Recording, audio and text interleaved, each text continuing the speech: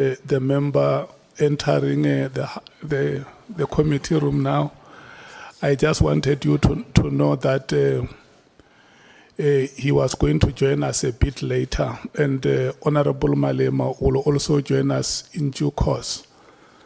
You remember, we have given you the apology of Honorable Vessels the last time. He is not going to be with us for a period of about 2 weeks, starting from that day, because of the happiness that they are enjoying in the family.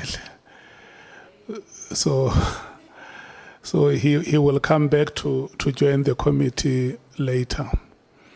SC, before I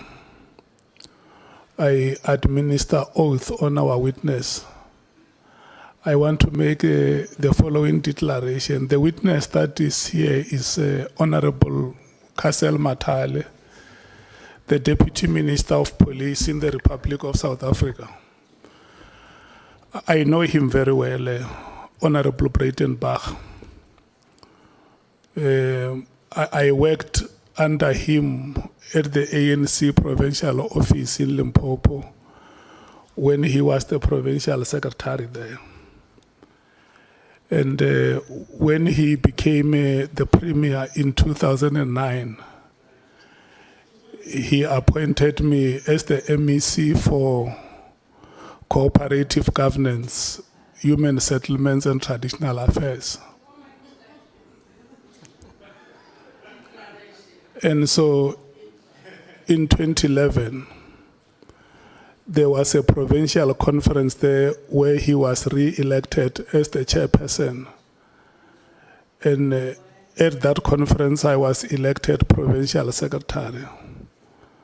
So I'm declaring it because it's not a secret. It's a relationship I'm proud of. He contributed a lot to my own political development. It's something that South Africans in that part of the country know it. So the reason why I'm saying it is because we have a business with him today and maybe tomorrow. And as the chairperson, I'm a human being. I must bring this to your attention, so that if at some point during the proceedings members feel that the chairperson is not conducting himself very well or is exhibiting bias, members must be free to do so and understand where the bias may be coming from. I'm not saying that there will be that bias. I must be professional, but it's important for you to know, Chief Whip, that I know the witness that is appearing before us, and it will be unprofessional of me and dishonest to keep quiet about it. Thank you so much. So you must keep me on check. If you see I'm veering off the road, whip me back to line. Have no fear, Chair, we'll do that thing. Thank you so much. Honorable Deputy Minister. Sorry, Chair, may I just also declare that I do know Mr. Matala. Not quite as well as you do, but nevertheless, I do know him. But you can be sure there will be no bias. Okay. Maybe I must check if there is any other member who wants to make a declaration. No, Chair, I'll chair the proceedings today. So my first rule will be you and that honorable out, please. No, you must be on standby, honorable member, in case the chair veers off the road. Honorable members, allow me to administer oath on the Honorable Deputy Minister. Honorable Deputy Minister, let me say the following, or let me read the following, that you have been invited to appear before this ad hoc committee, which investigates allegations that have been made by Lieutenant General Nhlanhla Mkhwanazi. You have been invited to provide information to this ad hoc committee in relation to those allegations, so as to help the committee on its oversight work and investigations. The allegations include amongst others, alleged unlawful disbandment of the political killings task team, otherwise known as the NPKTT or PKTT, alleged moratorium on the filling of vacancies within the South African Police Services, SAPS, and alleged corrupt relationship between leadership within SAPS and members of the public, as well as political interference in the work of the SAPS. In extending this invitation, the ad hoc committee chairperson has indicated that you may provide information to the committee if you so wish under oath in terms of the powers, privileges, and immunities of Parliament and Provincial Legislatures Act, and you will indicate whether you want to take oath or affirmation. We want to bring to your attention that, or we want you to be informed that by law you are required to answer questions fully and satisfactorily. And these are the questions which will be lawfully put to you. Or you may also produce any document that you are required to do so in connection with the subject matter of the inquiry, notwithstanding the fact that the answer or the document could incriminate you or expose you to criminal or civil proceedings or damages. However, you are protected in that evidence that you will be giving under oath or affirmation before the House or Committee of Parliament may not be used against you in any court or place outside Parliament, except in criminal proceedings concerning a charge of perjury or a charge relating to the evidence or documents required in these proceedings.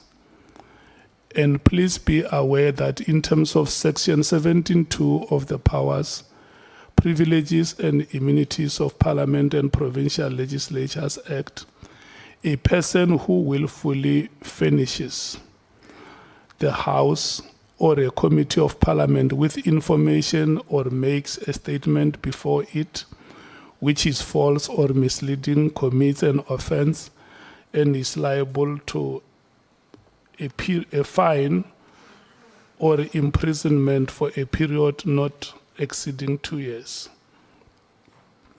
Honorable Deputy Minister, you are required to take an oath, and then you will indicate whether you are required to take an oath or affirmation, and you will indicate which one do you elect.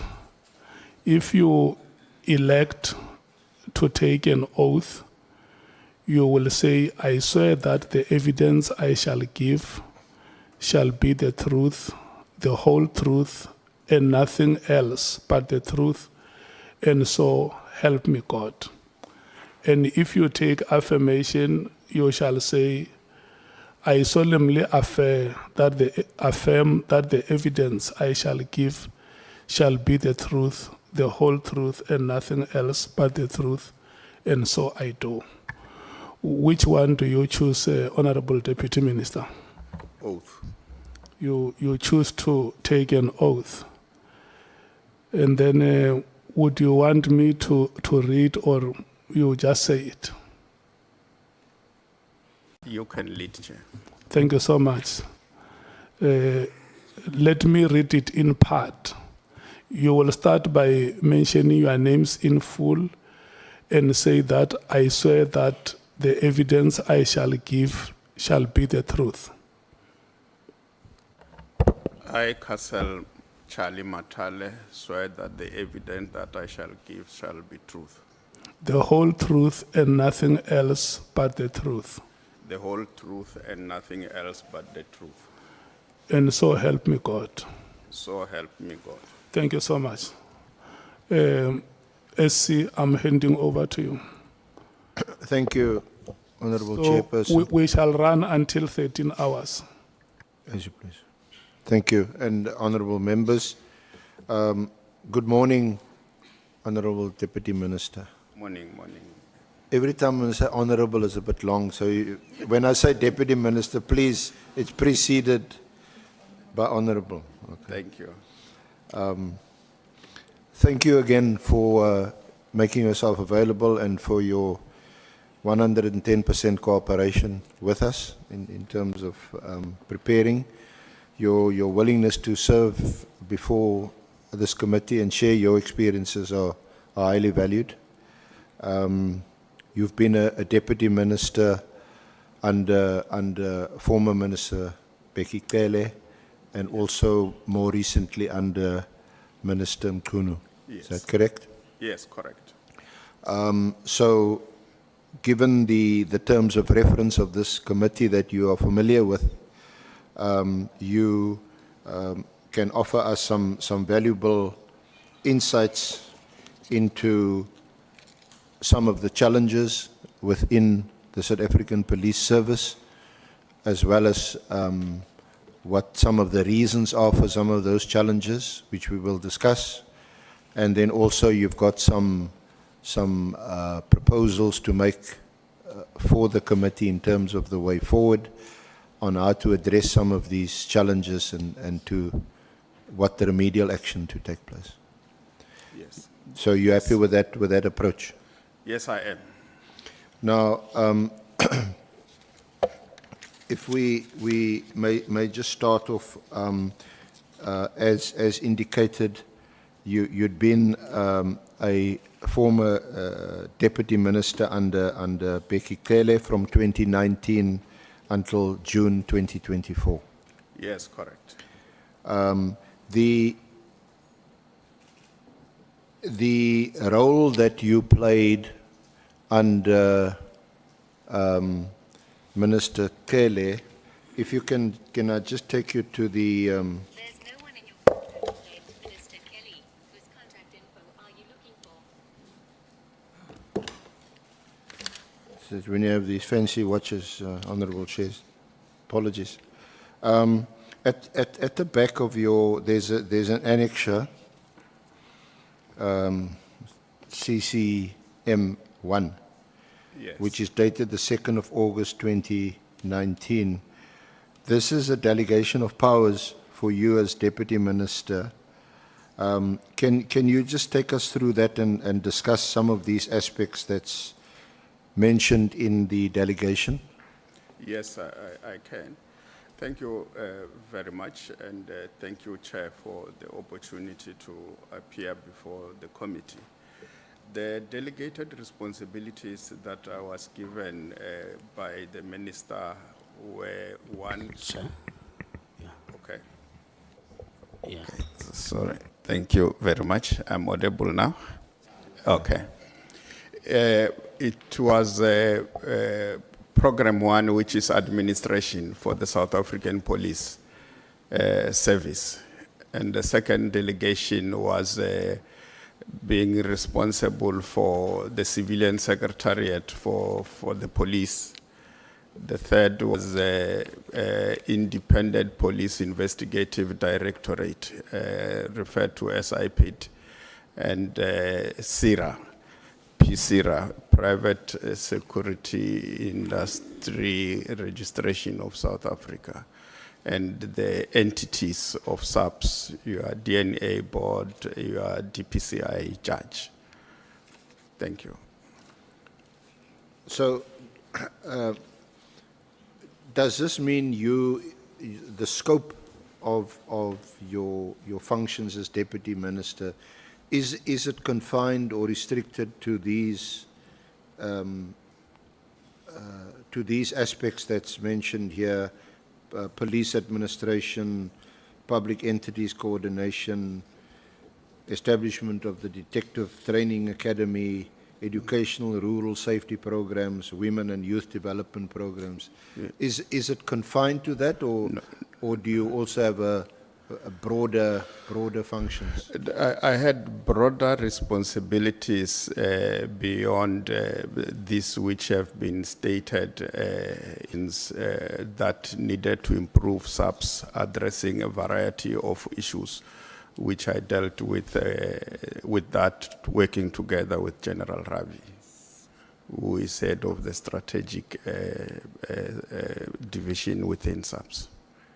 So, can I understand it this way, that in relation to these 5 delegated areas, where you in fact stand in the shoes of the minister, Yes, I was he's acting. delegated those powers to you, and you can take and make decisions which obviously falls within the authority of the executive authority. Absolutely. But apart from that, you also interact with the minister on Yes. everything else. On everything else, for instance, there are occasions where I will attend meetings that have got nothing to do with those responsibilities at the invitation of the minister. One of the meetings that I attended, for example, was a briefing in KZN. I think I went there twice, where we're discussing the political killings task team, for instance. Okay. Can we just park that Yeah. for a moment, so that we can just understand the role that you play. Just as a matter of interest, you haven't been you didn't receive any written delegated powers of authority from Minister Mkhwanazi, is that correct? Yes, it's correct. Is there a reason why? Do you know why?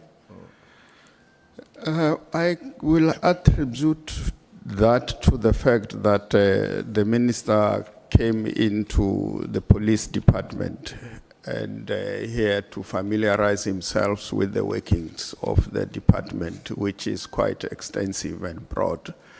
And since he came in to date, we were engaged in that process, which took quite some time, given the complexities of policing. And I think that is the reason why there was a delay. But I think we were almost at the tail end of those familiarization processes. Unfortunately, we are here and we have not yet dealt with that specific responsibility.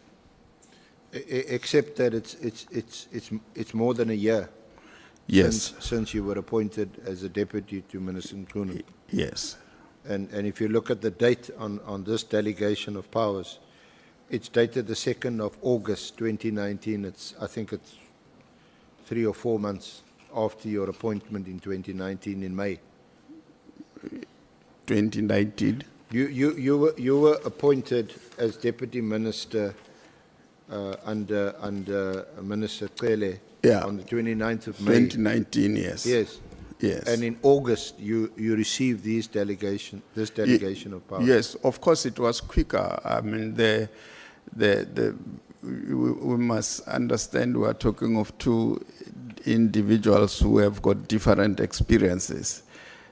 Minister Cele was a former national commissioner of the South African Police, and prior to that he has been working as an MEC responsible for transport and safety in KZN. So he has been working in the space. And when I came in, he was he was appointed in 2018 as Minister of Police. When I came in 2019, he was already in the space. So he was fairly familiar with the workings of SAPS. That's why it was easy for him to quickly delegate the responsibilities. And I think Minister Mkhwanazi came in from water affairs, and he was in the public service and administration. So he didn't have the kind of exposure that Minister Kelly had, and understandably so. He had to understand how the system works before he could say, these are your responsibilities, and these are responsibilities for the other deputy minister. So he had to familiarize himself with, and I think he, now as we speak, I think he knows what needs to be done and what needs not to be done with regard to delegation of powers. I can attribute the delays to that. Would it be unreasonable to have expected you, as a deputy minister to Minister Mkhwanazi, to be closer to Minister Mkhwanazi given his relative inexperience in the role? The reason I ask that is so that we could just understand the scope of which we can inquire from you what the issues are in the police and how close or not you were to some of these issues, especially the ones that gave rise to this honourable committee, which is the allegations made by Lieutenant General Mkhwanazi on the 6th of July. So if we can just maybe understand that. Yeah. No, when Minister Mkhwanazi was appointed into the space, one looked forward to working with him, given the fact that we know each other before he came into the ministry. Are you comrades or associates? He is a comrade of mine. He was a provincial secretary of KZN at some point, and I was provincial secretary of Limpopo, though he came later on when I was almost about to exit as a provincial secretary. And he became chair of KZN, and I was chair. So we fairly know each other politically. He's my comrade, and I was happy that he came into the space, so we could start from where we last ended. And I did everything within my ability to be very helpful to him and the team. And it was not only me who was providing that support to him. I think he also had with him a legal advisor who is fairly exposed to law and to SAPS, even though he was not necessarily working in SAPS himself, Advocate Piccoli. And Gabinde has been a police officer, so fairly within the ministry there was that support. But also the National Commissioner provided the necessary support to the minister. So he was surrounded by all the people that I can say knew what needs to be done, and they offered that support to him. So also just to understand, you said that Mr. Kabinde was a police officer. Yeah, I came to learn that he was a police officer, so he understands how police work. I presume he does have that understanding. Do you know that he also worked in IPID? I also learned about that, yes. Okay. And we I think most of us know Advocate Piccoli. He had in a previous life been the National Director of Public Prosecutions. Yes. So in terms of the legal framework and so on, I suppose that was a help. Yeah. But Can you just take us through, don't spend too much time on it, what kind of briefings did you engage in with the Minister in terms of just understanding how SAPS worked? The Minister was appointed in July 2024. Yeah. So say between July 2024 and the end of the year in December 2024. Yeah. We normally what police will do is to prepare a handover and for the new minister. So he got that briefings, but from my side, I briefed him about the Department of Police, which is SAPS, your Civilian Secretariat for Police, IPID, CIRA, DPCI, and the entities that are there. And that we have the commissioner, the deputies and the provincial commissioners who have been working fairly well with. And of course, I did say that we are not a perfect institution. There are challenges, but these are men and women that I believe we can make our own contribution to the fight against crime in the country. So those are the issues that I touched on in my briefings with him. Yeah, perhaps I was asking more about some of these briefings that would have been structured, where you go to a meeting and presentations are made by various units and various sections within the police. Say for an obvious example, on finance and how the budget works and how that's allocated and so on. Yeah, thank you. We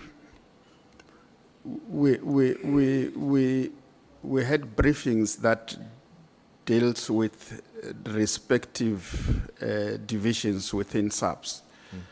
We'll have briefings on visible policing. We'll have briefings on finances. We'll have briefings on detectives. We'll have briefings on DPCI, the Hawks. We had briefings on the civilian secretariat and briefings on IPID. Each of these briefings, for instance, those that had to do with policing, in the main, the person at the center of the briefings will be the National Commissioner.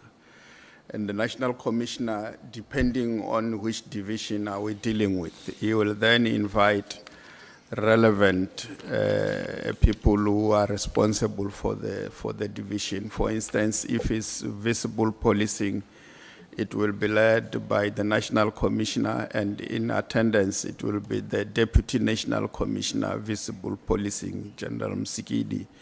And she will come with the divisional head, which is General Mamuteti in this regard. And the detectives will also have the similar approach, where you will have the the National Commissioner and the Deputy National Commissioner Detectives, General Sibia, who will then come with his components to that briefing. If the briefing also involves the crime intelligence, the National Commissioner will come with General Sibia, the DNC, and the Divisional Commissioner, which is General Kumalo, who will then do the detailed briefings of that specific item. When we dealt with human resource development, it will be the National Commissioner, it will be the acting DNC of human resource, and then it will be the Divisional Commissioner who is responsible for that space. And in this instance, because the organizational design, for instance, falls within that department, that division, you will then have the study group that is responsible for organizational development, making a presentation on the structure of police. So we'll have those intense discussions, but all of them are led by the National Commissioner as the accounting officer.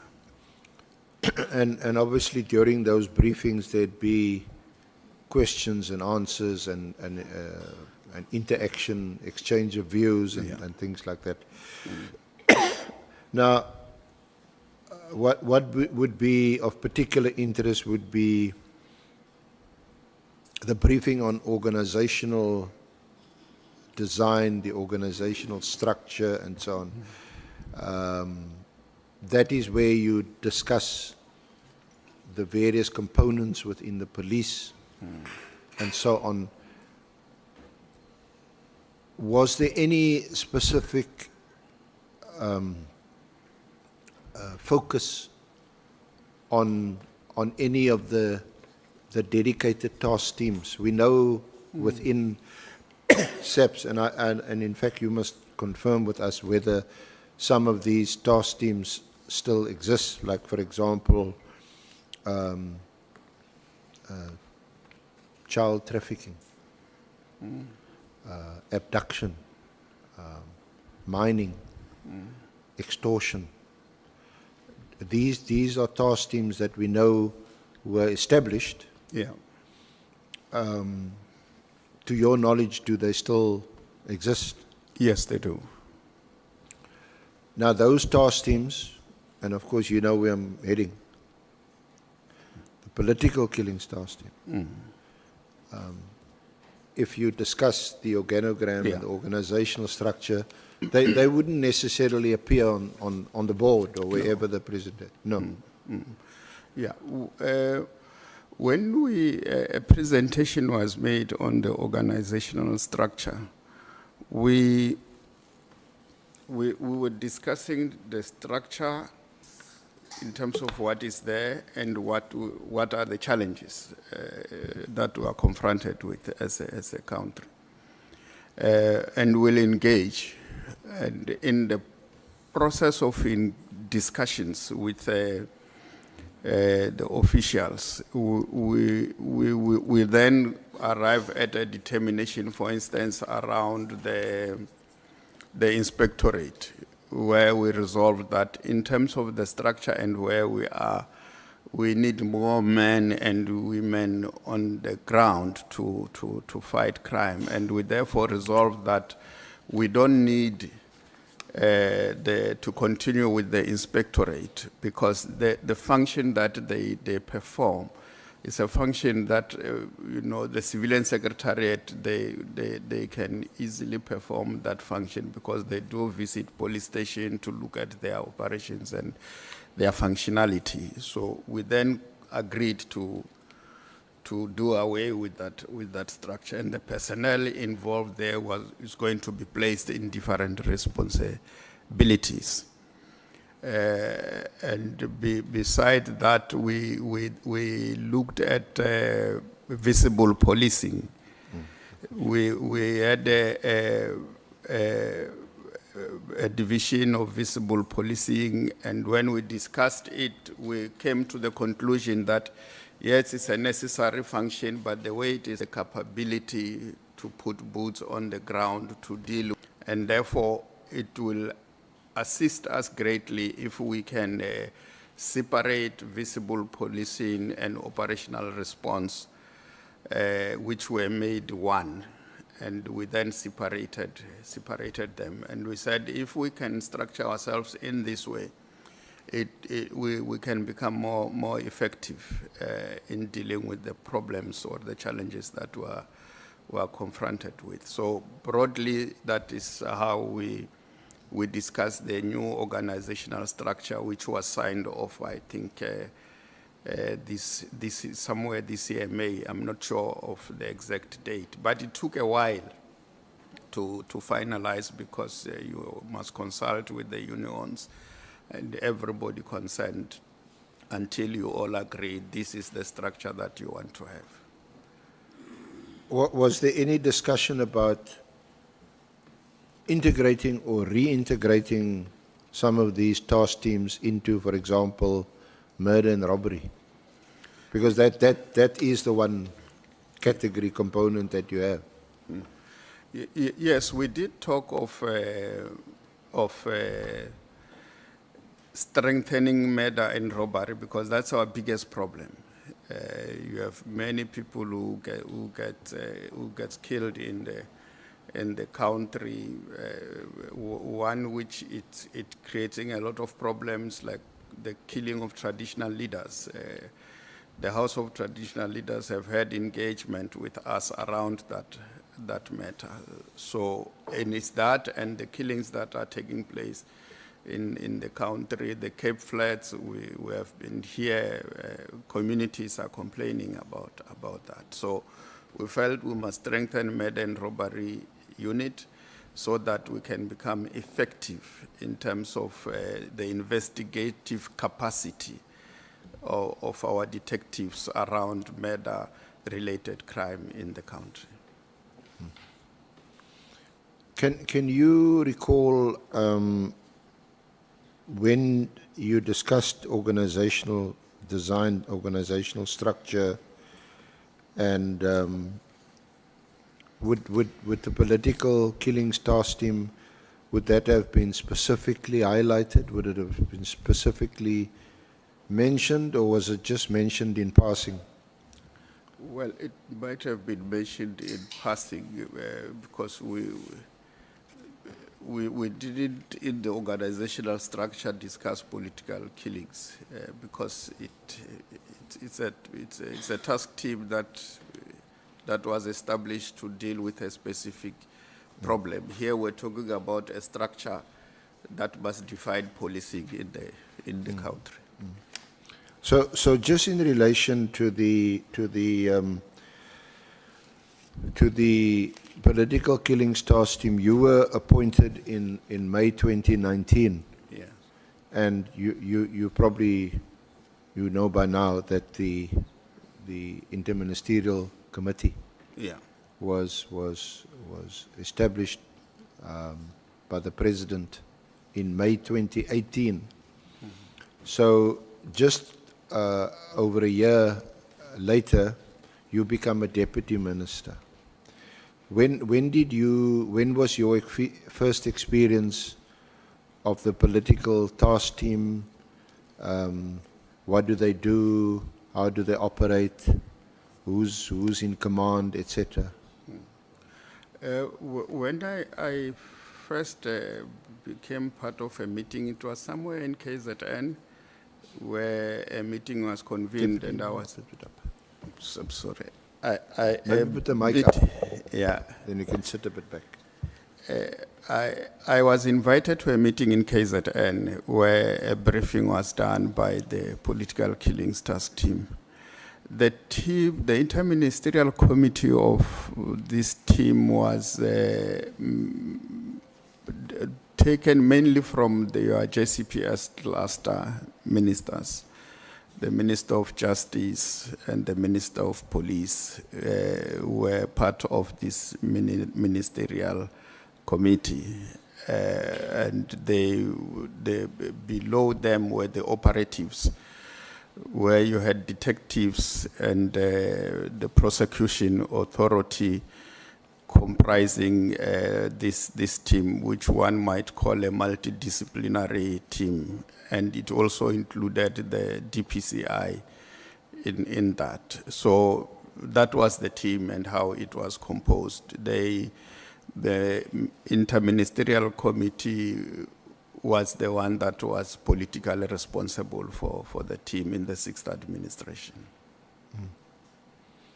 Would these interministerial committee meetings, they weren't frequent, they would be at most twice a year? Yeah, no, they were not frequent. Yeah. Would you attend these meetings?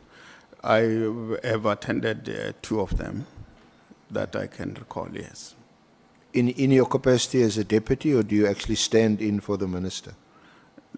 I went in with the minister per his invitation, And of course, if the meeting is convened in his absence, then he will ask that I should attend. But what I recall are 2 meetings that I attended with him.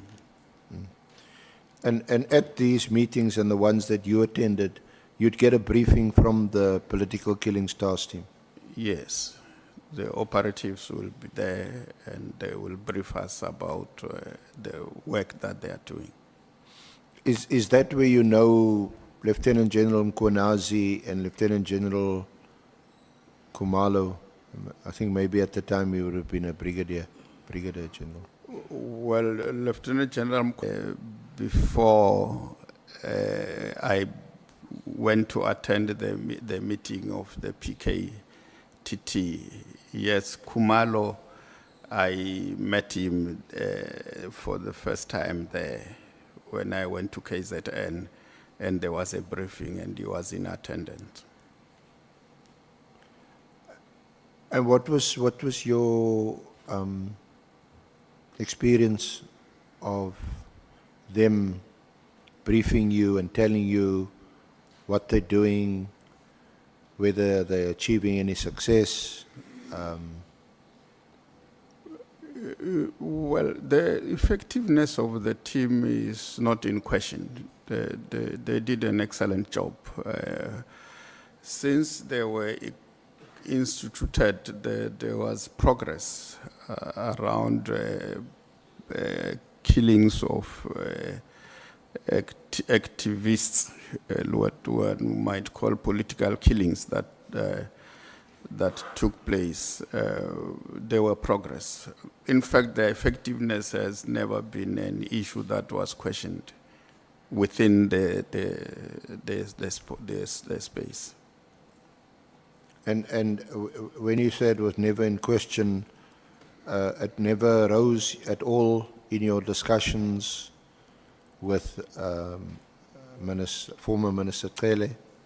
No. That question was never asked. Beyond question. Yeah, they were doing their job, and I believe they were doing a good job. Okay.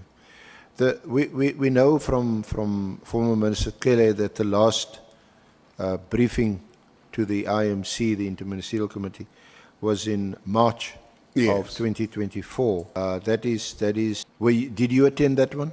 Yes, I did in KZN, yeah, at the Provincial Commissioner's Office. Okay. And there was the same format.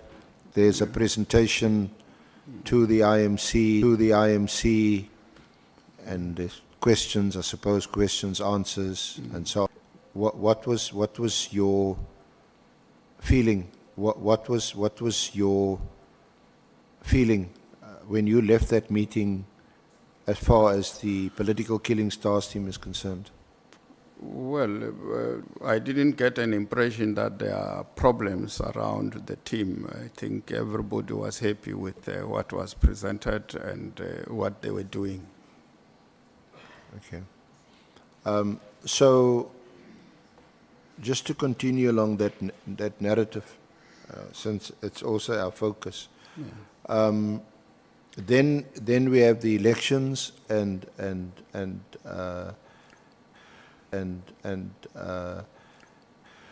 Minister Mkhunu is appointed, and Minister Cele is disappointed.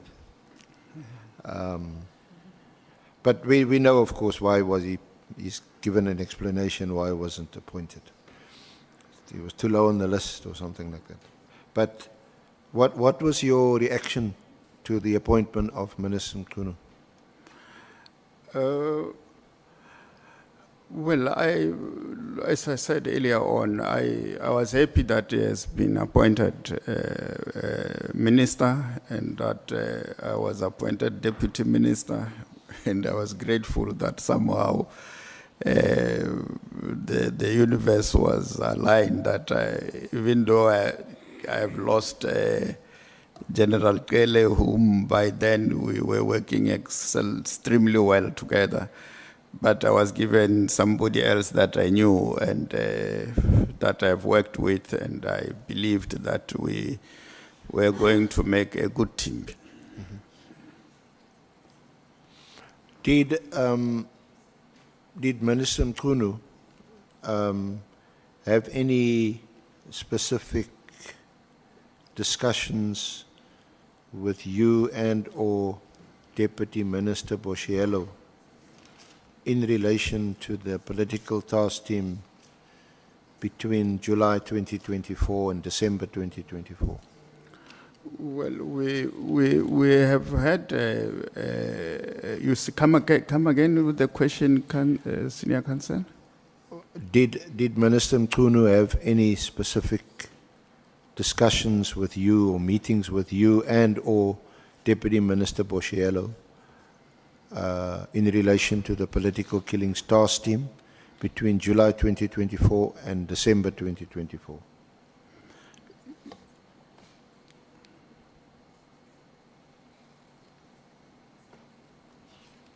Yeah.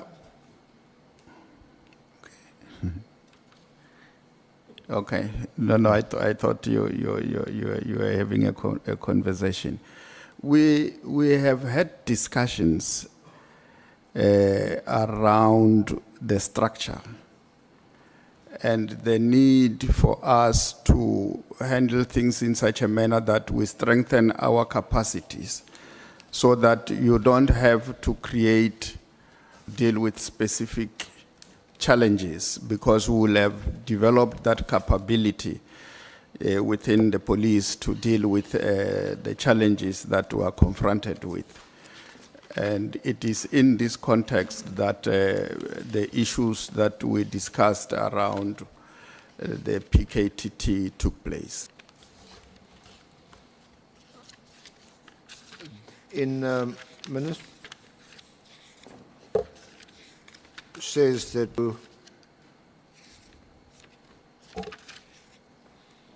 can you recall Minister Mkhunu in November of 2024? We have had many meetings with him. So Well, I'm talking about the task team.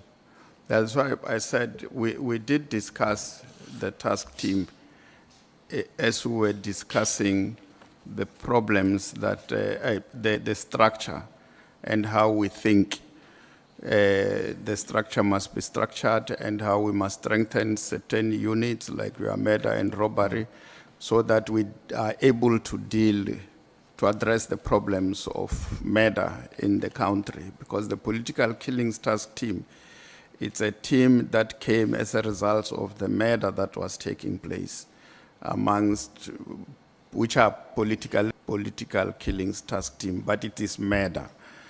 And there was also the problem of the killing of traditional leaders, which is not political. It is murder as well, and killing of ordinary South Africans, because either it's a robbery or gang-related matters, which is murder. And the rate at which we resolve these crimes is worrisome, hence the need to strengthen the unit that deals with murder and robbery, so that we are able to resolve any murder that takes place in the country.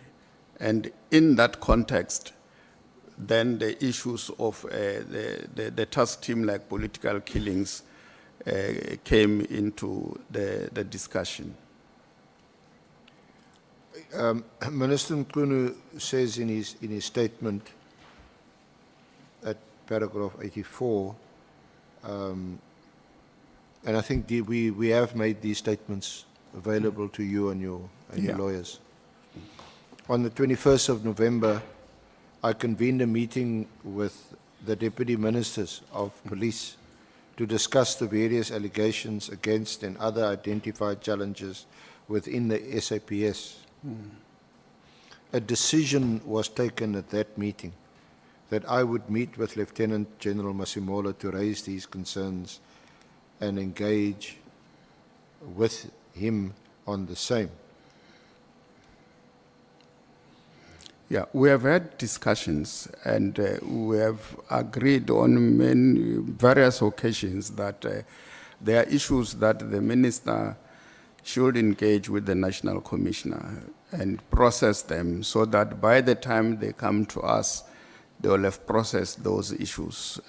In some instances, it was a meeting with the Minister of Police in the absence of the National Commissioner, and in other instances where the issue of the two of them interfacing, they were both present. In the presence of the Minister and the National Commissioner, I have said so on more than one occasion, that the Minister and the National Commissioner must process things. There are certain things that the two of them must process before they come and discuss with us, because it does not assist for us to go into a meeting sometimes with other deputy national commissioners and divisional commissioners. We discuss issues that they should have found each other on before coming to engage with us. So yeah, there are many instances where we have had meetings and agreed that the two of them must, from time to have engagement outside ourselves, because the absence of that will lead to misunderstandings amongst them, which can create a problem for us. And we are here now, I think, because of that. But I don't hear you say, and I certainly can't recall hearing Minister Mkhwanazi say that those meetings, those engagements focus specifically on the political killings task team. Yes, we have had a meeting where specifically we discussed that. I'm not disputing that. Because he then goes on to say that on the 22nd of November, he met with General Masimola, with the deputy ministers, that's yourself, Yeah. Lieutenant General Sabia, and all the provincial commissioners present. But he says the purpose of the meeting was also to discuss the ministry's deep concerns about the elevated murder rate, the escalation of firearms, including illegal firearms, drugs, and GBV plus F issues. Yeah, correct. We have had that, such a meeting. Yeah. Okay. At these meetings that you held in these briefings, did the minister at any stage give an indication that he's either not happy with the task team or that he intended to have it disestablished?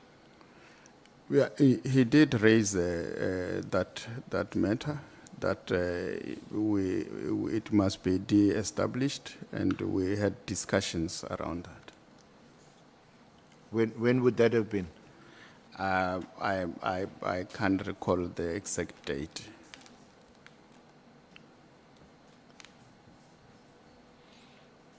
Now, you know by now that the minister issued his directive on the 31st of December 2024. What was when did you first learn about the directive? On the social media, that's where I picked it up. And then he then called, I think, was it, I'm not sure whether it was the first or the second, but early January, that the letter that is circulating, he wrote the letter, because I thought it's fake. Is that the usual way you learn about what the minister decides or has decided that you learn? Well, that's not a right way. We have been interacting all along about everything that is to do with policing, but this specific one, that's how we learned about it, unfortunately. What was your reaction when you saw on social media that he had directed that the political killings task team be disbanded? Well, as I said, I first dismissed it because it was odd for me to say something like that. And when he confirmed it himself, that he wrote it, and we must not be surprised. I didn't understand what could have motivated him to pen such a letter manner in which he did. When did you first see the full text of the letter? I'm not sure of the exact date, but yeah, I saw it though still, and I read it, and I had a problem because the way it was written, it was very difficult to comprehend how that is going to be realized, the content of the letter, because it was saying that the PKTT is disbanded with immediate effect, and that a close-up report must be submitted or a plan by 20 January, and then a close-up report by the end of the month. It was not practical to do those things. So how would one describe your reaction to seeing this directive? Shocked, surprised? It was unusual. Baffled? It was unusual. And I mean, it was not exciting. It was just problematic, yeah. You because you also saw, and there's been, I don't know if you want to add your interpretation to the word immediately. You saw that in the letter. Yeah, I saw that in the letter. And I think you may have said that you found that to be Yeah, I've said it's problematic. Yeah, I mean, if something is immediate, is immediate. It is disbanded. It is disbanded, and then I need reports on this and that date. That closes this unit. It's problematic. Now, you had worked with the minister for at least half the year, from July to December, and you've also known him in another capacity, Yeah. as a political comrade. When you saw the text, when you saw the text or read the text of the letter, To craft the letter in the manner in which he did, I don't know what was going through his mind, and the circumstances that he was in when he penned the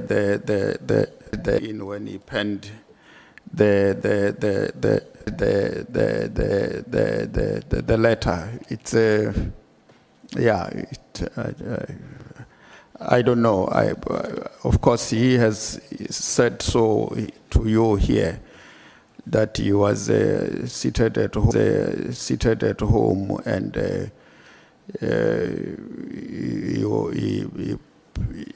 maybe the environment was such that he could apply his mind and pen that letter.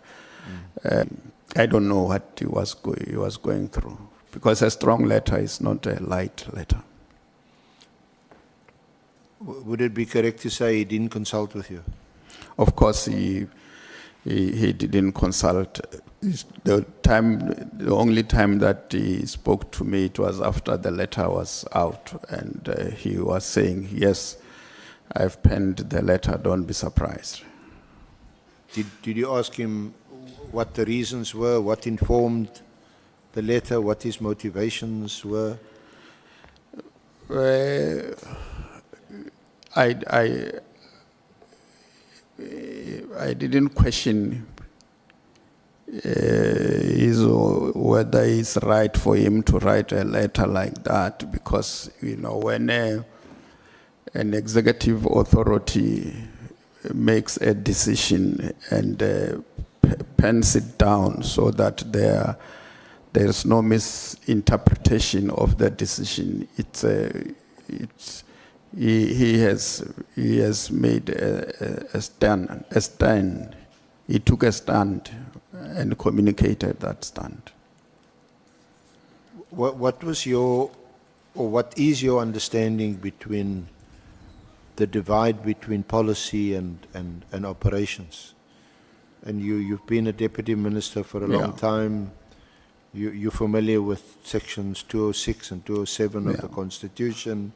You're familiar with the provisions in the Police Act, which prescribes the role, the various roles of the minister, the national commissioner, divisional commissioners.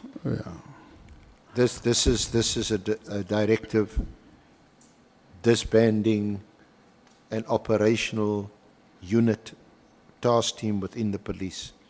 Could the minister do that? The minister can communicate his views. Whether he's legally correct or wrong, I might not be able to interpret that, but he can communicate his directives in writing.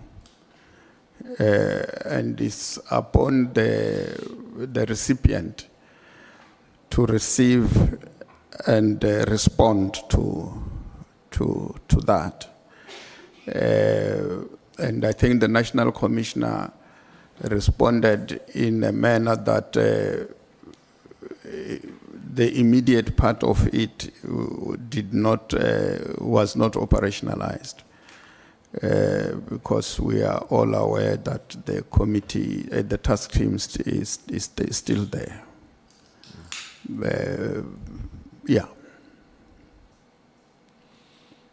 So how soon into the new year did the minister discuss this with you? This is now after he's issued the directive. I might not recall the exact date, but I mean, when we met and discussed, we discussed this issue way beyond January.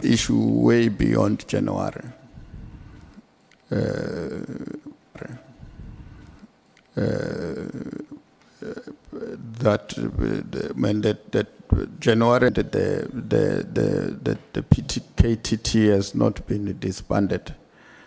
But like I said earlier, that there were discussions around this.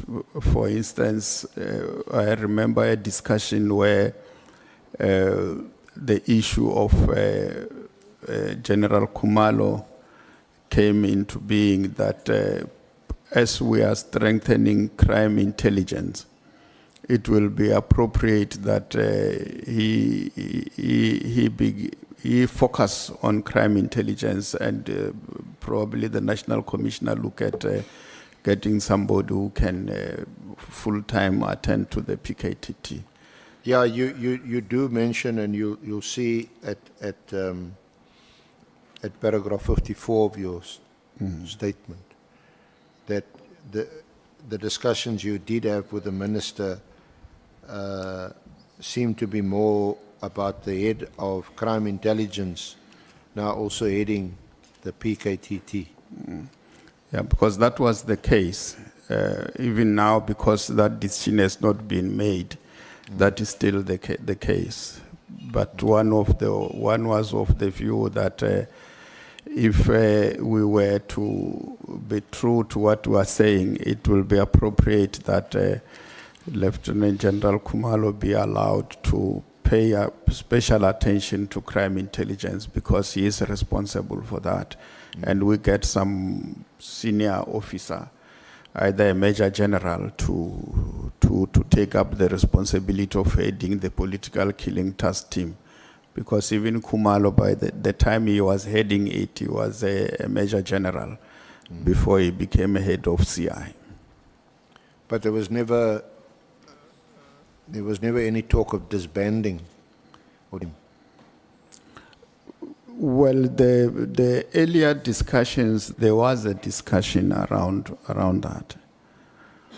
There was, because we were saying let's strengthen murder and robbery, and all murder-related cases be dealt with by the murder and robbery unit. But you can't remember when that discussion took place? Was no, that before the directive? Before the letter, yes. Before the letter. So let me come back to then what was your reaction when you saw the directive? The letter?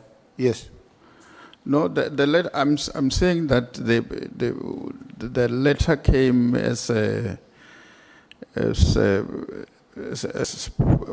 surprise, the immediate disbandment of the unit and the dates that were set there, that to me was a problem, because the people who can be able to say we think we can close up this through this particular process are out of an engagement. Were you aware of the fact that the people in charge of the operations of the PKTT, General Mkhwanazi and Lieutenant General Khumalo, that they had not been consulted about the disestablishment of the task team? Well, because the discussions we were having with the National Commissioner, for that decision to ultimately be implemented, it will necessarily need the engagement of all the role players. Yeah. But don't you think that the minister should have consulted with them? They're the people directly involved.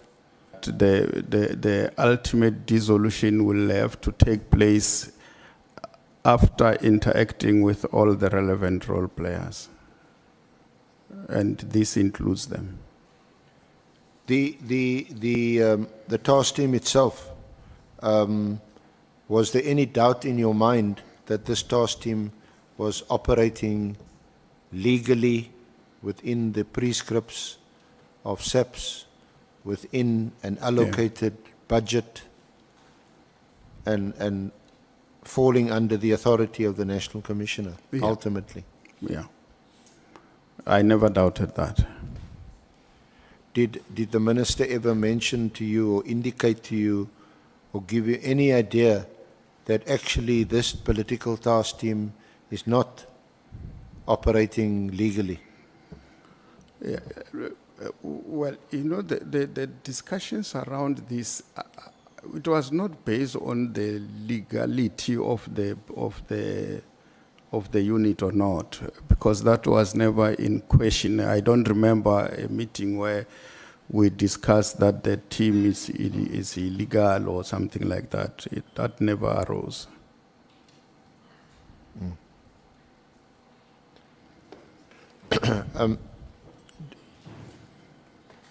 Were you at the January the 8th ANC celebrations in, I think it was in Cape Town? Yeah, I was. In Khayelitsha? Yes. Did you discuss this directive with the minister at that gathering, or maybe even with former Minister Nhlanhla at that gathering? No, at the gathering, the minister was not present. Did you discuss it with the president?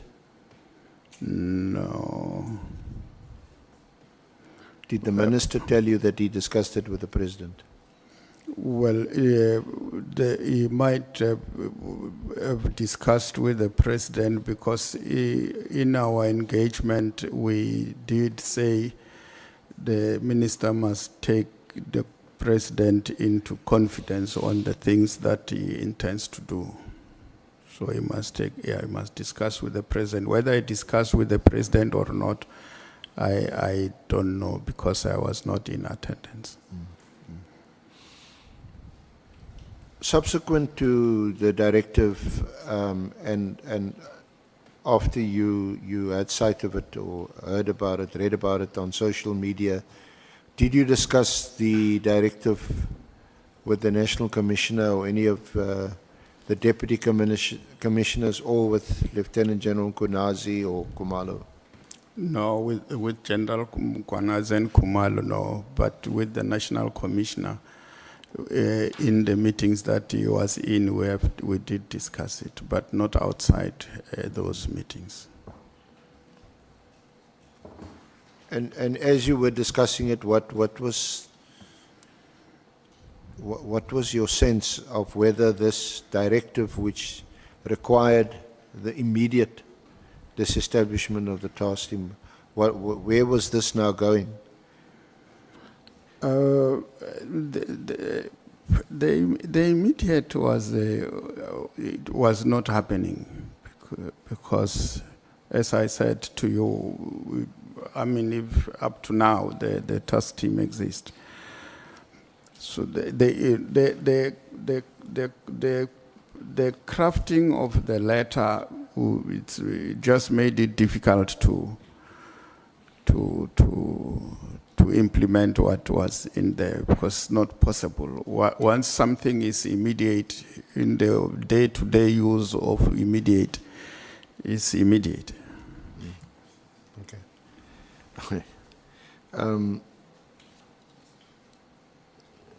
And the other aspects of this directive, that the National Commissioner must have a report ready on the 20th of January. Did you know whether that was done or not? Didn't happen, which had any, what one can say, a negative impact on the strengthening of intelligence that we're engaged in.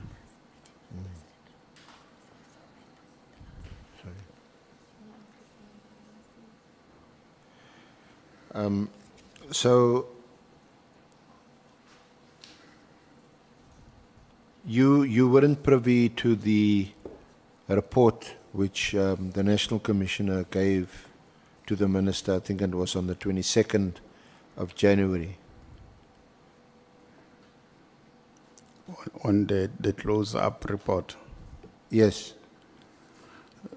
Well, most of the reports the National Commissioner and the Minister discussed them in our presence, but I'm not sure which a specific report you are referring to.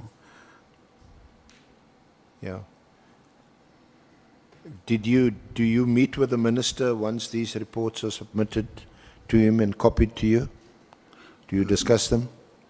Normally, when there are briefings, they will make copies available, and we will then discuss them. Depending on the sensitivity of the documents, we will then hand them over.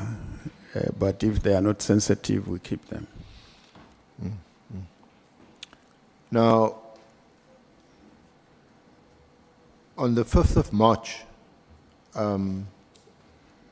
it was an online meeting that you, your other deputy, the minister, and all the senior officials held with the Police Portfolio Committee. Do you remember that Yeah. meeting? Did you have a briefing before going into that meeting? Yes, we ordinarily, before we go to the Portfolio Committee, we'll have a briefing. And after the briefing, we'll then go and appear before the committee. But in some instances, we'll just go to the meeting without having processed the document ourselves because of the time constraints that were there between the request for the meeting and the meeting sitting. But yeah, we do, normally we do discuss them before we appear.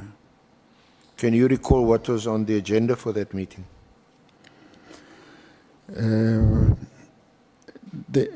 I can't recall what we discussed, but I know that at the end of the meeting, the Provincial Commissioner of KZN did respond to or make a comment in that committee meeting where he raised issues that some of which one was hearing them for the first time, and I was a bit uncomfortable with that. Now, one of the big items on the agenda was the political killing task team, Yeah. That I recall, yeah. and the presentation was actually done by Lieutenant General Khumalo. Khumalo, yes. What do you recall about that briefing? No, it was briefing the committee about the work that the PKTT was doing and its successes since inception to date. And what was your recollection of how Khumalo dealt with the issue of the directive and that the minister had called for the immediate disestablishment of the task team? Well, the briefing to the committee, I don't recall it talking to the directive of the establishment of the task team. It was just briefing the committee on the work of the PKTT.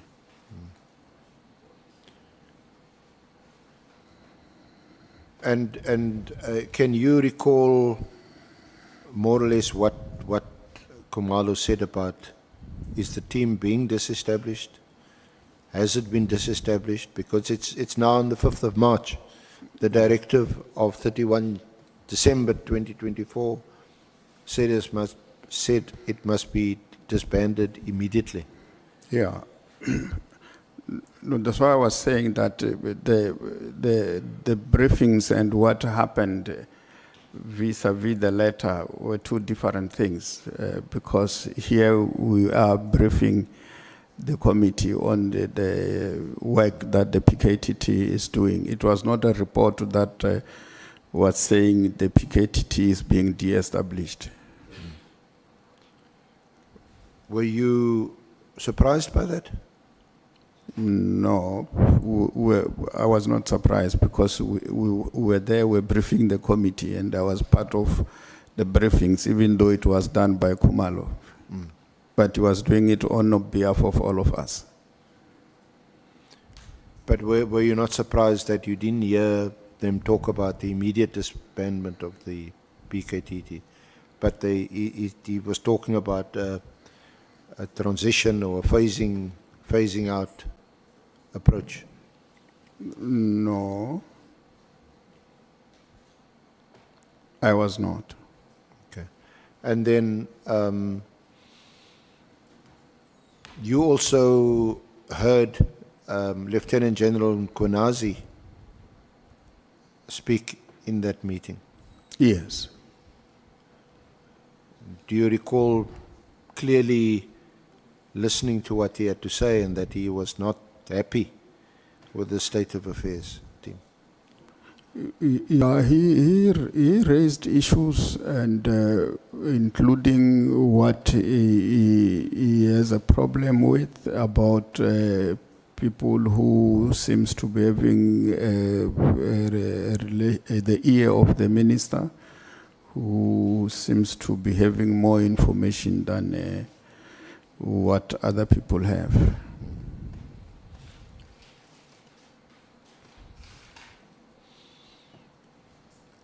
At the conclusion of that meeting, or rather after that meeting, there was another meeting the very next day on the 6th of March. Did you attend that meeting? Yes. Where a further presentation was made by Khumalo, by the senior police. About the senior police. Yeah, but the senior management. Okay. Khumalo, yes. There's a meeting that I missed, which General Khumalo had, where he was briefing about the drug cartels. That I did not attend. So I'm not sure whether You that can't was- recall attending that meeting? No, that one I didn't attend. Okay. Did you attend the meeting on the 27th of March? There was a further briefing on the 27th of March. Yeah, I did, yes. You think or you know? Well, I'm not sure, but if you can assist me, to recall what the events. Well, in terms of assisting you, I think your PA had mentioned during a consultation that you were at that meeting, but you didn't have there was no minute of that meeting because the minute had never been approved. So you're unable to provide us with a minute of the meeting. Yeah. But that you were at that meeting. Yes, I recall that, yes. So you were at the meeting. Yeah.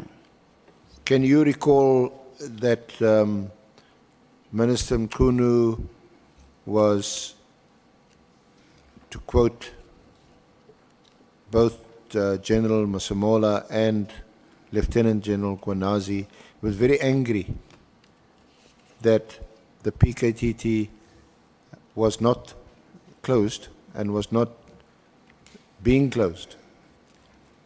It wasn't being disestablished in accordance with his directive. Yeah. He was dissatisfied, yes. I recall that. You prefer the word dissatisfied. Shall we add that word now also to our lexicon? Was he very angry or was he dissatisfied? He was dissatisfied. Very dissatisfied. He was dissatisfied, Senior Counsel. You're just being diplomatic. No, not really. He wasn't happy. He was dissatisfied. So, because now we at the end of March, the directive is end of December, and I suppose this is what you almost predicted or thought at the time when you saw the directive, that this is not going to happen. Yeah, the directive is the way the note was crafted was problematic. So we are in March, now we are in October. We are still in the same situation. Yeah. Can you recall what the reaction was of the Minister's Chief of Staff?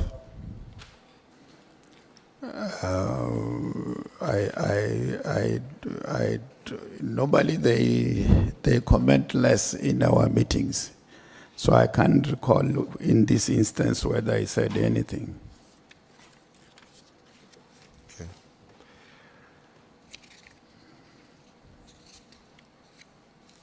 Now, when you were Deputy Minister to former Minister Kele, can you recall who the senior officers were that were heading the organization?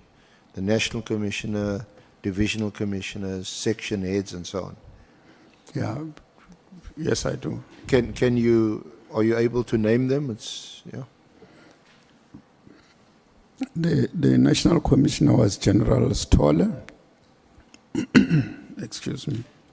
The head of Deputy National Commissioner Detectives was General Mfazi. May his soul rest in peace, because he has since passed on. And you had Deputy National Commissioner Policing, General Masemola.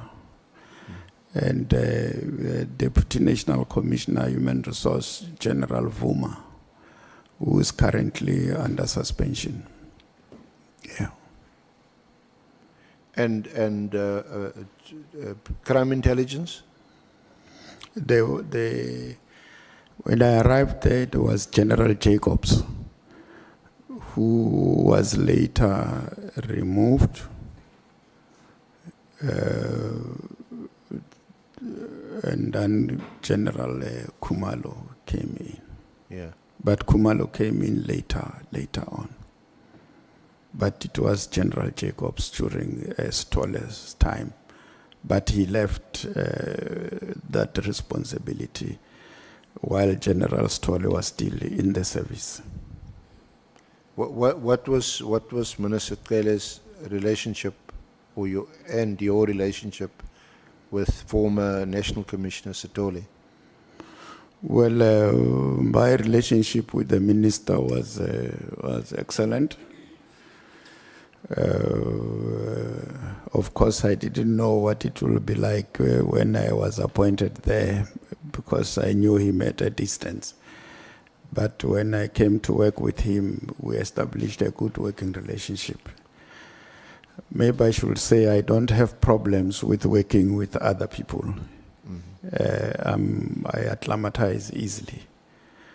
But of course, the relationship between the minister and General Stolle,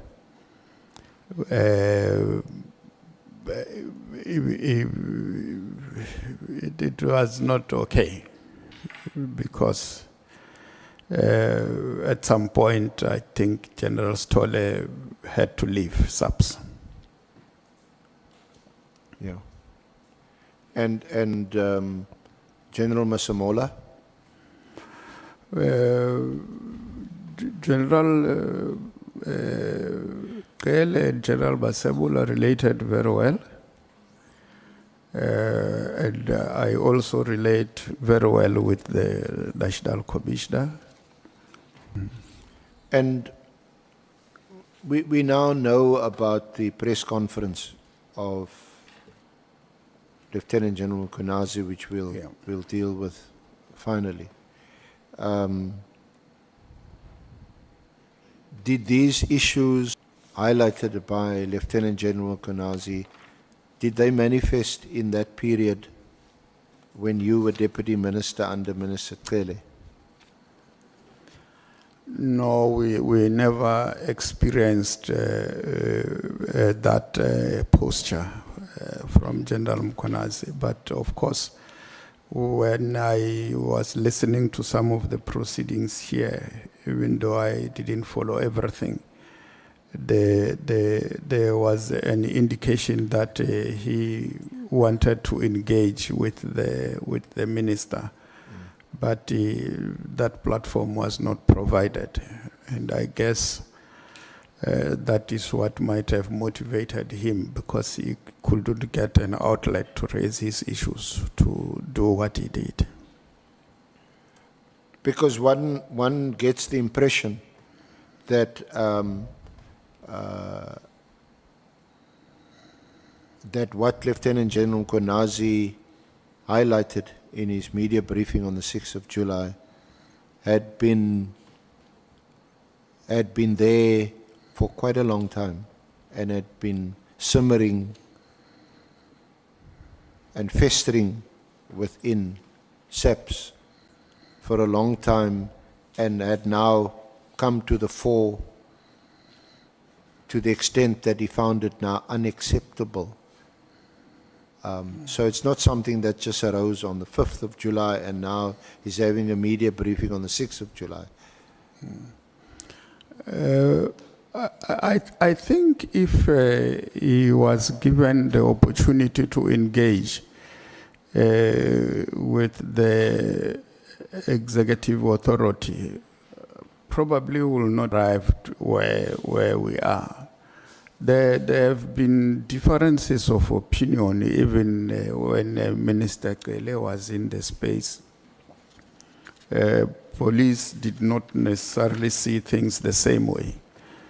But it never went to an extent that one of the officers could want to vent their frustrations, the manner in which General Mkhwanazi did. And the differences that he spoke about, I'm convinced that should he has been given an ear, there should have been a way to manage what we find ourselves with. In fact, the interface between the executive authority and the accounting officer, if it was stronger, we would not have arrived here.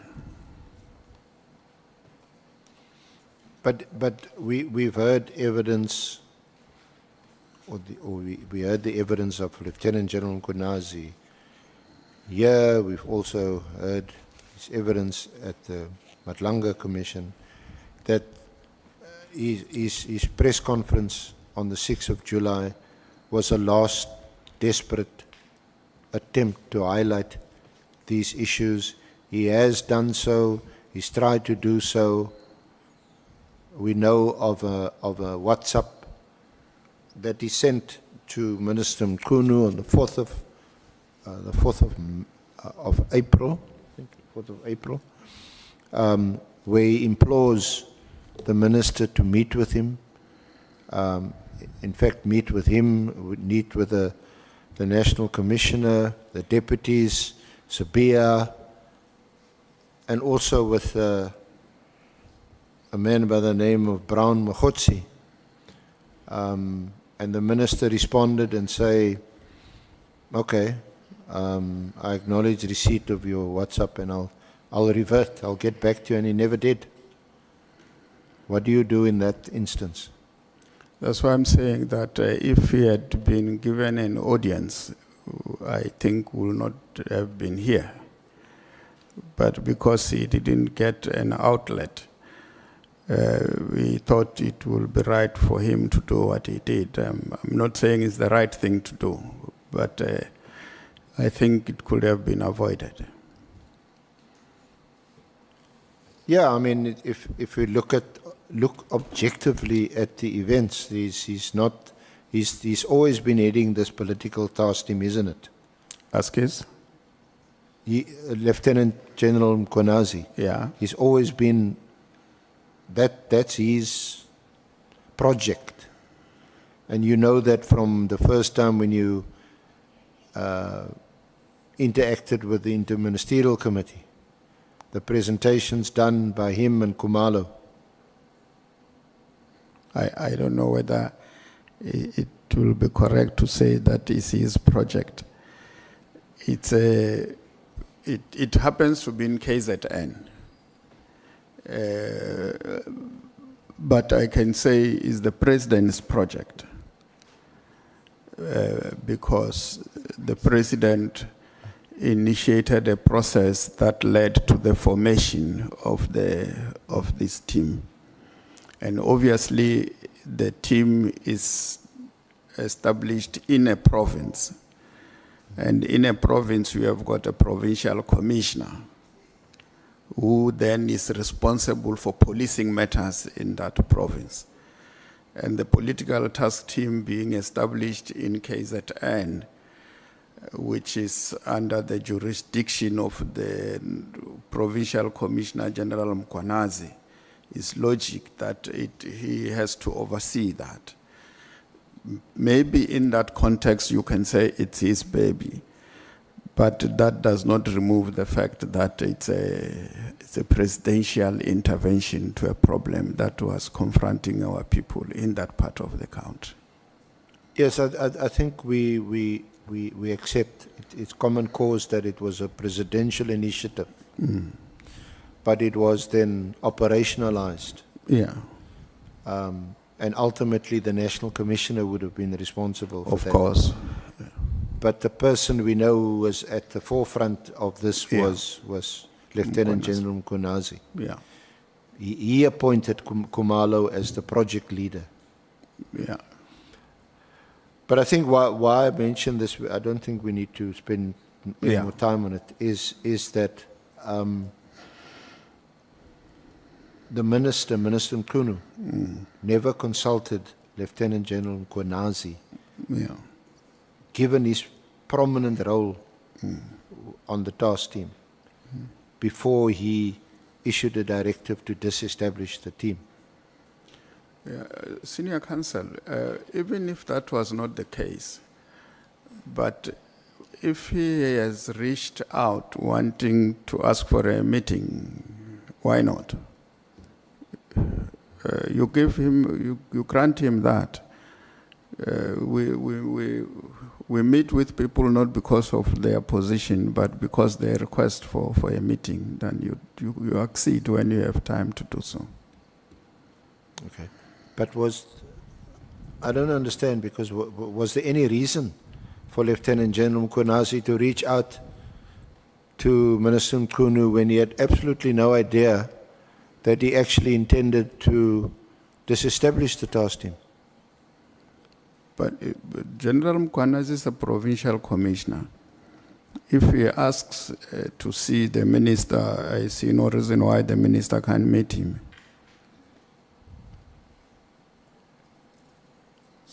But for what purpose? I mean, he would meet with the minister and the national commissioner in relation to matters generally affecting KZN. If he was the provincial commissioner there, they would meet perhaps at some of these briefings you referred to. Yeah. But if he's got no idea that the minister actually wants to disestablish the team, why would he specifically request a meeting with the minister? General Mkhwanazi? Yes. Well, I don't know why he wanted to meet him, but from the clip that I heard you play here, he was asking for a meeting, and I'm saying he should have been granted the meeting. No, that was after the directive.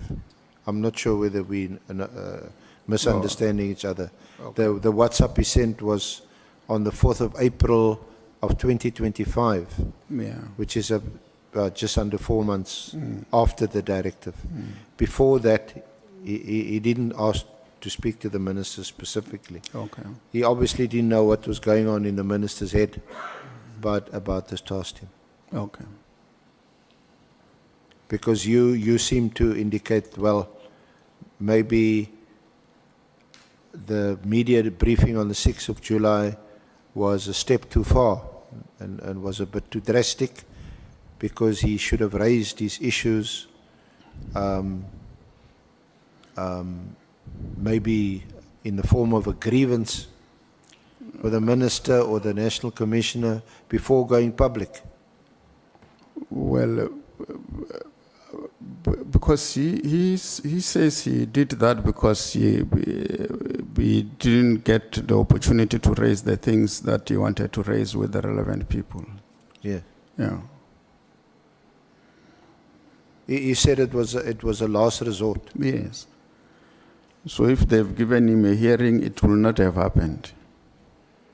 But do you accept that he had done what he could to address these issues before going public? Yeah, I accept that. You do? Yeah. Now, there was a WhatsApp. Go to paragraph 11 of your statement. Sorry, is it? No. Oh, sorry. Is it not in your statement? Yeah. I think we shared a WhatsApp with you that was exchanged between General Sabia and a deputy minister. It's not clear, Yeah. or maybe you can tell us, is that a reference to you, or is it a reference to your colleague, Deputy Minister Boshielo? It's dated the 16th of October 2024. Mm-hmm. And it reads as follows. Good afternoon, DM. I don't know if that's a reference to Deputy Minister It mean, Deputy Minister Mashale, no, it just means deputy minister, and it can be any deputy minister, not necessarily. well, the question is it you? No, it you? no.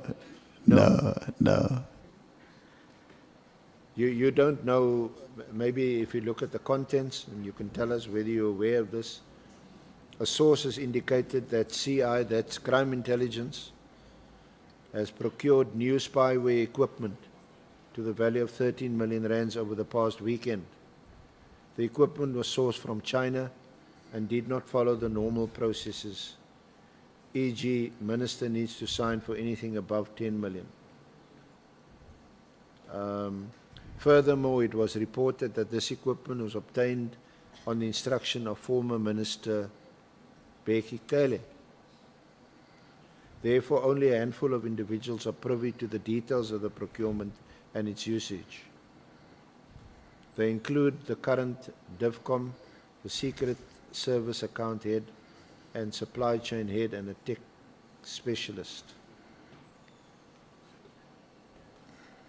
It is believed that the usage of said equipment will be for political purposes, targeting ANC leadership.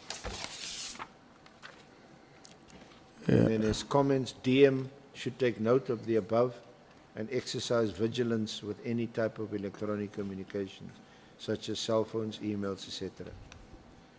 Then there's also a mention of Comrade Matabula.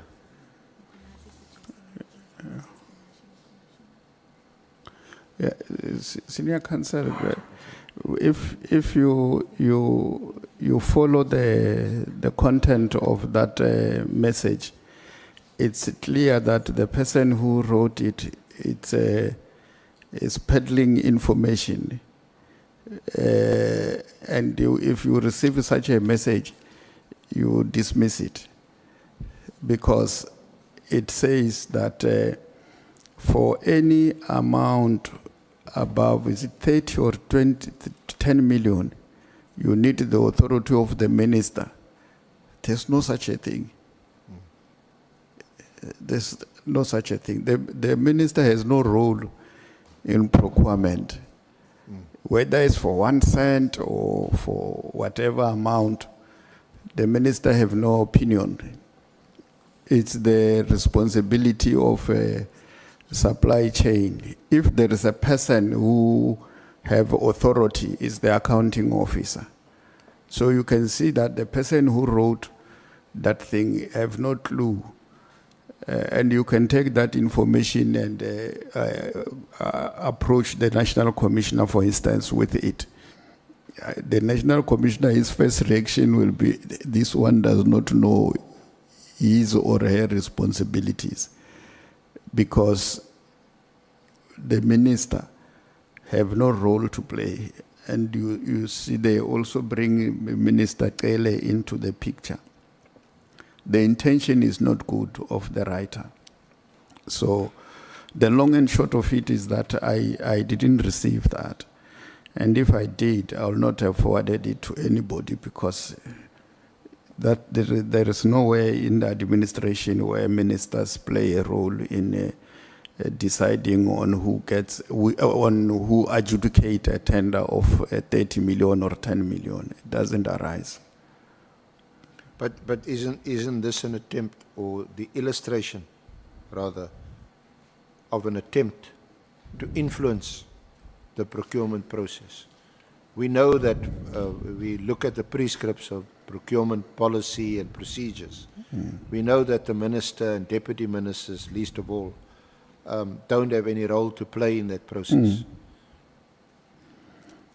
I mean, how do you influence procurement on that WhatsApp? Because it doesn't make sense what is written there. I don't know, maybe you know. Anyway, I haven't received it, but whoever wrote it, it does not have good intentions.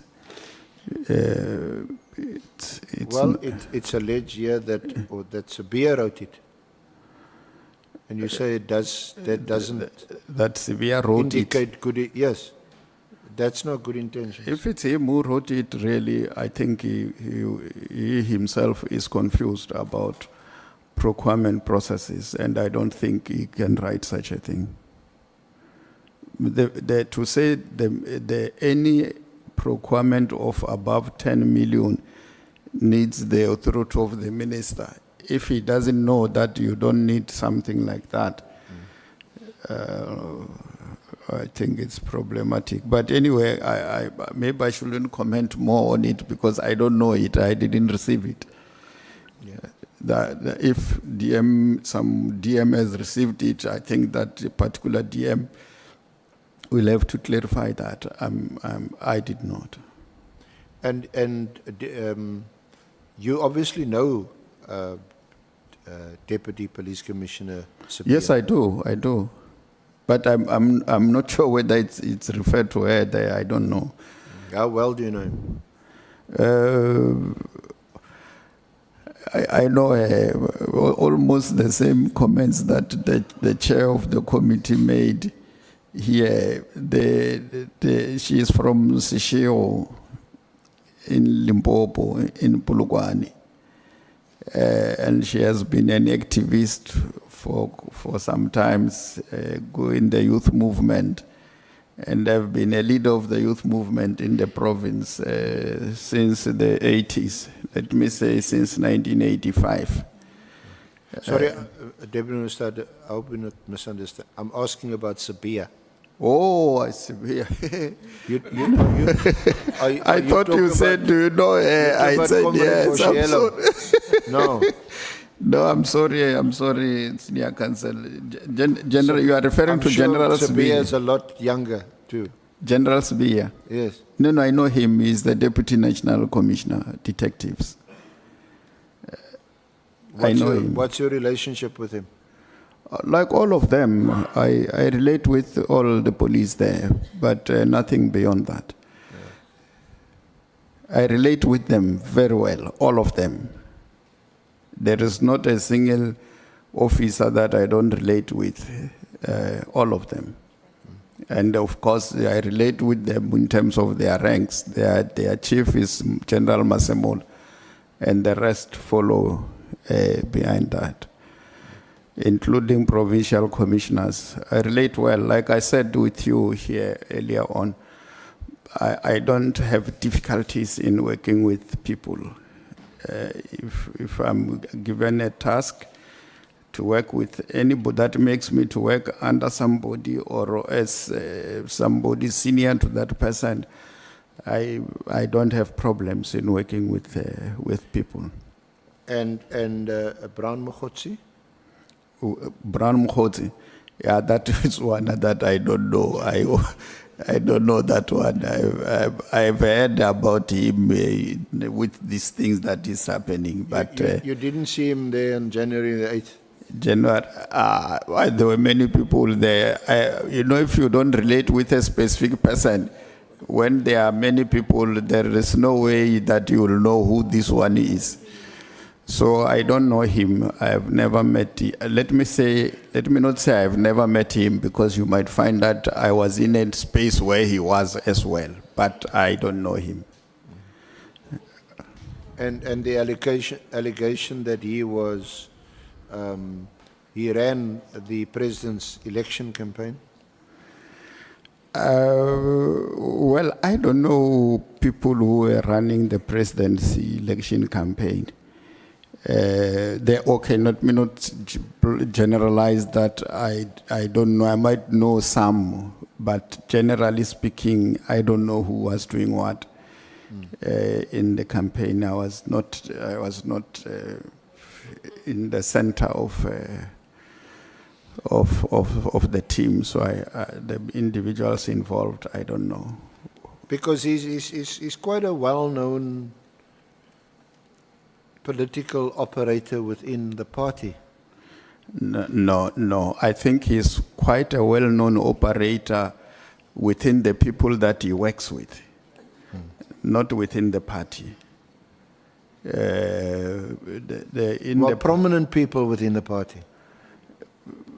Well, like the president. Yeah, maybe You see, Allegedly. the ANC is an organization that have got all manner of people in it. And he is one of those individuals who are part of this body called the African National Congress, who do things that they are not reflective of what this organization is all about. And he can know leaders of the ANC, including knowing the president. But there is not a shred of evidence that he is ANC. He is a member, yes. He knows leaders, yes. They've influenced processes in the movement, yes. But that does not necessarily make them ANC. Well, I recall, I think it was a week or two ago, he was interviewed. And he's a member of the ANC. And Yeah. but the only issue was whether he was still a current member or whether it's expired. There's no doubt that he's a member of the ANC. Yeah, look, I'm not questioning that. And I'm not saying he's not a member. I'm saying in the organization, you have got individuals who are part of this organization for motives beyond what this organization stands for. And Mkhwanazi is one of those. And I will not say he is not a member. Even as I'm speaking now, I can't say he's not a member, I don't know. But he is. And he's not the only one. There are quite a number of characters in there because the ANC was engaged in a program to transform this country, to create a democratic dispensation. And there were those who believed in the cause that opposes this project. And they did everything possible to ensure that it does not succeed. And these elements are still there within the broader body called South Africa. And some of them, you find them within the organization who are not necessarily for the transformation, including institutions of government. And in our space, the police were at the center of maintaining the apartheid machinery. And at the center of those were the security branch, who did not die when the new dispensation was created. And in fact, who became part of what we today call the South African Police Service. You have elements project. And the individuals like those, the character we're talking about, they fall in that category. But they have the same card that all other members are having, but the intentions are not the same. Okay.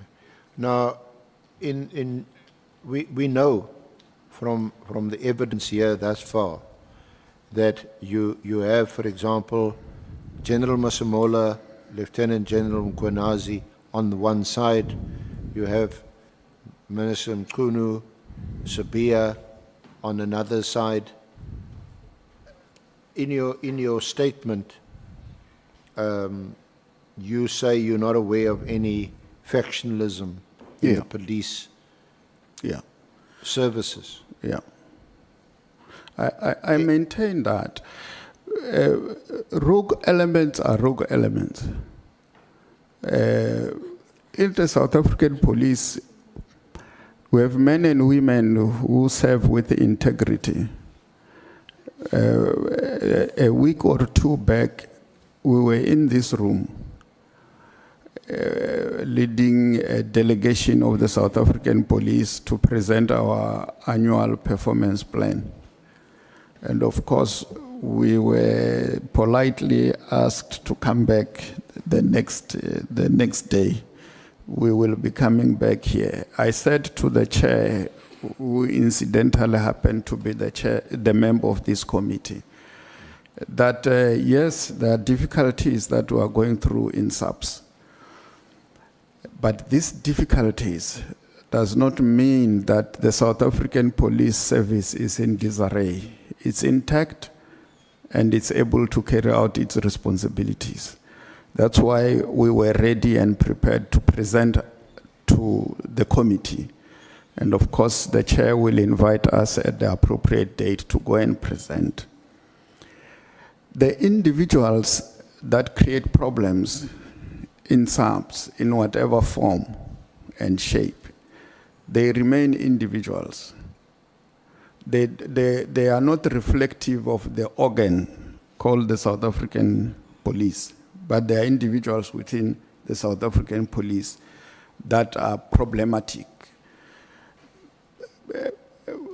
That's not supported by everybody. And you'll have elements who are against it.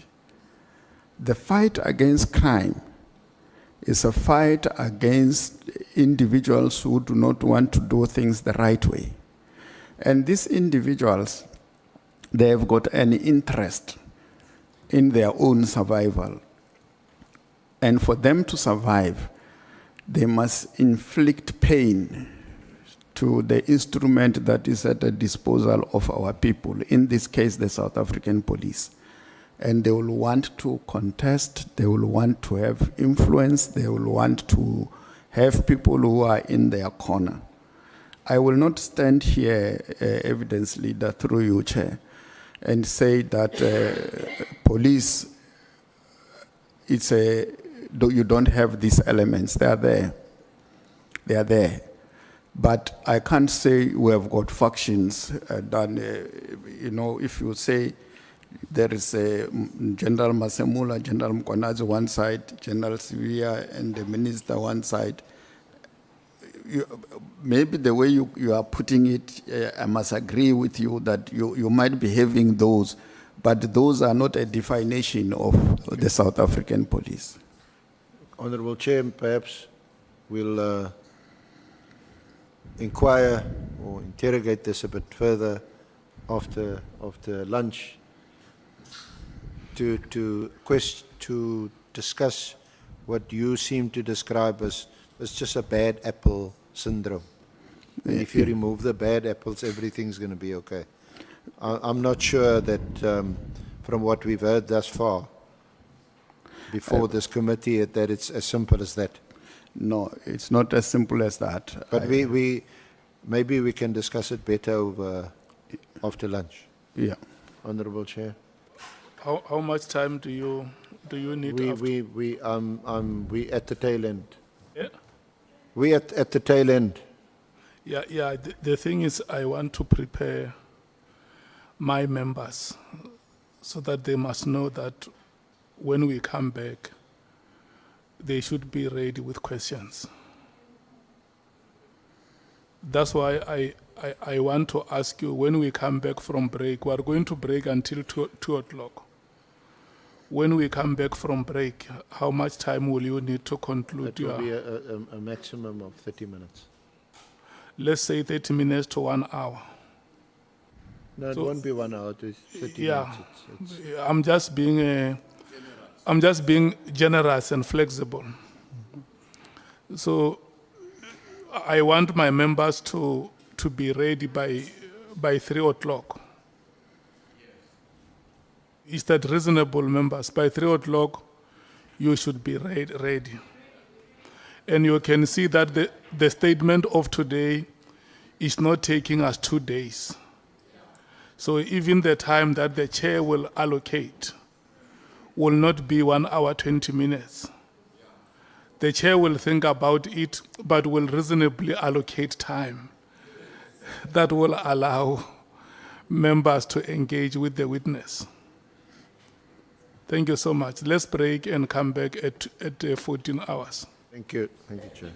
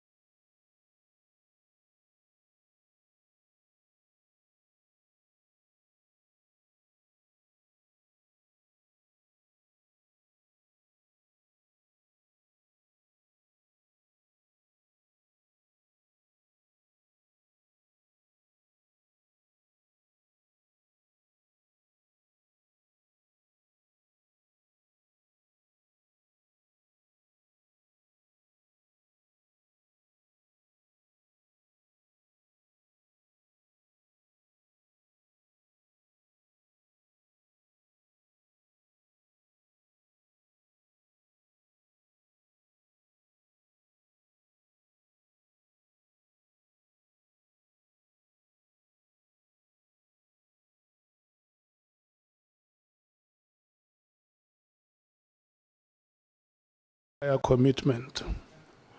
So we are going to proceed. And I had earlier made an indication he's no longer able to join us due to other commitments that he could not be able to reschedule. So we are going to proceed and allow you, SC, to conclude. Welcome back, Honorable Deputy Minister. Thank you, Chair. We will allow you and the SC to conclude your evidence. Over to you, SC. Thank you. Thank you, Honourable Chairperson, Honourable Members, Honourable Deputy Minister. Hello, afternoon. Maybe it's easier to answer the questions on a full stomach. If it was my wish, I would have requested that us to conclude then, because I thought you intended to conclude at that moment. But with the wisdom of the chair said I must go and eat something so that I can concentrate proper. Probably I'll be better off now. Thank you. Thank you. Minister, Deputy Minister, I just want to test your, well, I labeled it as such, but it seems to me you say that there isn't much, or if anything, wrong with the South African police services because there's a few bad people. And does that mean that if and when these bad people, so-called, are identified and we get rid of them, as it were, by following whatever procedures have to be followed, then everything will be hunky-dory, and the police service will operate as it should? Thank you, Chair. Through you, I will be incorrect to say that if you remove 2 or 3 people that are problematic, you will then have a perfect system. Why I'm saying that the SAPS broadly, it's okay, is because you are talking of over 100,000 men and women who are in uniform.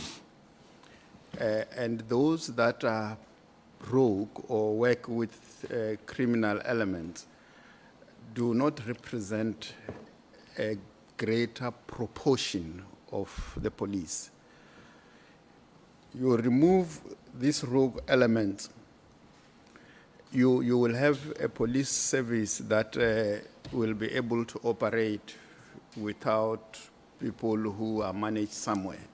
But that does not suggest that the environment in which we work, you will not have people who get captured or who get influenced to work with criminal cartels. Criminals themselves, by nature of how they work, they will always want to tap into an institution that is meant to deal with them.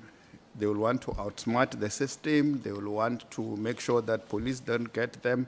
And the only way to do so is to also devise strategies or tactics to get to understand what is happening within policing. So the context within which we are fighting crime makes it impossible to have a 100% insulated institution.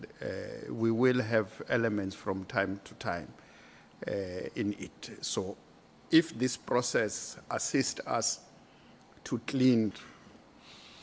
Now, perhaps we're talking about at least two different things. The one that has emerged in this case,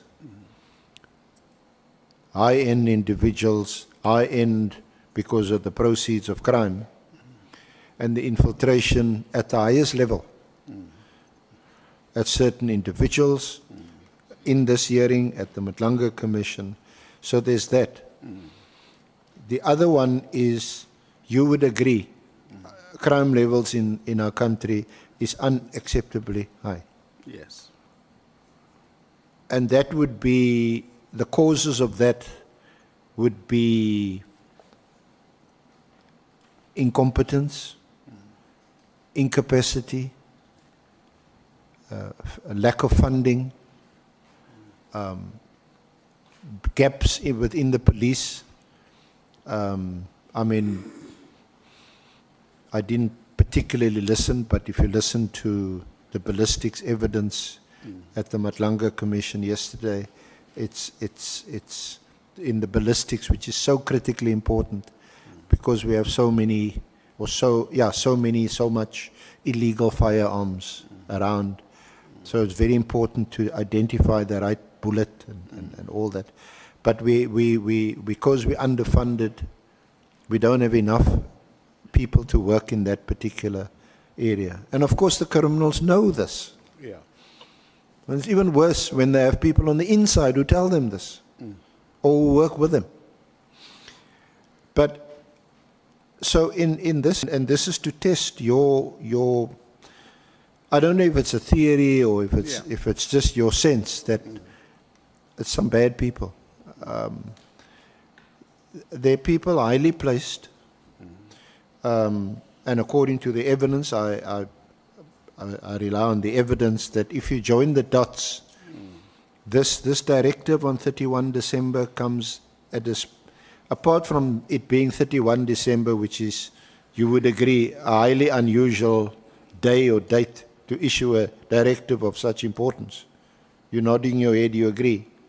I fully agree that the 31st, it's a... So there appears to be, yes, according to you anyway, the minister chatted to you and deputy minister and so on, but the people involved in the PKTT, they're not consulted. Those are the facts, objectively. The minister relies on a number of reasons why or what informed the directive, including a letter written to him. I'm sure you heard of the Mary Daas letter, who was referred to the Inspector General. But I put it only subsequently, but the Inspector General actually said that, look, it's highly unreliable. 70–80% of it hasn't been proven. But he relies on things like that. And there's other reasons. So, and then you have the disestablishment of the PKTT, a unit that you have rightly conceded was highly effective, and you can't think why it would be disbanded. But if you link the work that the PKTT does, because now its sort of role has also been expanded to Fort Hare, and it's now also assisting the Gauteng murder and robbery in relation to their dealings with a crime syndicate and a drug syndicate there, and the arrest on the 6th of December, which Khumalo says, or Mkhwanazi said that switched the lights on for them. Then you hear the evidence that Nhlanhla said to the minister, allegedly, that Sabia was going to draft an affidavit which would implicate, to former Minister Cele. He's going to draft an affidavit implicating Khumalo in the theft of a stolen Rolex. So former Minister Cele must speak to Khumalo. Now, if all this is true, this you would agree, this points to a much more serious problem. And then fast forward into 2025, what appears to accede to a request by Lieutenant General Mkhwanazi to discuss the his apparent irritation, if not anger, I think you called it, what did you call it? He didn't appear to be satisfied. I said he expressed his dissatisfaction. Dissatisfaction. So the evidence from General Masemola, even he, further on into 2025, he says if you join the dots, then all this looks very suspicious. So I'm hoping to that was a fair narrative or fair summary of what we've heard thus far.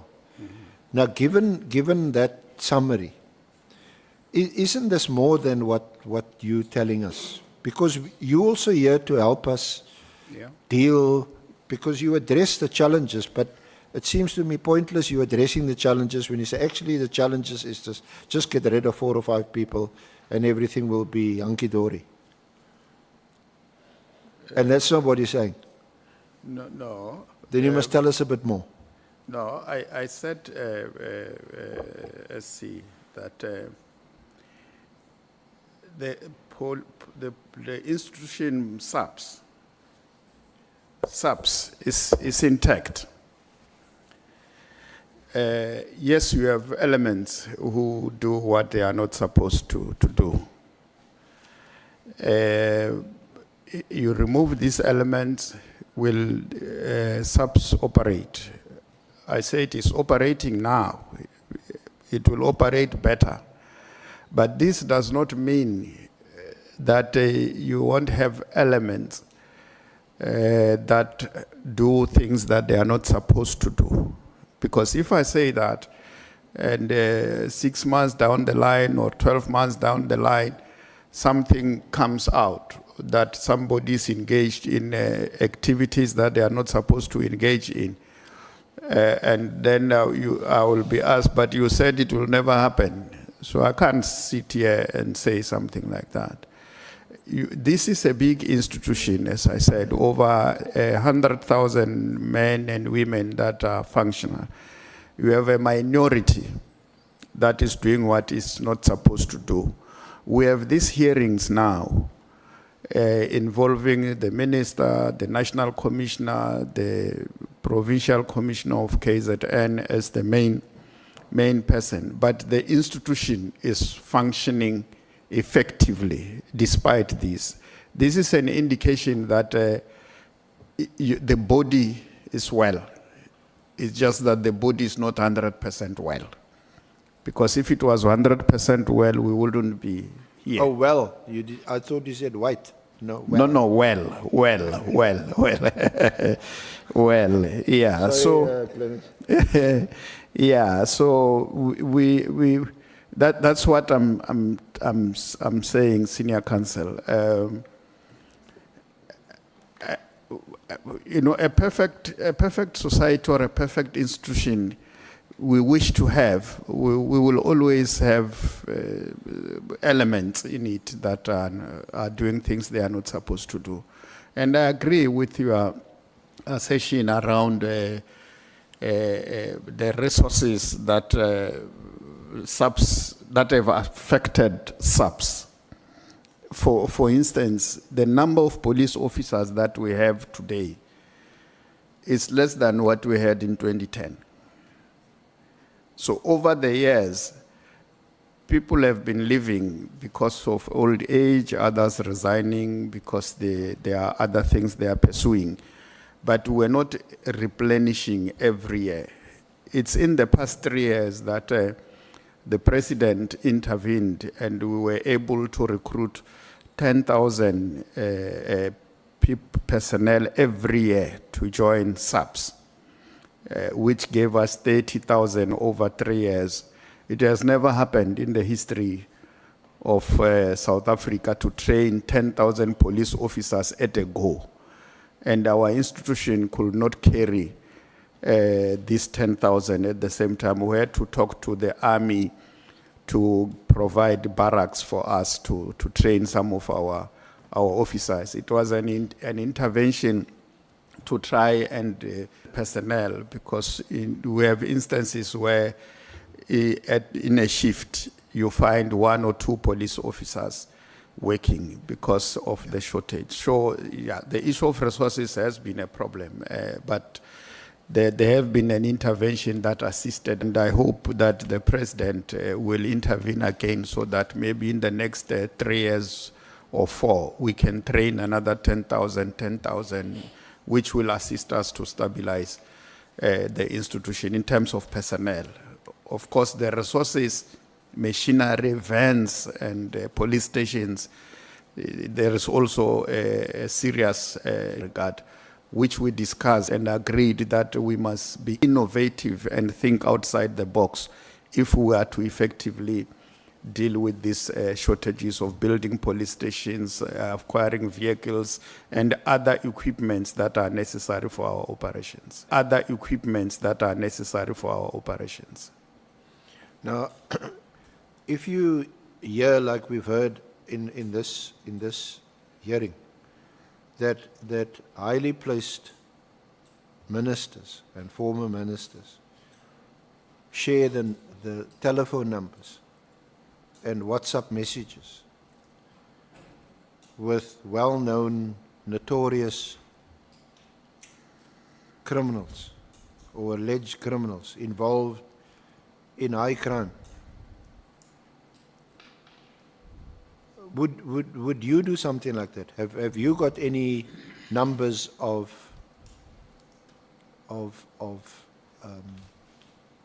gangsters or people involved in crime at a high level? Do you share numbers with them? I don't. You don't, because you don't think it's prudent and it's the right thing to do? I'm deployed here to be part of the team that fight crime. And at a political level, I must conduct myself in such a manner that I lend credence to that mandate that I have been given. So I will not knowingly have communication and correspondences with people who are engaged in criminal activities. Because one of the things that it's a very important aspect that this honourable committee must look at is how do we restore trust and confidence in the South African police services? Trust and confidence is earned by the actions that we engage in. If we interact with the South African population in such a manner that we don't earn their trust, we will not get that. I have said on several occasions when I interact with the leadership of the police and with communities that we must earn our trust. When we go to a community and we engage with the community must be able to say, we are happy with the conduct of police officials in our local station, in the district, in the province, and national. And until they say so, we must know that we have not reached that objective. But it is doable, because there are police officers, both at a station level and even at a provincial or district or national level, who have earned the respect of our people by their conduct. And people come to have confidence in them. People don't feel and trust the Steep Reach program. They will say, when you live here, you must live with this station commander, because he or she is not serving us to our satisfaction because of A, B, C, D. But now the problem is talking about station commanders. The evidence here is that at the highest level of the police, crime detection, support services, policing, the Hawks, crime detection, crime intelligence, that this is what's all emerged here. The police the members down there, because they take instructions from these high-level people. But if you have a minister or a former minister with the phone numbers, and not only phone numbers, but exchanging messages, or even worse, meeting with these people, what message does that send? Of course, it doesn't send a good message, SC. The reason why the leadership of this institution have taken a decision to establish this ad hoc committee, and the leadership of the country have taken a decision to put a commission that are respectively led by Honorable Nhlanhla and Judge Nhlanhla, is to precisely to get to the bottom of the issues that that we are discussing, with the view that the day you rise out of this, and the day the Nhlanhla Commission rises, there must be action and consequences against anybody who has acted in the manner that undermines the rule of law and the integrity of the South African Police Service, the judiciary, and any other person who have abated these activities to happen. There must be consequences. But And if Deputy there are no Minister- consequences out of these two processes, we mustn't expect our people to respect and trust what we say we are going to do. There must be consequences after this. But the way we get to the bottom of this is through asking people like yourself Yeah. in positions of authority, of importance, that we look up to as citizens to keep us safe. For you to come here and to testify and tell us exactly what is happening there. In that way, we unravel whether or not anything has gone wrong, and if so, how to go about fixing it. But Absolutely. we can, I'm still on this point of mine, that Thank you. you can't simply say it's 3 or 4 or 5 people who are bad. We need more than that. I obviously can't ask you to make up stories, but you've been a deputy minister for 4 or 5 years. We can surely say you're in the know. You know what's happening.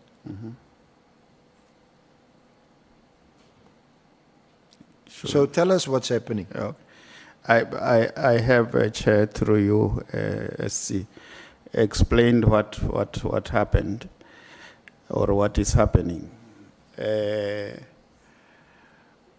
The details of criminality that is alleged to have been taken, you need to have the capability and the capacity to do that. And I think we have men and women with that ability. And I think in the Nhlanhla Commission, for instance, there are people who have been able to explain and unravel the communications that have been there, who said what to who, and what happened. And it is because of that capability that exists that we were able to put the dot. And we are here because of precisely that capability that is there within the police, because earlier on it was said that there were discussions that appeared to be innocent discussions. And in the course of our capability doing work, certain information emerged that then linked certain activities to what is happening in the country. So it is that capability that have been able to see, no, there is a problem here, what's happening? And that capability that enabled further investigations that then revealed more than what met the eye. And of course, myself seated here before you, I preside over that capability, but I don't possess that capability myself. That's why within the institution, you have got your detectives, you have got your crime intelligence, who will be able to further probe and get to the bottom of things. So it is through that the issues we are discussing have been unearthed. I think on my part, I did what is necessary for me to come and explain what one has observed over the time, and I did that to the best of my ability without concealing anything from what had transpired. Well, it seems to me that perhaps we should also, or Parliament should also look at the role that deputy ministers play or might play in the future. Yeah, Because either you're not telling us everything, or you don't know everything because it wasn't shared with you, or it's been hidden from you, which would be concerning for someone in the position that you're in. And perhaps if we look at going into the future, a deputy minister that you share with your other colleague, Deputy Minister Boshielo, should be more clearly defined, so that you can also act as some kind of so that there's some accountability on the part of a minister also, not to simply do his own, that the directive of 31 December was the minister doing his own thing. You can't say what went on in his mind.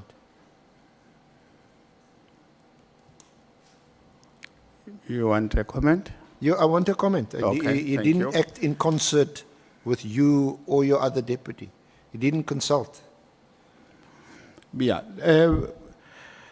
The existence of deputy ministers is a constitutional matter that within the constitution, the president can appoint deputy ministers to, in this case, the police. But their roles are not defined.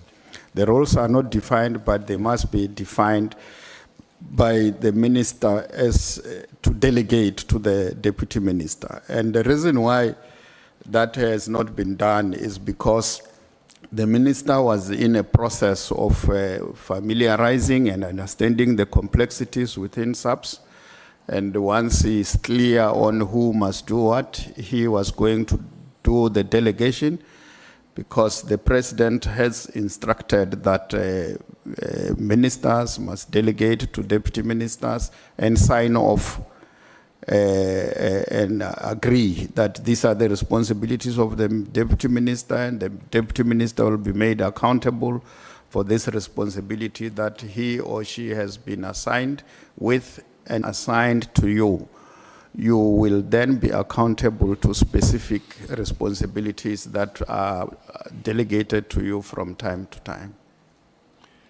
But Deputy Minister, some with a suspicious mind, like me, because that's what I do for a living, would also consider the delay by the minister in defining those responsibilities, or rather delegating those responsibilities for you, for now over a year, could also have something to do with the fact that the directive has now been issued. I don't think, Senior Counsel, we could say that. The directive and the delegation of responsibilities are two different things. And the minister did not delegate because he wanted to issue directives before. I don't think he ever thought that way. It's just that for now you will say it's water under the bridge because the directive have been issued and the delegation has not yet been done. Well, if, Senior Counsel, may we please take sorry, Honorable Nhlanhla. No, Chair, I think the last response covered my follow-up question. Thank you. Thank you so much. You may proceed, Essie.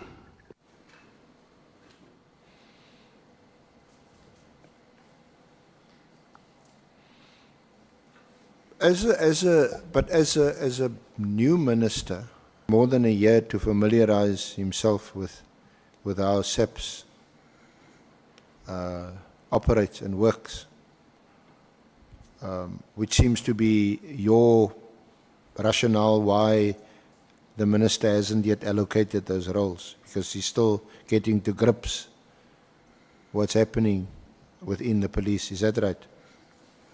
I don't have another explanation for that. I think that's what I assume is the reason why by now that has not been done. Again, for those with a suspicious mind might say, well, he got to grips very quickly with why he should get rid of the political killing stars team and not the child trafficking team, the drugs team, you know, all those task teams, those specialist task teams, the mining team, all doing very, very important work. But this particular task team has been singled out. Well, you can think that way. I can't explain why this one and not that one. I think the minister will be in a position to better explain that particular question. Do you think we should ask him for what is the way forward or leave it?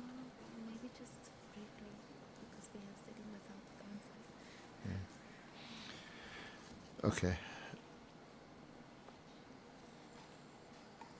Deputy Minister, just then,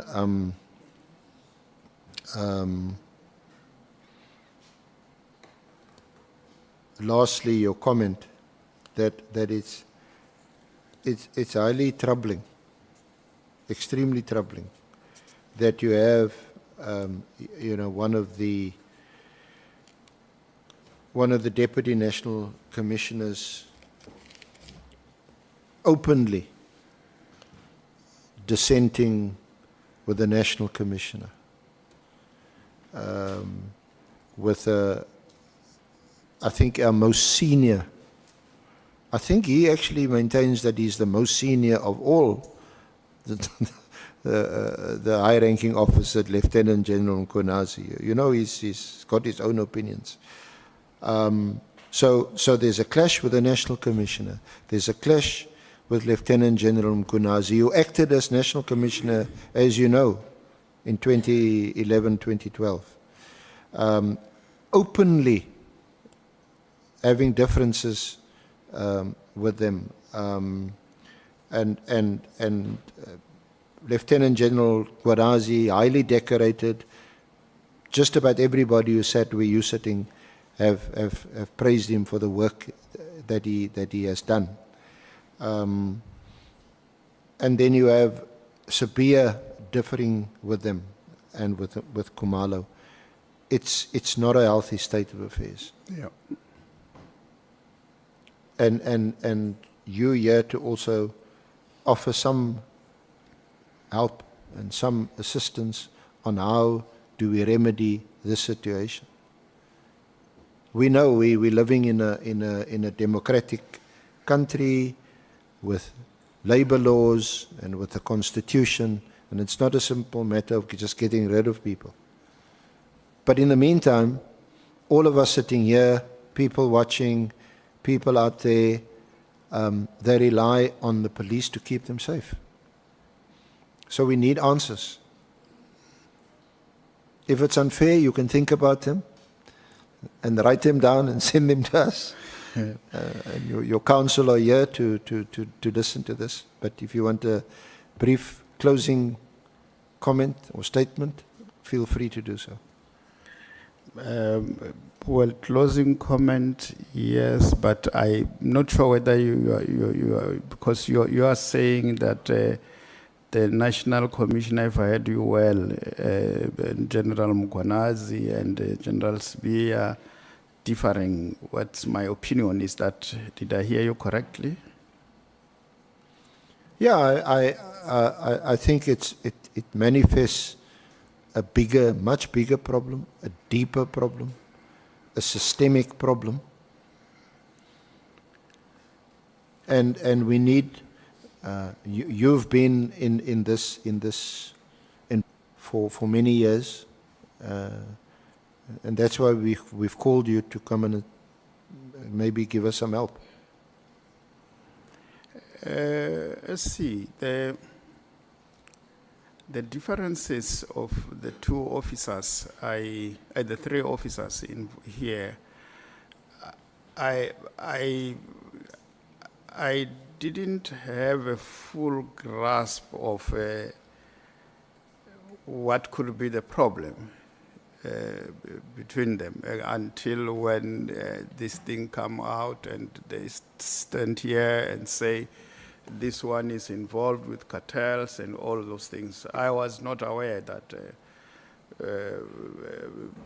General Sbiya relate with cartels. I saw him as a DNC doing his work, and Mkhwanazi doing his work in KZN, and Masemola being the national commissioner. Of course, that there are differences of opinion that did emerge, and I did know that the minister met with the national commissioner and the DNC and the PC, General Mkhwanazi, to try and assist them to, which I believe didn't yield the necessary result, even though they publicly say they work together. All of unfortunate thing to can happen. But in an institution as big as SAPS, the leadership must learn how to create a team. Teams don't create themselves. The leadership prevail over individuals that you work with, and you create a team out of that. And it's clear that that did not happen. So it means that moving forward from here, there will be a need to assist the leadership of SAPS to be able to create a team around them, because without creating a team in SAPS, we will not be able to succeed in our fight against crime. Now whose responsibility is that? It's the responsibility of the leadership, both the minister and the national commissioner. These are the people who are responsible to ensuring that a team gets established in an environment where there is no team. Because we don't need to agree, we don't need to be friends to be part of the family of SAPS. We must work together because our objective is to fight crime, and we must be able to assist one another to do that. But if the executive authority and the accounting officer can't create that team, then we will fail. Then you become like Kaiser Chiefs. My team. I didn't say that, senior counsel, but will fail. There is no team that win championships if they don't play as a team. You are a team, you are a goalkeeper, you are part of the back line, you are part of the middle field, you are part of the striker. You can't be a striker without a middle field. You can't be a defender without a goalkeeper. You must become a team. And working as a team means working as a team, not a by the way arrangement or as and when you feel like.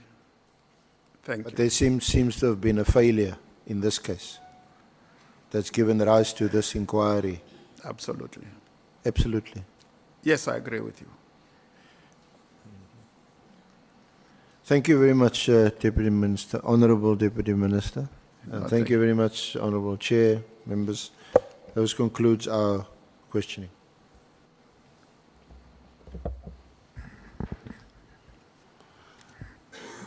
Thank you. Thank you so much, SC. Thank you so much, Advocate Mkhwanazi. I can see that you are a very good deputy. And like I've always emphasized, it's an inspiration for many women of this country when they see that Chief Whip, who are swinging the pendulum for things to happen for women of this country. We want to thank you so much. Thank you, Honorable Deputy Minister. I have said that we were going to start at 3. Full members today, I see Honorable Mathais is enjoying that status. 30 minutes today. And 30 minutes per full member. And then alternates 10 minutes.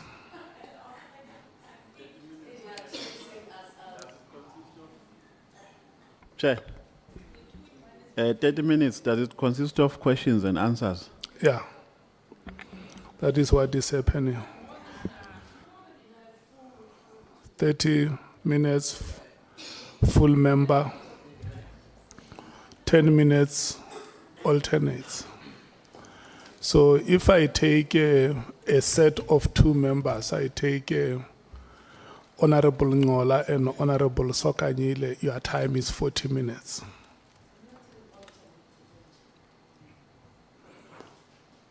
Oh yeah. So it means your time is 1 hour. I wanted us to start at 3. Do we start at 3 or do you want to start now? Honorable James, may I start with you? If you start now, you have a chance to finish at 3. It means you will have 15 minutes. You are not ready. Yeah?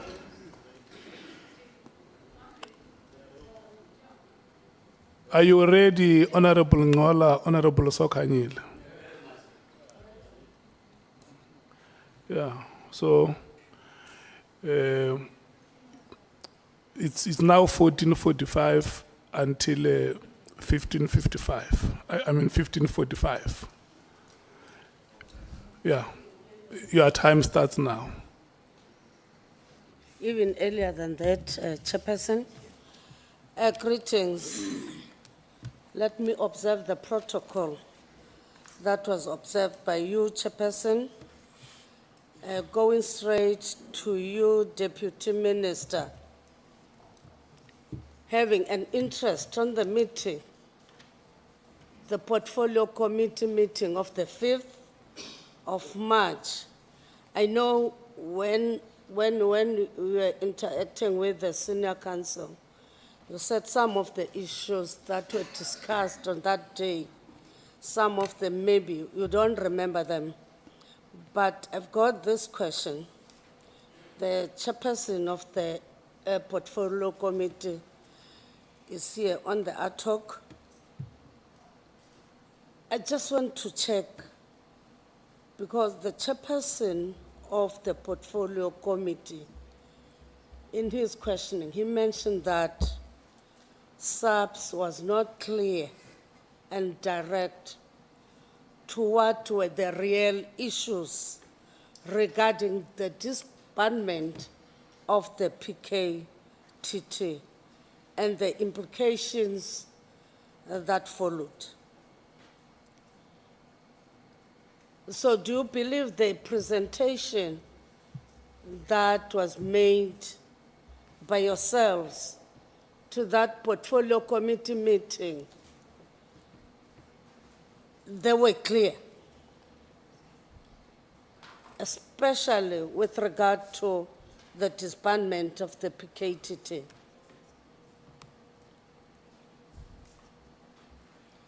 That's the question.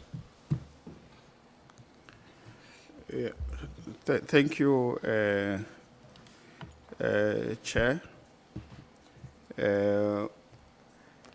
The presentation that was done on the 5th was a presentation that was briefing the committee on the matters relating to division crime intelligence, the challenges,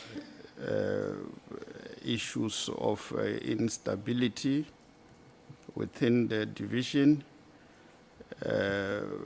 issues of misinformation and fake news, unproven allegations,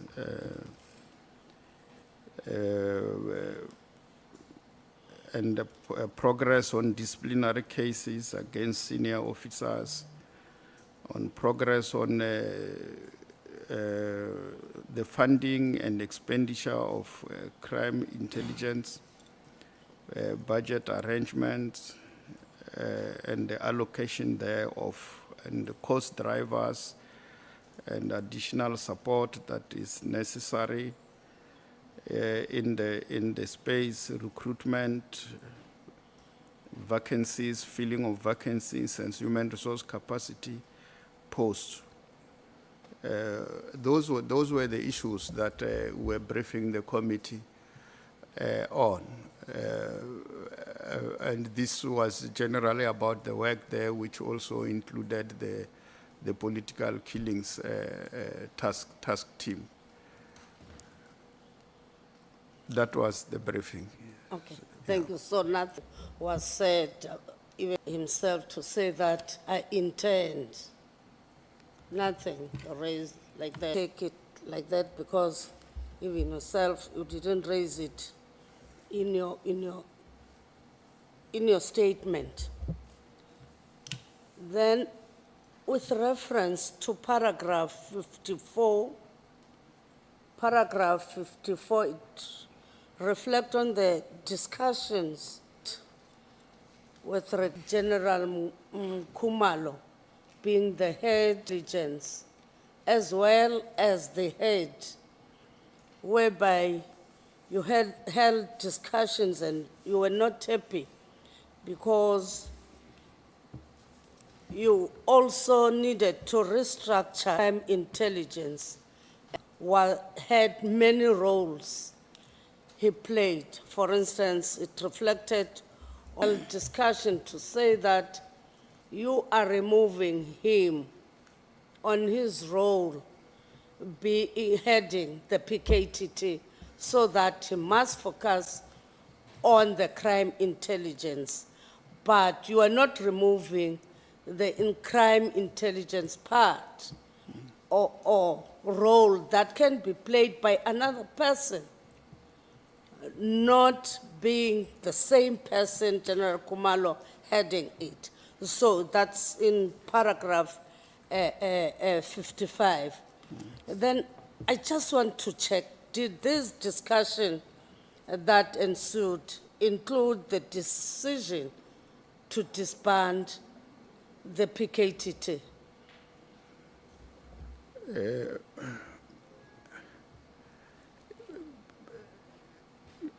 Yeah, so when we're briefing the portfolio committee, we briefed the portfolio committee on where we come from with the political killings task team and where we are going with the task team, given the decision and the directive that was written there. And in the submission, we said that it will be a transitional process. That is what the presentation was saying. And the issue of General Khumalo, it was in the midst of that discussion. I've included it in my submission because I did raise it in the meeting when we were discussing, not before the committee, that, yeah, it makes sense. I think if we want to strengthen crime intelligence, I think let's allow General Khumalo to focus on this task, because the success in our ability to strengthen crime intelligence will then have spin-offs on policing, on crime fighting, on a number of things that we will be doing as an institution. And we'll then get another general to lead that. Because when Khumalo was appointed head of the PKTT, he was a major general. And I think if you still maintain that level of deployment, it will still serve the purpose of what the team was doing. And I think the National Commissioner, in his presentation, he did indicate that he is talking of a phased approach in this regard. And this is the presentation that we made to the committee, that we believe the manner of handling this, if we can have a phased-in approach, it will assist a great deal. Okay. Then with reference to paragraph 57, in those discussions that you held prior the directive of the 31st December,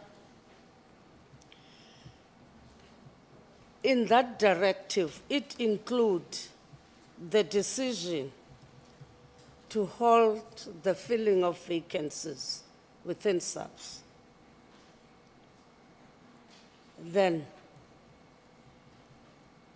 were they discussed? Did you discuss also the minister? Did he discuss the halting of filling of vacancies in those discussions you held? Because it was also included in that directive.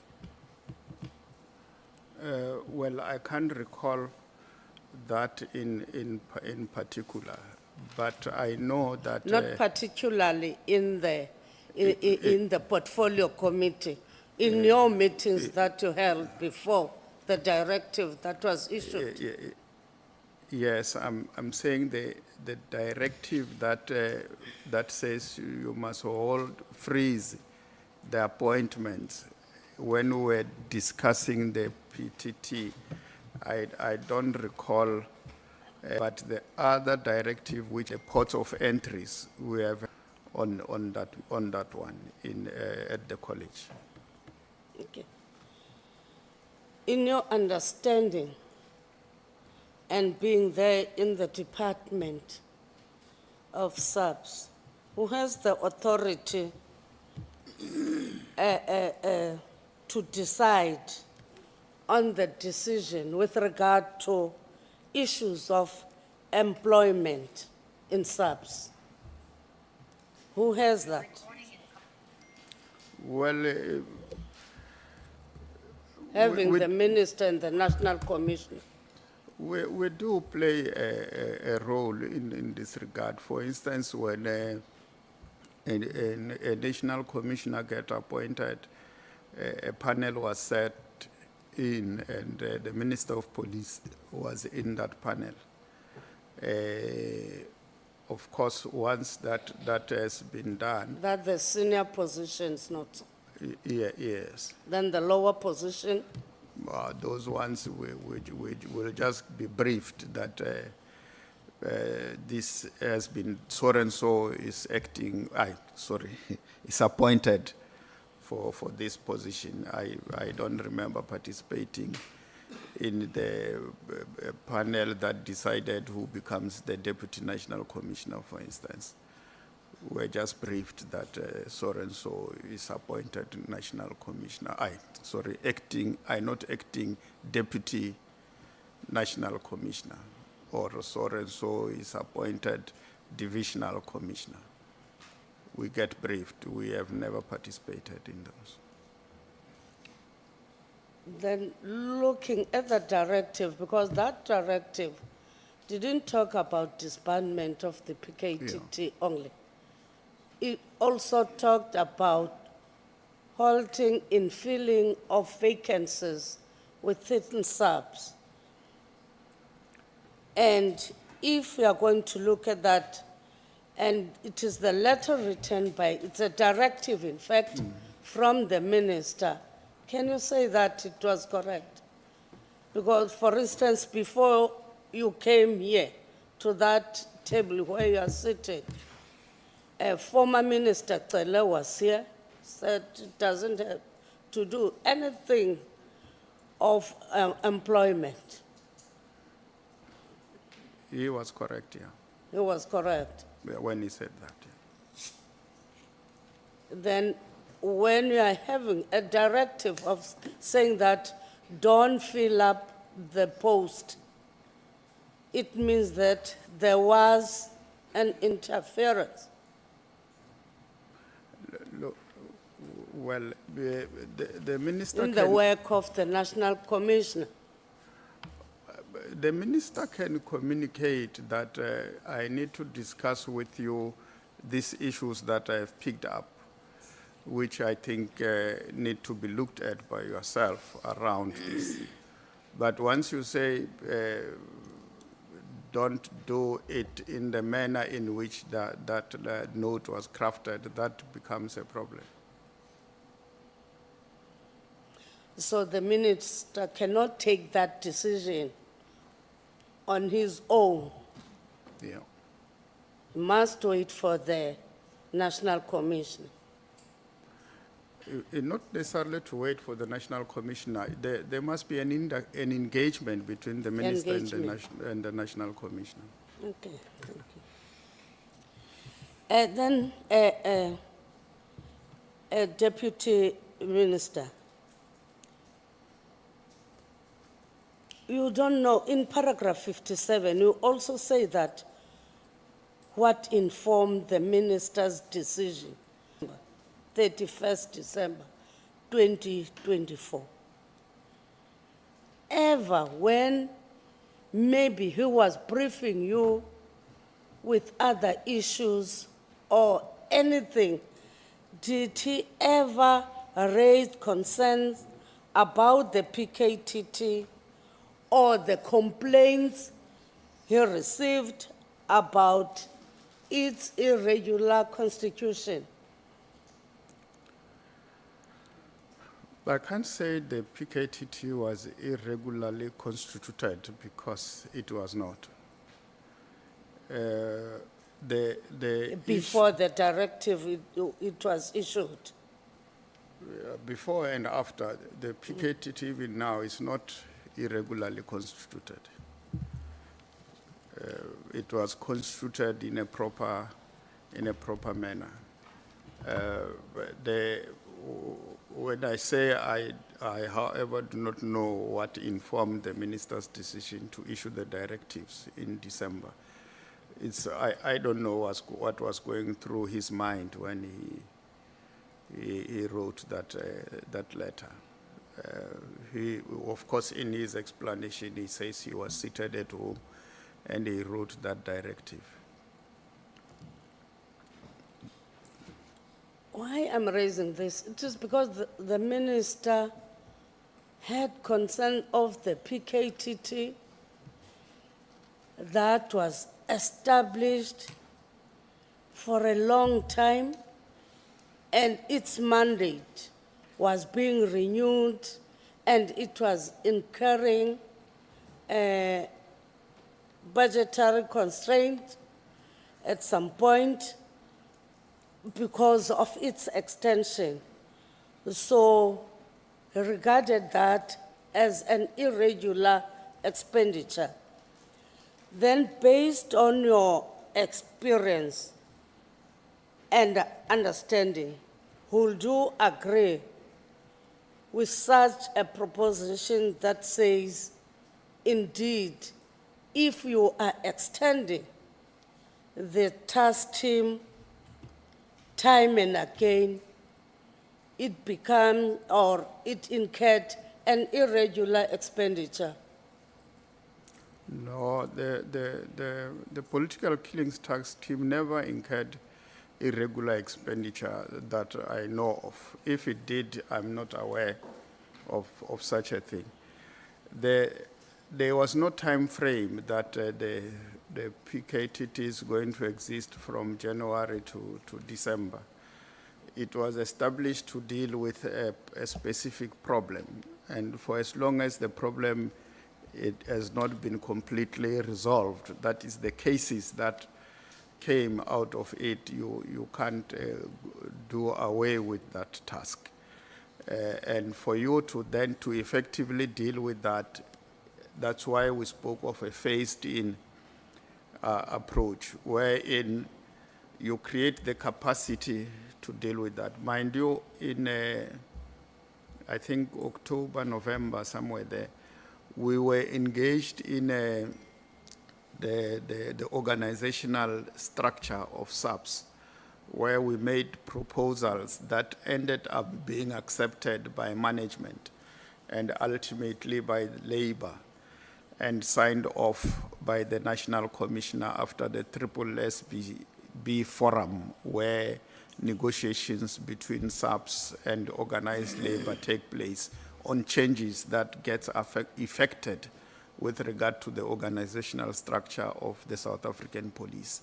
So that signing off then created a platform wherein we need to capacitate appropriately our murder and robbery unit that will be able to take over all murder-related cases in the Republic. And the PKTT was, the work that it was doing ultimately was going to be infused into that institution. But because you have just approved it, and you are going to deal with capacitating that institution, until you finish that process, there will be coexistence of two.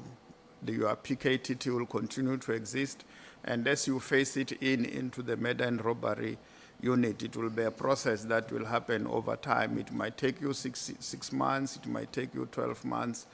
It will depend on how fast that process unfold. And between now and that time that it gets integrated, it will obviously incur expenses, but those expenses will not become irregular. They are within the law, and if the Auditor General then come to establish that no, this thing is irregular, he will do so and express an opinion. But I don't think the accounting officer will allow a situation where finances of the institutions are spent irregularly. That's why I'm saying there's no expenditure which was irregular that was incurred by the PKTT.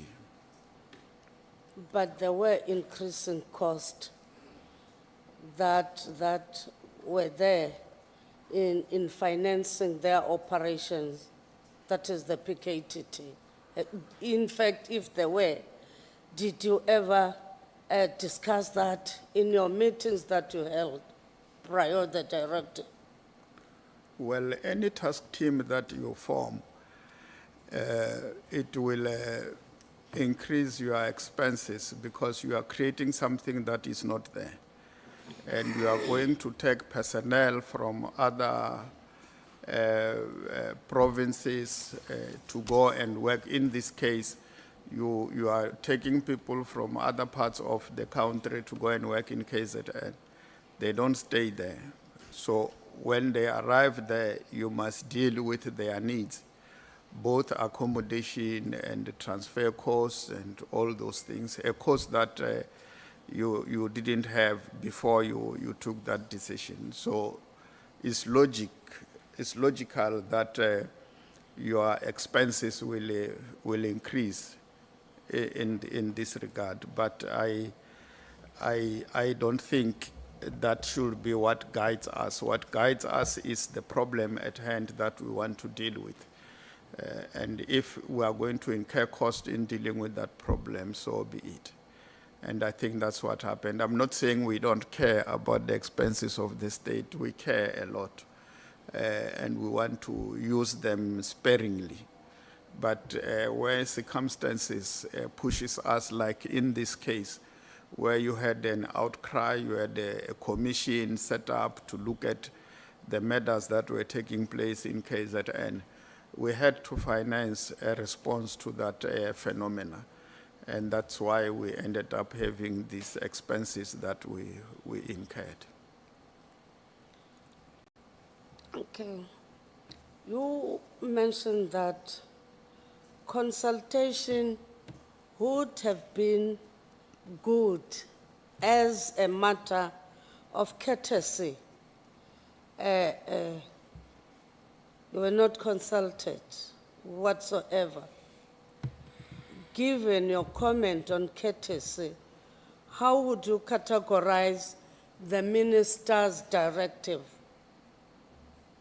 Would you say that the minister acted in good faith? I know when you were interacting with the senior counsel, you said that it was problematic where the minister, you don't know what went on in the mind of the minister to issue such a directive. And now I want, how would you categorize the minister's directive given on the 31st December? Well, the 31st December is the 31st December, Honorable. It's New Year's Eve.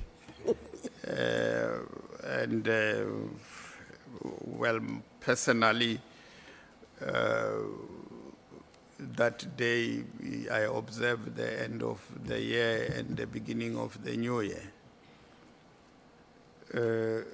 How do I categorize that?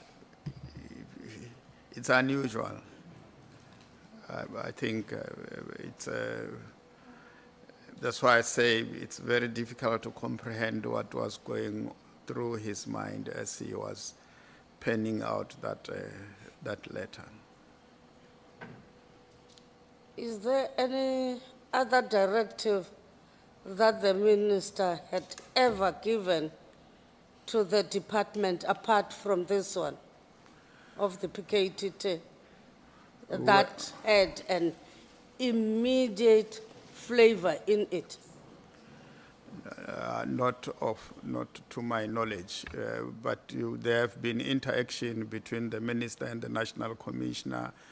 Some of the interactions did not include us, and they were able to communicate, and things got done. It might be in other instances it delayed here and there, but they ended up being done. This, I think, was I think it's the only communique that I know of that came and brought us here. You mentioned that the interface between the executive oversight and the operational autonomy is constitutionally delicate. Can you expand, highlighting the delicacy of the interaction, and where do we draw the line? Yeah, the executive authority is the political head of the institution, and the accounting officer is the administrative head of the institution. The two have authority or power. Let me say the two have power. But in the exercise of their power, they must take into consideration each other's existence and interface in such a manner that they complement each other's work. I know it's a very difficult environment within government, both national, provincial, and local our municipalities, where the interface tend to be sometimes a bit difficult for the incumbent to manage. But in the main, the relationship between the two is dialectical in the sense that the political authority, the executive authority, needs the accounting officer and vice versa. They must complement each other. If they work together well, you won't be here. But if there's a misstep on the two, you will come here quite often. And consult each other. Absolutely. Lastly, Deputy Minister, in paragraph 17, you are saying that the current minister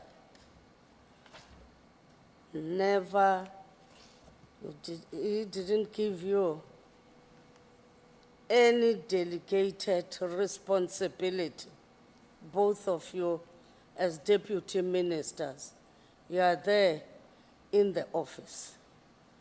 And you are saying that you have said the minister is still familiarizing himself with the office. Can you say that the minister didn't familiarize himself with the issues of PKTT because an immediate directive was given? But now you are still waiting patiently.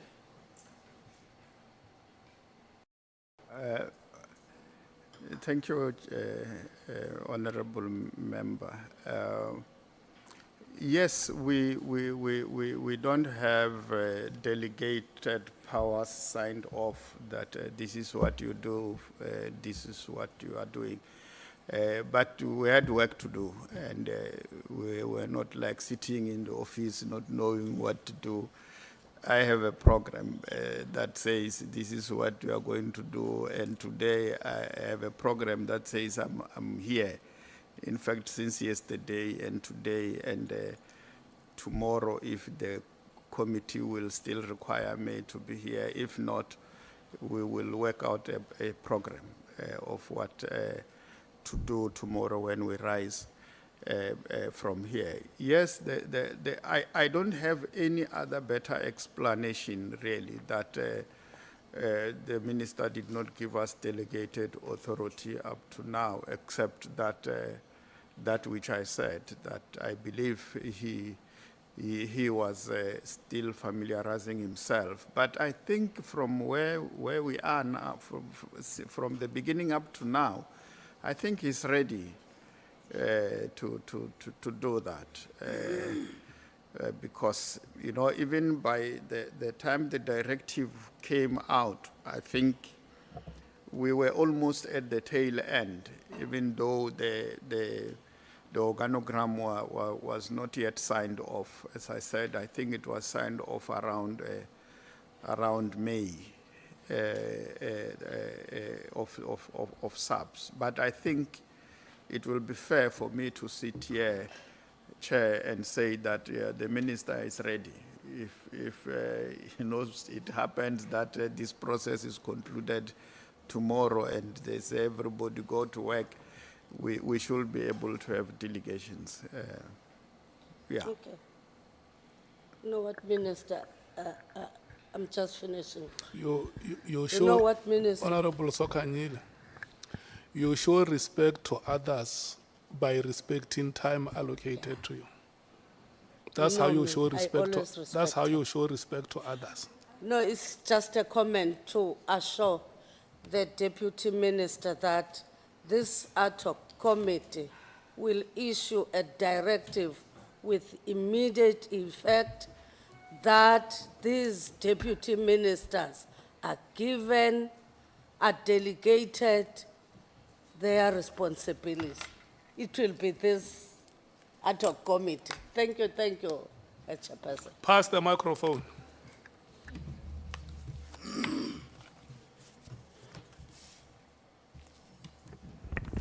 Thank you, Chair. May I proceed? Dian, how do you work without delegated powers? You wake up in the morning, you go to the office and do what?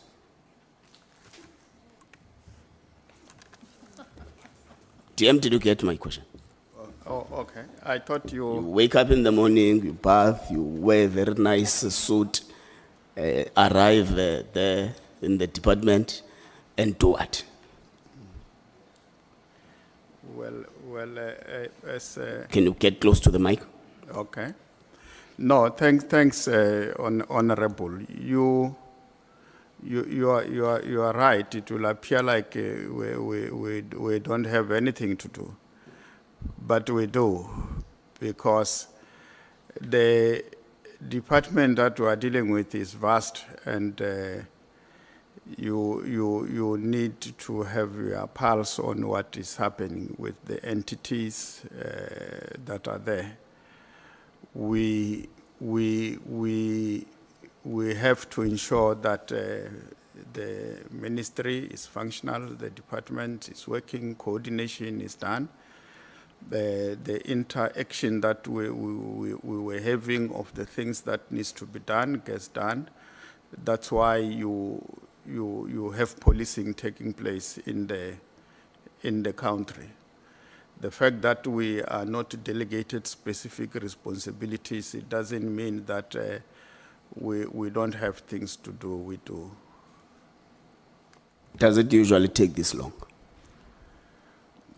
Of course, but there is a difference between the 6th and the 7th administration. In the 6th administration, I came in within a short space of time. I got my delegated responsibilities, which is attached there. And the reason why it was so quick is because I was working with another police officer in the form of General Kelly. And fast forward to now, the minister comes from a different environment. And this ministry, Honorable, it's complex. You can't just say, you are responsible for this, you are responsible for that, without having that deeper understanding yourself. And I think it was necessary for the minister to go through the processes that he has gone through.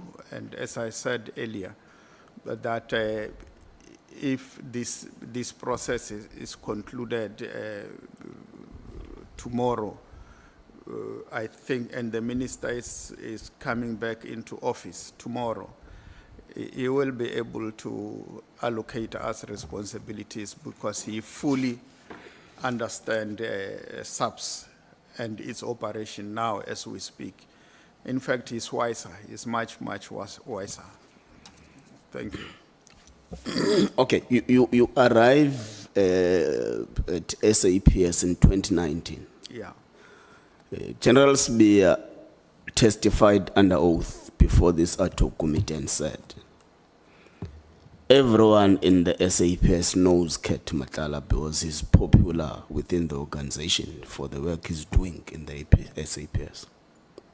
How well do you know Mr. Nhlanhla? I think, I don't want to say it was, you can't say everyone. Can you get close to your mic? You can't say, why is it that it looks like I'm far from the mic when you speak, Honorable? You can't say everybody knows him, because that might not be factual.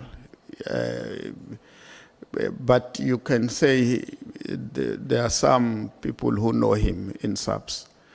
That will be accurate, because indeed it's some. Personally, I don't know him. I don't know him. I only came to know him when these issues started to hit the wall, and it was in the public space. But I didn't get the opportunity to meet with him. Okay. Do you think it is in the best interest of the crime-fighting efforts to dissolve the political killings task team? It's in the best interest of the crime-fighting effort. The political task team, it was not necessarily SAPS' response to fighting crime. It was a SAPS' response to fighting political killings that happened in KZN. And it did a very good job as a task team.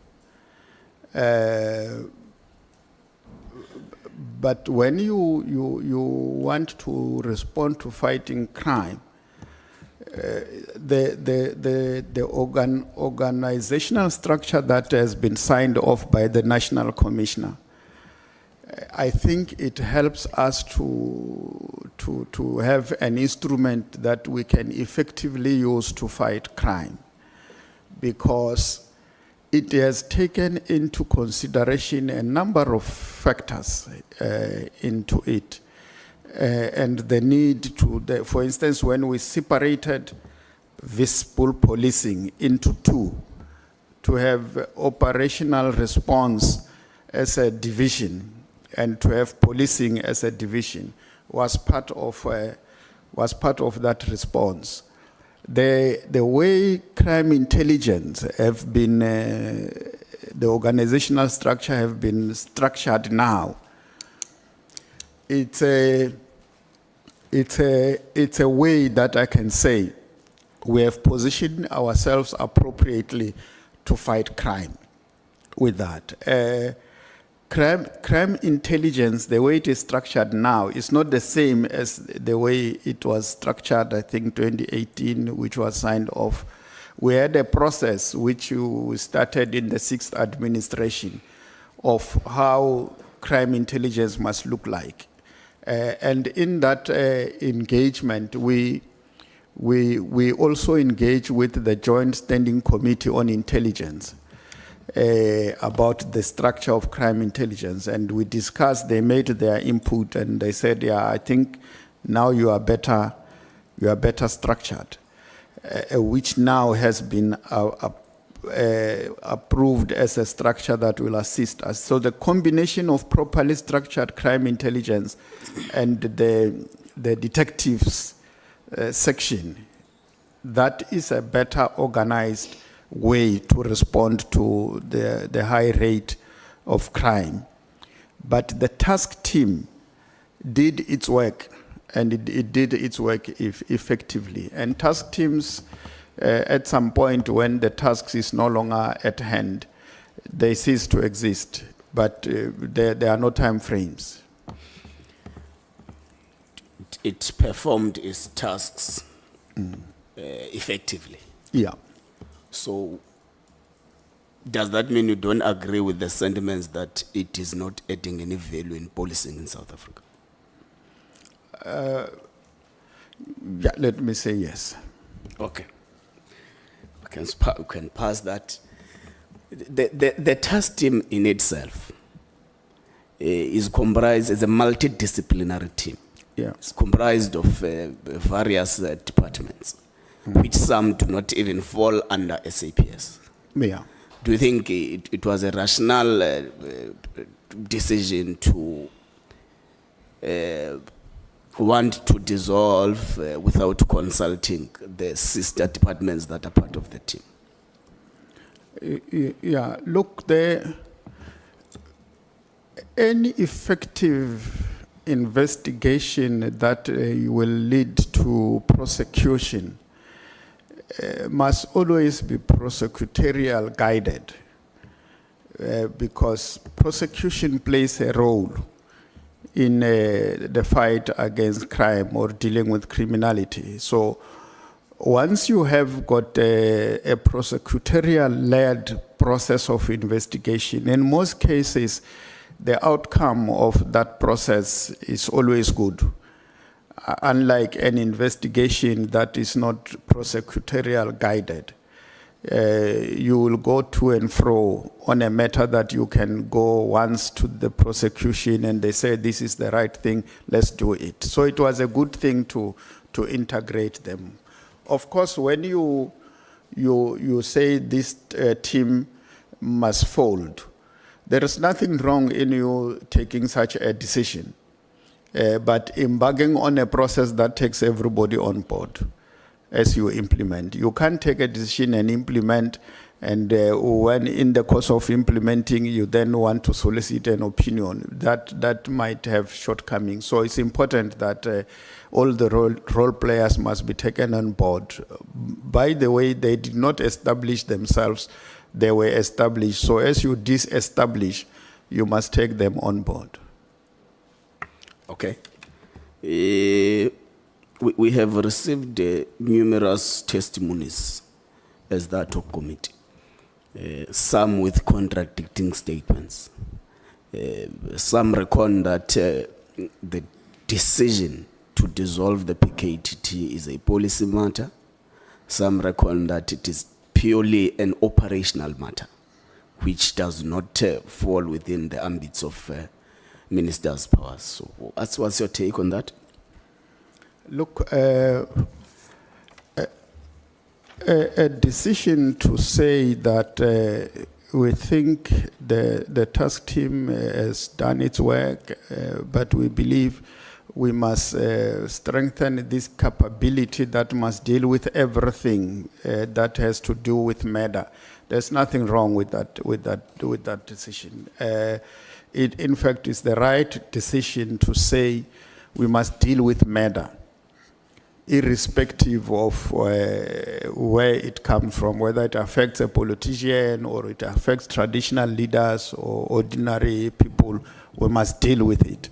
Therefore, let's strengthen our capacity to deal with that. There's nothing wrong with that. In fact, it was a good decision to discuss along those lines, given the structure that we have adopted. The issue is the implementation of that decision. If you hear everybody involved, nobody says, no, this team must continue existing forever. There is general consensus that it must discontinue. The issues is how it must be done.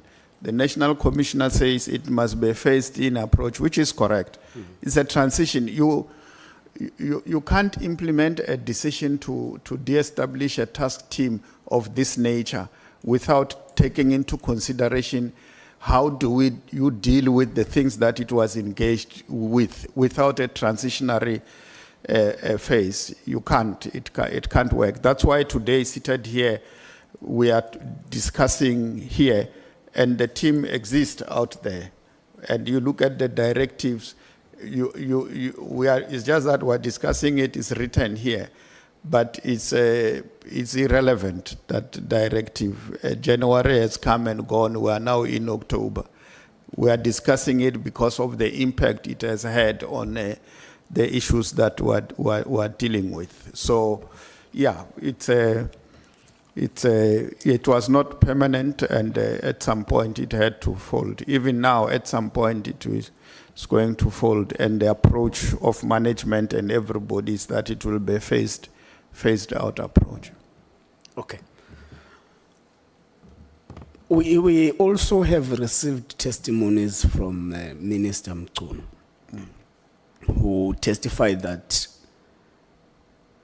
beyond 2022, the political killing system was not supposed to be in place.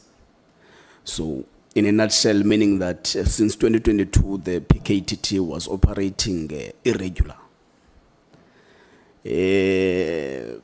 Former Minister Cele said in March 2023, the Interministerial Committee actually extended the lifespan of the PKTT, which later in 2024, I think April, the PKTT also met with the president, and the president gave them a thumbs up and that they must continue. So if you're able to grasp what these events that I'm trying to, you'd say that there is contradiction between the two. Look, like I said, earlier on, the Honorable, there was a question to the effect that the PKTT have irregular expenditures. that can only arise if they operate in an illegal, their existence is illegal. So anything they incur is illegal. And I am of the view that there is nothing illegal about the PKTT. And at no stage did it operate in an illegal environment. If it did, I am not aware of that. Do you know a work study that has influenced the construction of a new organogram? Yes. When was the new organogram agreed and concluded? It was signed off now, I think May 2020, this year. May 2025. Yeah. Meaning that it cannot have a retrospective effect to the PKTT because the directives predate the signing of the new organogram. No, but the organogram has nothing to do with it was not designed to fit the PK. It was not designed in response to the PKTT. The two are mutually exclusive. Okay. Thank you very much, Chair. I think I'm done for now.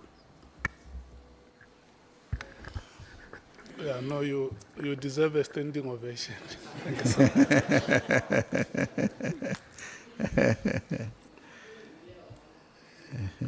Yeah.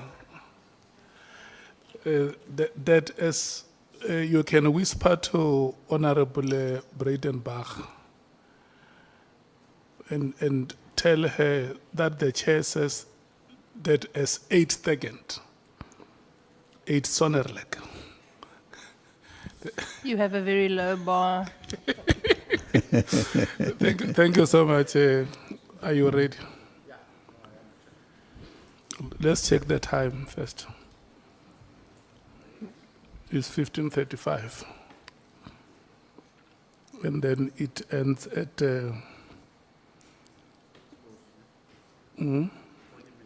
it's 40 minutes. Yeah. Yes. So you have 25 minutes plus 15. It's quarter past 4. Yeah. Okay. No, thank you very much, Chair. DM, let's start from where you left off with Honorable Nhlanhla on the issue of a new study which gave birth to a new organogram. That you say it was signed on in May 2025.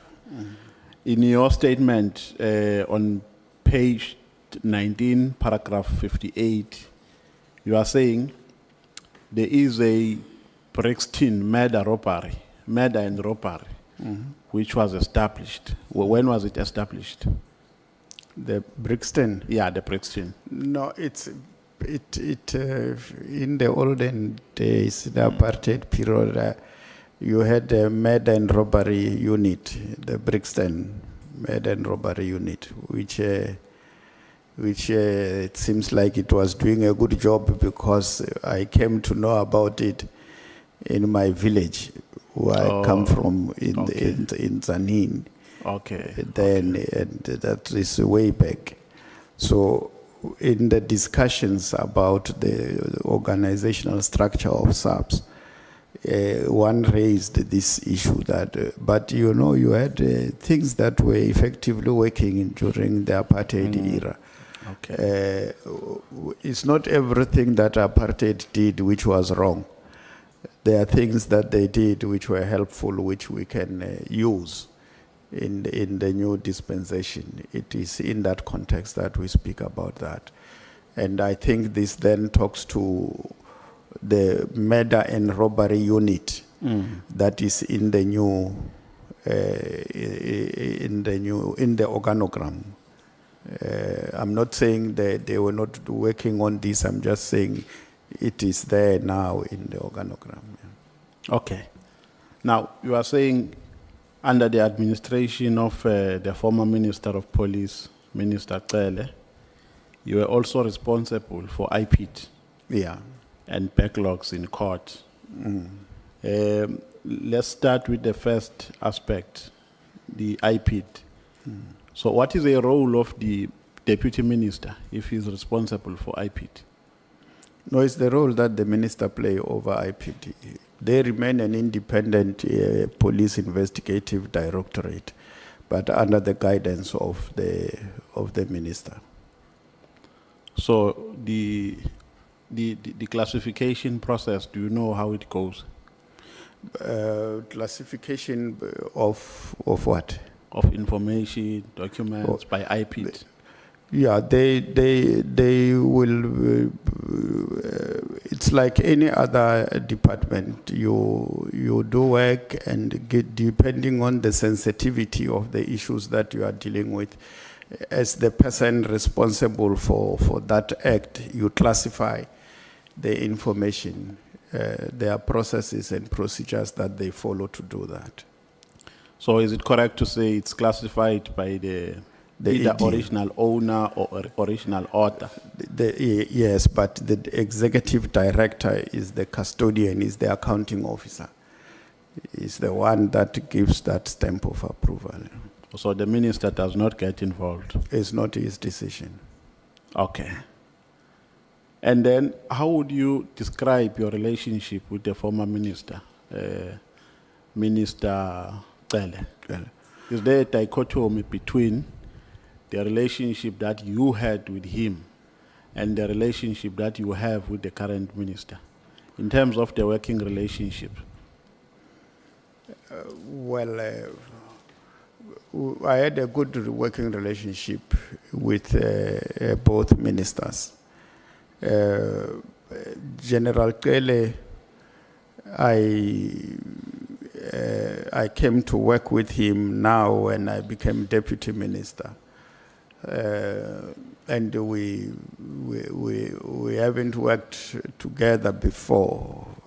Personality-wise, we are two different people, but we were able to find a way to work very well together. Ultimately, we worked very well. The current minister, I've known him before he became a minister when he was a provincial secretary of the ANC in KZN, and I was the provincial secretary in Limpopo, though he came at the tail end when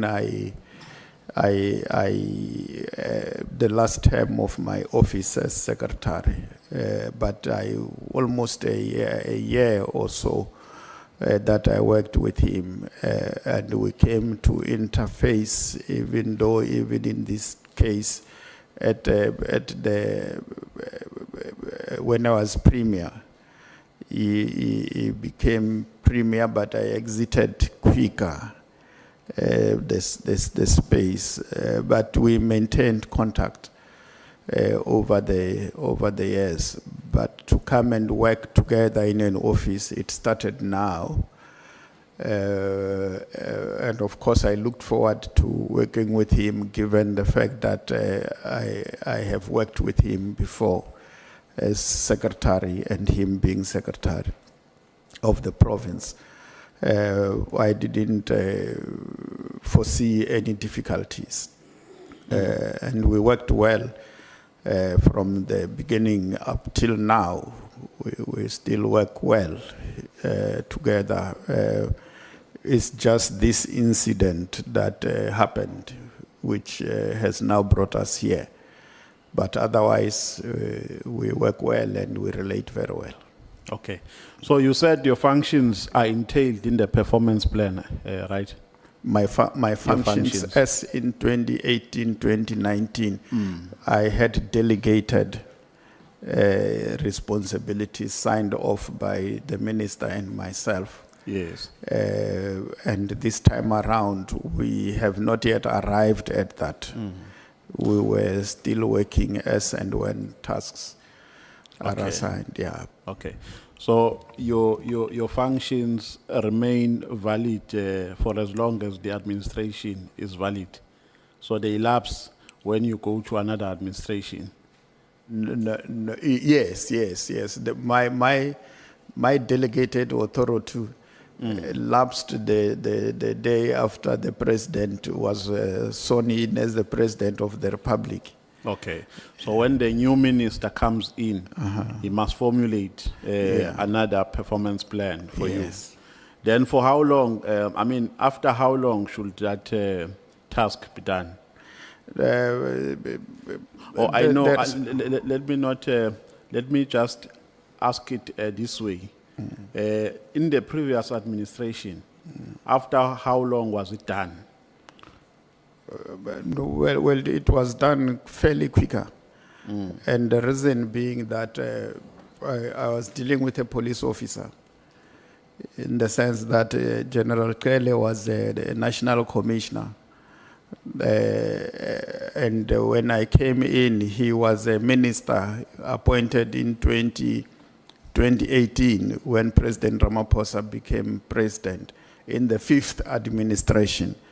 So when the 6th administration came, General Kelly was reappointed as Minister of Police. So you had somebody who was fairly conversant with his responsibilities. And that explains why it was quick. With Minister Mkhwanazi, he had to understand the complexities of the institution. Mind you, here you are talking of a department with 4 departments, basically 5 departments in one. Your police, your DPCI, your civilian secretariat for police, and IPID, and ultimately CIRA, and the entities like your DNA board, DPCI judge. Those are the instruments that belong to this one department. So it's not, you can't just walk in and suddenly know who must do what. You need to fully understand. When you delegate people what you understand yourself. Yeah. So does it mean even the other DM, because we have 2 deputy ministers, right? Yeah. Does not have functions that are delegated to him? Yes, not yet. So both of you? Yeah. Now, if you are to be honest with us or with South Africans, do we need deputy ministers? Do we need two deputy ministers in SAPS? Absolutely. Under the circumstances, because you are, I think you are, how many months have you been in office? Have you spent in office? A year. A year. You have spent 12 months in office with no delegated functions, because that indirectly means that you add no value to the minister's work. If after 12 months he has not given any function to you through a performance agreement. So he is simply saying, you guys are not adding any value to my work. So there's no need for me to formulate any performance agreement or any performance plan that delegates functions to you. Because a performance plan is triggered by the practical need, by a practical need. They don't just take it from the atmosphere. When there is a need for you to do something, they write that need down and give you responsibilities to resolve those needs. Now, that has not happened for 12 months. Now, do 2 deputy ministers add any value under the current form? Definitely they do, Honorable. It doesn't mean that delegations, because delegations have not done, therefore, the department can function without deputy ministers. It doesn't mean that. There is relevance to their creation. And as I said, that SAPS is not like other ministries. It's a huge department. A department that is complex in how it is structured. There you have 4 entities that are in themselves departments, and you need to preside over them. So yes, there is a need and a necessity. The delay, it's a delay that we have had, but that delay cannot explain why why you can't have deputy ministers. It had nothing to do with that. Yeah, no, I hear you, DM, but I disagree. A delay for 12 months, not just an ordinary delay, for 12 months without any task given to you. No, in no, terms of, I know that now it's issue-based, Yeah. but it's not in terms of the performance plan or in terms of the performance agreement. And that makes things to be difficult for you, because I know that, I know you as a politician. I know that you are an efficient person. So I'm sure that even the current circumstances, they are a frustration to you, because you end up sometimes not knowing what to do, because there's actually nothing that gives you a responsibility from a performance plan. And the delay is inexcusable. It was going to be excusable maybe if it was a delay of 1 month, 2 months, but you have spent 12 months in office without a performance agreement. And whereas you are two, we're not talking about one deputy minister, 2 deputy ministers. No, look, there is no way that the delays that we have experienced, you can say on the basis of that you don't need deputy ministers. You can't. I believe the nature of the organization you are dealing with necessitate the need for that. And you must deal with the delays. And I think, like I said earlier on, Honorable, that if Minister Mkhwanazi, tomorrow we rise and we conclude and he must come to work on Thursday, I'm certain that delegations will be attended to. He's ready to do that. So, DM, can a justification that says the reason why you were not consulted as deputy ministers is because there is no performance plan or agreement that was given to you? So actually a need to consult you did not arise because of that prevalent fact. Would you agree with that? Would that justification accord with logic? I don't think it will be appropriate or correct to reach that conclusion on Honorable. You can't, on the basis of that letter, then conclude that that is the motivation why it was crafted the manner in which he did, because it's not. He himself have said before you that he was resting at home and he was thinking about the tasks at hand, and he decided to pen that letter, and nothing beyond that motivated him to do it the way he did. And I think he concedes as well that yes, he has written the letter, but also those who felt things should have been handled differently, they should have picked up a call. And I think one of the honorables here asked a question to say, while you expect a call, why didn't you call as well? Didn't you think it's wise for you to call? And I guess he considered that it's both ways. So it really had nothing to do with efficiency or non-efficiency of deputy ministers. It's a decision that was made, and I think with retrospect, it could have been made differently. Okay. The minister, when he was here, he cited the Constitution as a source which gives him powers to do, which gave him powers to do what he did on the 31st of December. And he said the Constitution gives him a right to issue directives. Yeah. Now, my reaction to that is that there is a difference between a directive and an instruction. A directive must be given in terms of the constitutional order.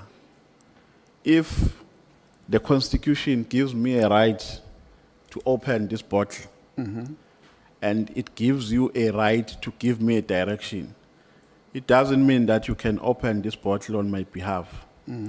It means you can say to me, Nomvalo, I think you must open this bottle. And then a directive is limited to that extent. A directive can't mean that you can take a decision on my behalf. Now, if I characterize what the minister did, I characterize it as an instruction. An instruction which went beyond a constitutional order. In my view, an ideal scenario would be a situation where the minister calls the National Commissioner and say, National Commissioner, in my view, there is absolutely no need for this PKTT at this moment. It does not add any value anymore. It is wasteful expenditure. So in my view, the task team must be disbanded. So what the minister did, in my view, is that he did what was supposed to be done by the National Commissioner under the name of a directive. And that was a serious misunderstanding of his of his constitutional obligation on his part. Do you agree with me if I put that scenario? Well, the letter was written in the manner in which it was crafted and sent to the National Commissioner. The interface that must happen between the executive authority and the counting officer, it's a dialectical interface between the two offices, as I tried to explain earlier on, that the executive authority need to interact with the accounting officer and vice versa. If the executive authority issues out a communique that the accounting officer feel is out of sync, there is a responsibility on the side of the accounting officer to say this is out of sync because of the following, and it can be done that way. And they should take it like that and proceed, because there is no other way that things can be done except that interface between the two. If you look at the earlier comment about a meeting that took, I think it's the meeting of the 5th, where the minister led a delegation to the portfolio committee. Effectively, the minister submitted to the portfolio committee that the PKTT is going to be dissolved, and is going to be, this process is going to be done in phases. There will be a transitional period. That is the presentation that served before the committee, presented by the minister. I'm saying presented by the minister because when we go and appear before the portfolio committee, we are led by the minister as the executive authority, and the National Commissioner is the accounting officer. When we present through whoever is presenting, delegated by the minister and the National Commissioner ultimately presenting, it is the minister presenting because it's his document, but it is presented through somebody who is in that space. But technically, it is the decision. It is the minister's decision to talk of that transitional approach. The National Commissioner says, no, I agree to a phased-in approach. But the two of them appeared before a committee and presented an approach to how the PKTT process must be handled. So despite the fact that there is a directive that was issued but they presented jointly to say this is how it's going to be done. And that was totally against what the directive was saying. I don't know whether I'm with. Yeah, I'm following you, DM. Yes. So, in conclusion, you agree with my statement or with my narrative that the decision does not fall within the ambits of a directive entailed in the Constitution. In fact, that was not a directive, but it's a decision that was taken on behalf of the National Commissioner, and he was simply instructed to implement it as is. Did you agree with that narrative? No, but what was implemented is different to what is written in the letter. I'm saying the interface between the accounting officer and the executive authority is a dialectical relationship. It's not a one way that do this and what you say gets done the way you want it to be done. You say do this, and the administration come and do what you say they must do, but in the manner that it makes sense. That's why it became a phased-in approach as we presented. I would say I would slightly differ with you and say in the manner that is permissible. Well, that's fine. That's fine. We're saying the same thing. Yeah, in the manner that is allowed by the law or by the Constitution. We're saying the same thing. I agree with you. Yeah, in this case, because if you say in the manner that makes sense, that can be subjective. Of course. Because what makes sense to me might not make sense to you. But there is a Constitution which gives guidance here on what a directive is and how the directive can be issued to the National Commissioner. Now, there is a proposition that you are making, which I agree with, but I just want you to broaden it a little bit by giving more substance to it. That of making documents electronically, I mean dockets, because the conclusion that I've drawn from what you are saying is that the current system is vulnerable. Documents can be stolen, and the content therein can be altered, unfairly so. Now, before I go to the question that I want to ask, there is an issue of documents, of dockets, which were taken from KZN to Pretoria. Yeah. Are you aware of that? I was not aware of that until I was notified that something like that happened. Oh, when were you notified? I think it was, I don't know of the exact date, but I can get that. I received an SMS from General Sevilla that there are dockets that are being taken here to KZN, which were brought in here, and those dockets can't be touched because the commission, they must be given to the commission, something like that. That's when I realized there's something like this, which I raised the matter with the National Commissioner. And the National Commissioner said, no, he will make sure that nothing happens that jeopardizes the work of the commission. Okay, so that was after the press briefing of the 6th? Yeah. Okay, but before they were taken to Pretoria, you were not aware? No. And before the press briefing on the 6th of July, you were not aware? No. Okay. Now, you are saying because you were also responsible for the backlogs under the administration of Minister Cela. You are saying this modernization that you are proposing can resolve all those challenges, including the issue of a backlog. Yes, it can. Yes, it can, because the problems of the backlog were not necessarily a problem or a challenge of modernization. It was just inefficiencies in the administration of the laboratory, the things that they work with in the laboratory. For instance, the machines, they need to be maintained.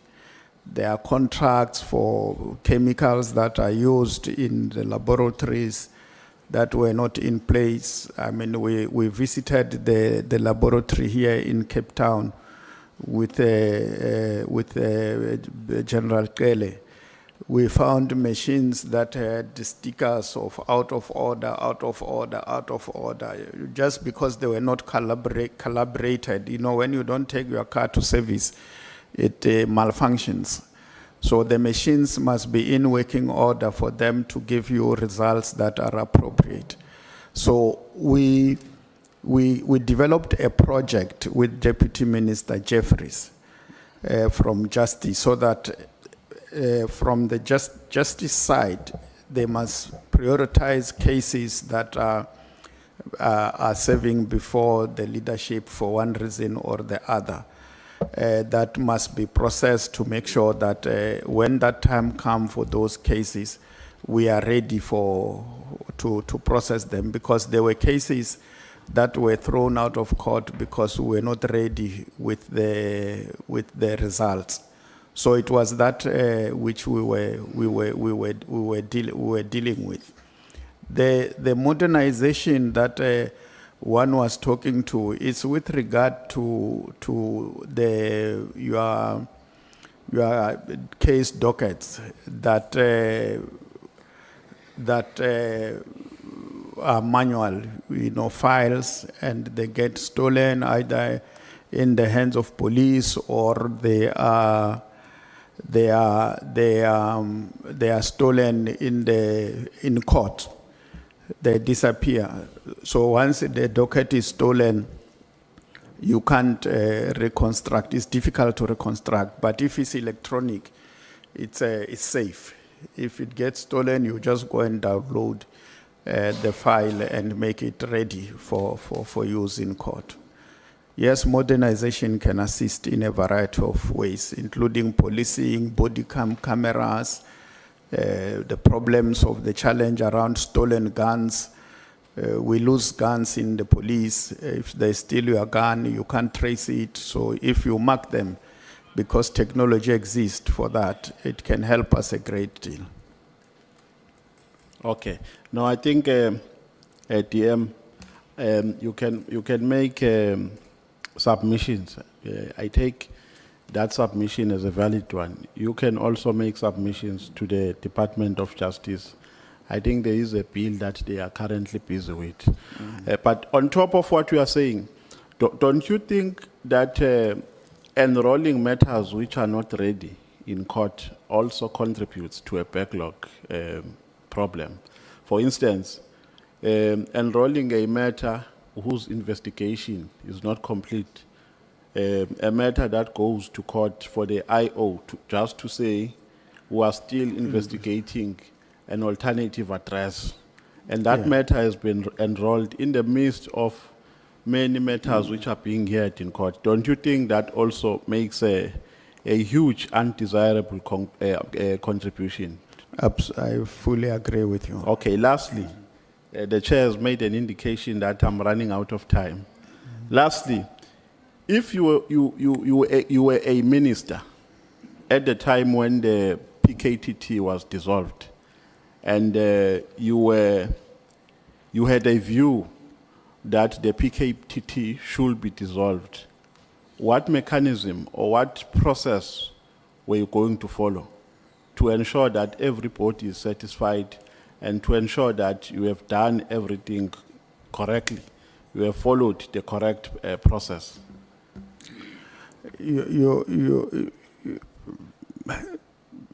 When you are a minister, you are part of a team. And you must always work with your team if you want to be victorious. It's teams that win championships. If you don't have a team, you won't win a championship. I believe that should be the approach in any environment. Without that, you won't win. It's like now, if the chair can provide leadership and chair this committee, you will not end what you are supposed to do. And I think he has been chairing the committee in a manner that there is progress. I don't know which date this is, but you have been sitting and there is progress. Yeah, you need a team person in any environment. Thank you. Thank you very much, Chair. I'm passing the baton to Honorable Shongwe. Yes. Let him run his lap. Thank you, Chair. Do you call 10 minutes a lap, Chair?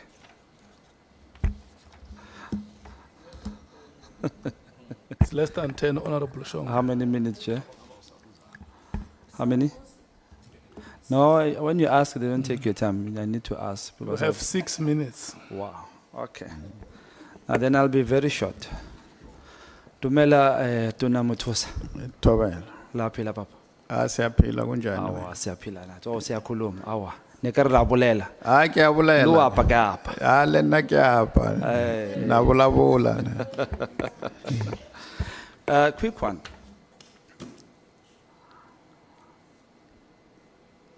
I'm worried and concerned. My colleague asked you here, Hori, the fact that it's been a year and you guys don't have a delegated work clear to you to do, in fact. Doesn't it that worry you, Hori, we are wasting taxpayers' money somehow? Look, I will be the happiest to have my responsibilities clearly defined. But I also appreciate where we are, where we come from. And we are not just sitting idle, waiting to be given responsibilities. We are working as a team. We do things. It's just unfortunate that we have, which brought us here, the crafting of a note, which if it was not done, we wouldn't be here. But generally speaking, we have been a team dealing with policing, and there have been progress registered by the team. And I think we were on the right track to dealing with criminality in the country. The way we have positioned ourselves, the way we have been able to look at the structure, the way we have been able to look at the personnel at our disposal, which can then augment the work that we do. For instance, folding the inspectorate. It's a major achievement for you to do something like that, and to also come to the determination with the structure that we have before us to say, yes, we are going to have visible policing, but at the same time, we are going to have operational response team that basically goes into an area and ensure that when they leave, the area is not the same as it was before. And the approach that have been adopted now, we have what we call Operation Nhlanhla Phase 2, which is slightly different to the way we have been dealing with Nhlanhla, which we launched then under Minister Kelly. So we were on the right track, the right focus, and something came and disrupted that thinking or that flow that was unfolding. But I believe that despite this, we still are on track, because this structure that is in place, there is no way that it will be shelved and not be implemented. It has been signed off by the National Commissioner. The unions are on board.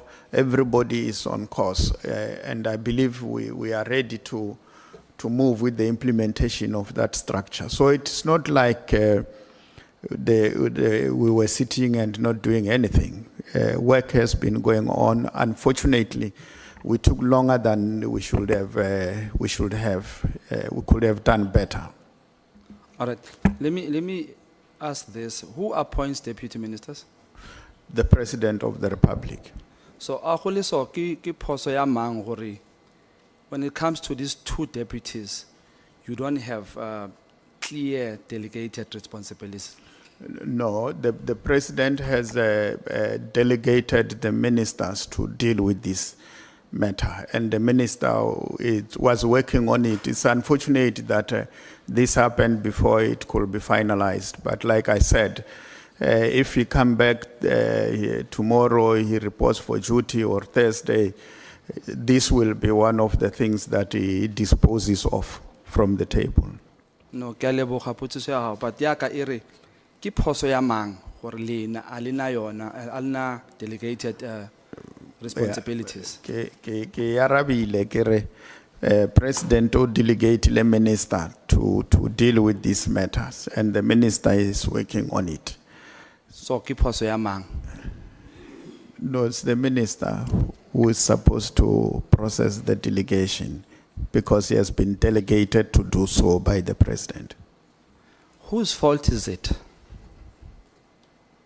that you don't have responsibilities? Which minister? No, not that I don't have responsibilities, that we have not signed off the delegated authority. We have not signed off. So as soon as the minister is ready for us to do that, we will be able to process that. All right, ke a bona hore a re thole answer mo karabo mo.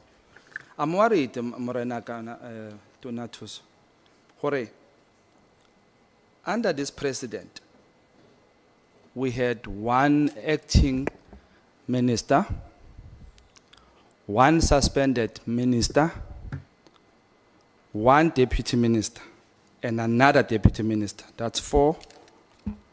And another acting minister, 5. And all of them, they are coming in the space of this financial term.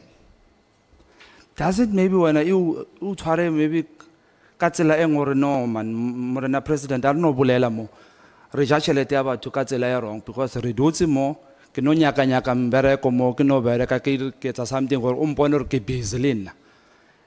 Because what you are saying to me, you are saying you are working, you are doing something. It's like, look busy, Jesus is coming. No. So to me it gives me that. Doesn't it worry your conscience, Hori?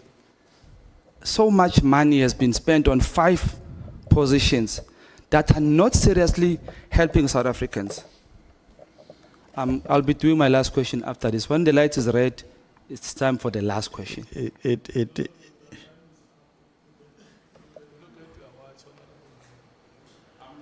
Once. Which party are you coming from, sir? Which party deployed you? Is that part of your terms of reference? No. Because I want to bet. So it is political interference. That's what I want to know. It's political, part of political interference. Look, I am a member of the African National Congress. And your second deputy? She's a member of the ANC as well. But member of ANC as well? Absolutely. You may answer that question. Thank you, Chair. Remember, there's a question.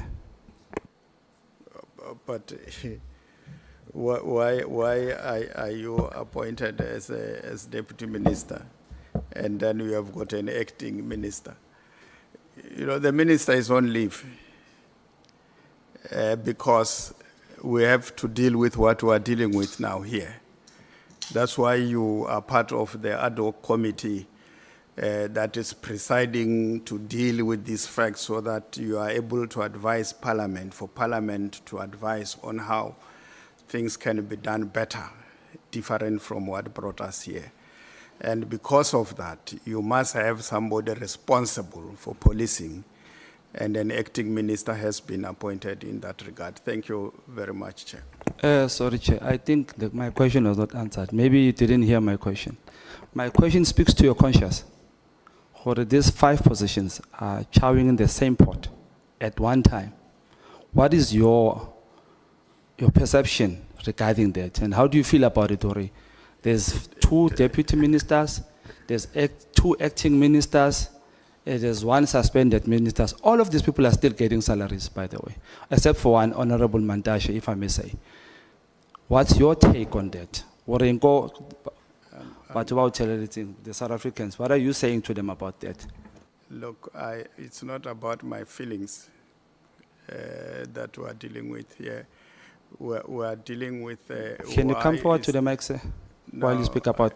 I think, Chair, I don't think the member, the question that is raising is relevant to what we are dealing with, and I've tried to answer him. He's not satisfied with my answer. I can't answer beyond this. So you are satisfied with the answer that you have given? Yeah. Okay. Honorable members, Chair, we will come back Sorry, Chair. at 4:30. point of order, Chair. If you say, you're asking the Honorable sitting there, Worry, is he satisfied with the answer? What is the answer? What was the answer? I didn't hear an answer, sir. Yeah, what he says is that the answer that he has given to you, he stands by it. Answer to which question, sir? My understanding is that the question that you were asking was a follow-up, and that is why you were able to clarify it. Chair, which party are you from? I feel there's a defense here, Chair. I feel that way, not disrespect intended, because the question I asked, Chair, if no mamets, if Ngarim fair answer when that he gave me, you can't give it to me. Unless Chair, when you can just clarify tomorrow. No, he answered this way in this You question. asked him a question Yes. about appointment of 5. I listened very carefully. Yes, and what was the answer, Chair? And he responded. Which was the answer? I didn't get the answer, Chair. That's what I'm asking. But you asked a follow-up question. You even said to No, I him was that- clarifying the question, Chair. No, listen to what you said.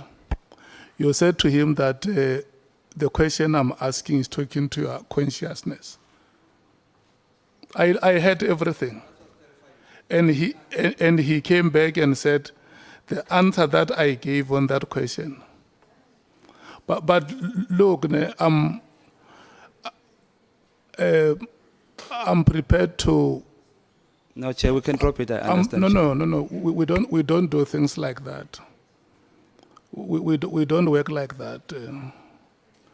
Because at the time you finished questioning, it was 18 minutes past 4, and your time has ended at 4:15. And how I want us to conduct proceedings must be in such a way that we show respect to one another as members of this committee. When your time is up, it is up, and that must be the understanding, honorable members. Because I wanted to call a break, a 15 minutes break.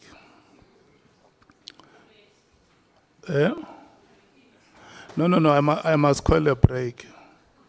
But before I call a break, I want us to get back to our business.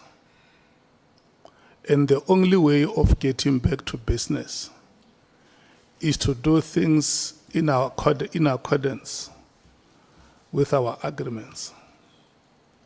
When time has expired, it has expired, and unfortunately we can't reverse the clock.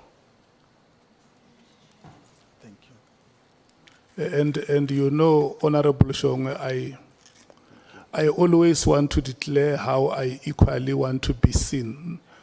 It's not just about treating you equally, but manifestly seen, treating you equally. And I just want to request that we have that kind of cooperation which will help us to achieve the work of the committee. Thank you so much. It's now 22 minutes after 16 hours, so I'm giving you a 15 minutes break. We are going to come here at 20 minutes before 17 hours. Thank you. Honorable Cameron has been released. He has a commitment this afternoon, so we had to release him. Thank you so much.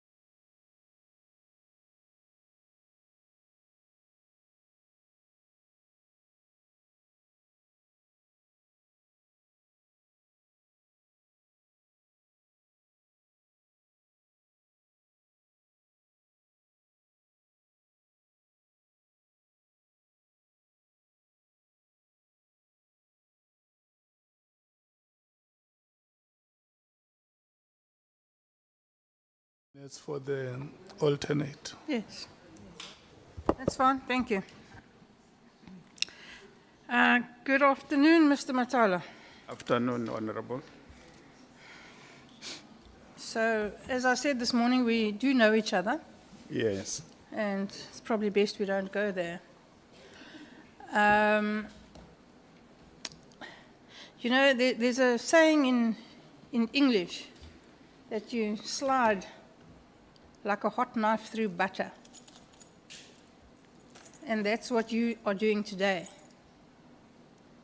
You're sliding like a hot knife through butter. You saw nothing, you heard nothing, you did nothing. And you know nothing. So I'm wondering what it is that you came to do here today, and how you think that approach of I saw nothing, I said nothing, I did nothing, I heard nothing, I know nothing, is helpful, because it's not. Could you just tell me how you think it's helpful, please? I thought, thank you, Honorable, thank you, Chair. I thought I responded to the questions that I have been asked to the best of my ability, and I didn't say I saw nothing. I said nothing, because I didn't say so. I spoke to what I saw, and I'm speaking to what I know.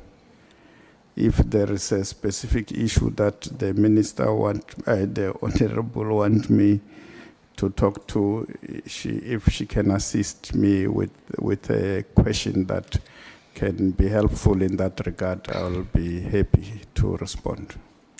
You, like General Cele, are very good at this. You look very polished, you present very well, you're very eloquent. And so, you know, you look like, forgive me, the average accomplished deputy minister in a government. And you do that very well. Thank you for the compliments, but I was not aware about that. No, I mean it, I really do. The difficulty is this, Mr. Matala, is that you've been a deputy minister for a long time. This isn't the first time, is it? Yeah, correct. Yeah. And you have a long political career. You've been the premier of a province, granted a province that you drove into the ground, but which is virtually incorrect. Bankrupted it, but nevertheless. Which is incorrect. Yes, well, that's not what we're here to debate today, unfortunately. But it's factually incorrect, Honorable. You can check the record of National Treasury that there was no such. Yes, as I said, that's not the question. So the question is coming. It's not the question, I agree, but it's factually incorrect. So you've said. I have never responded to the issues and the media statement around the Limpopo issue of being brought under Section 100. And not because I agreed with what was said, because I thought it's the right thing to do. And I can't, Chair, through you, allow a narrative here that misrepresent facts, because you have disagreed with me, and that's fine. The reasoning behind Section 100, why it was implemented, and the issues that were put on the table were incorrect. And Mr. National Matala, Treasury itself... Mr. Matala, I'm asking the questions, not you. Honorable Deputy Minister. I am asking the questions, not you. Honorable Breitenbach, let me remind the two of you. Honorable Deputy Minister, all the witnesses that appear before us, they come to us as the guests that we have invited. And Honorable Breitenbach, having invited the guests here, we have a duty to hospitality. Indeed, quite frankly. So he's answered what was not a question, and I'd like to move on. And I'm not going to allow him to use up my 30 minutes by rambling on this issue. And that's just how it is. May you please proceed and ask your question? Yes, well, I will, if the guest will, keep quiet for long enough for me to ask a question. Mr. Matala, you mentioned when you were talking to, I think it was Honorable Namvala, although it might have been Honorable Skosana. See, they've both lost interest and left. That we're here today because of a memo that was sent. Are you referring to the directive of the minister to General Masemola? Yes. And you said if it had not been for that memo, we would not have been here. Yes. So do I understand you correctly that your view is that the reason we are here today is because Minister Mkhwanazi wrote a directive closing down the political killings task team with what he said was immediate effect? Yes. And we're not here to address the systemic ills that have beset the South African Police Service for years, for more than a decade. That's not what we're here for. We're here to address the memo. Is that honestly what you think? No, the memo is a spark that ignited, and as a consequence of which Parliament must establish facts on the issues that General Mkhwanazi has raised. So you are not here necessarily to discuss the letter. That's why you are asking questions beyond the letter itself. So Mr. Matala, then, can you tell me why it had to take General Mkhwanazi to get up on a Sunday afternoon and make this public statement when everything he said is not unknown? It's nothing new. He didn't think of it on Sunday morning and get up and say it. These are problems that have been there for years and years and years and have been left unaddressed by one administration after the next. Why was it necessary for there to be a spark? Why was this never addressed? Have you any idea? The problems, through your chair, that have to deal with the transformation program of the country and the issues related to that are complex, and dealing with them, it is going to take a while. It took us a while to arrive at 1994. And to create a perfect system from where we are going forward is not going to be an easy process. And I think this explains why we are here.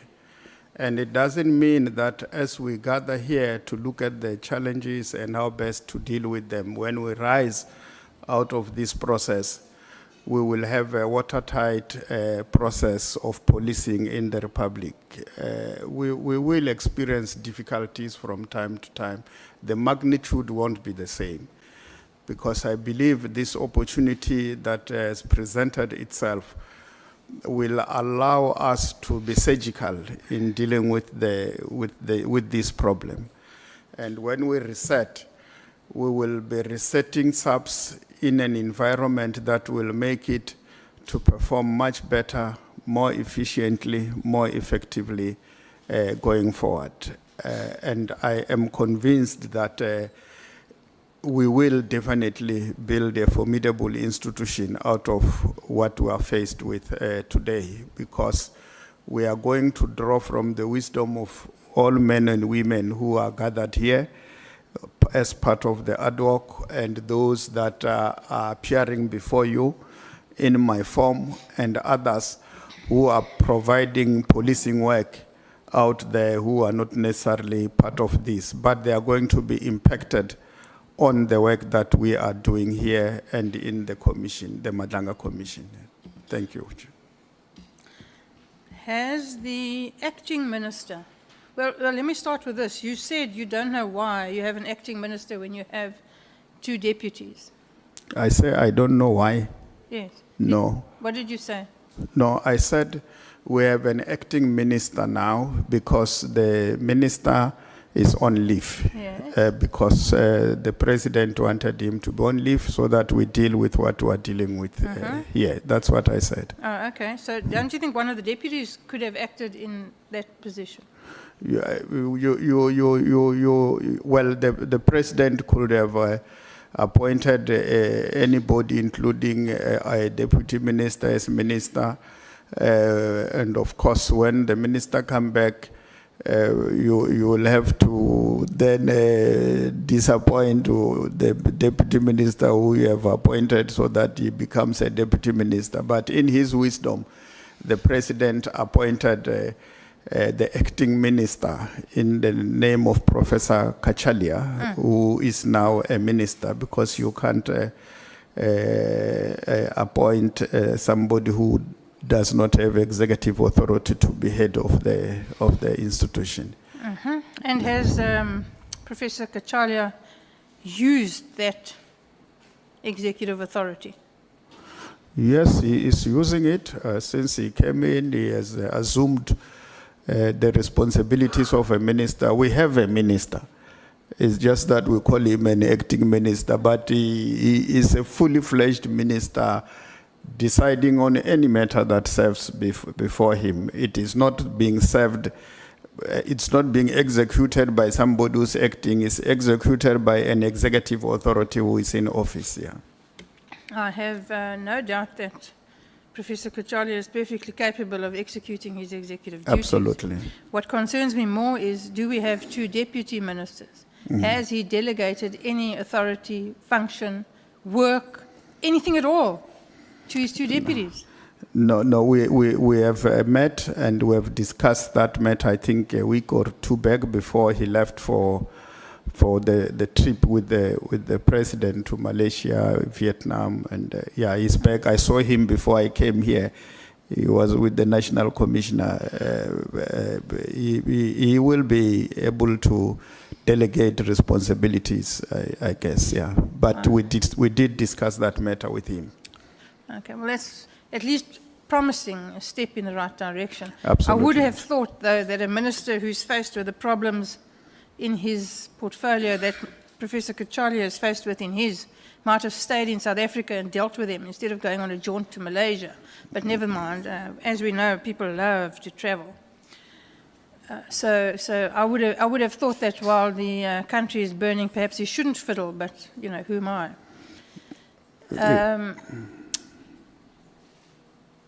So tell me what it is, Mr. Matala, that you do every day when you go to work.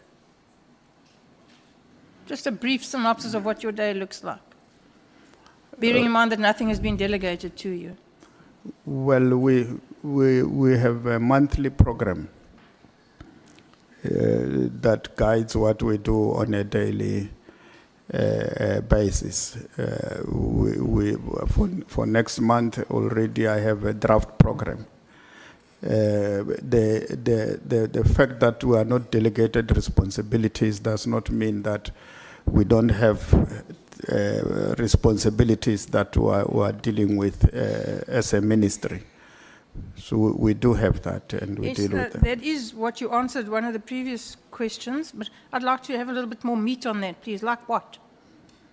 Well, it depends on what I'm supposed to do on a Friday. It can either be things that have to do with the Civilian Secretariat for police, or IPID, or CIRA, or sometimes various divisions within the police that we are dealing with.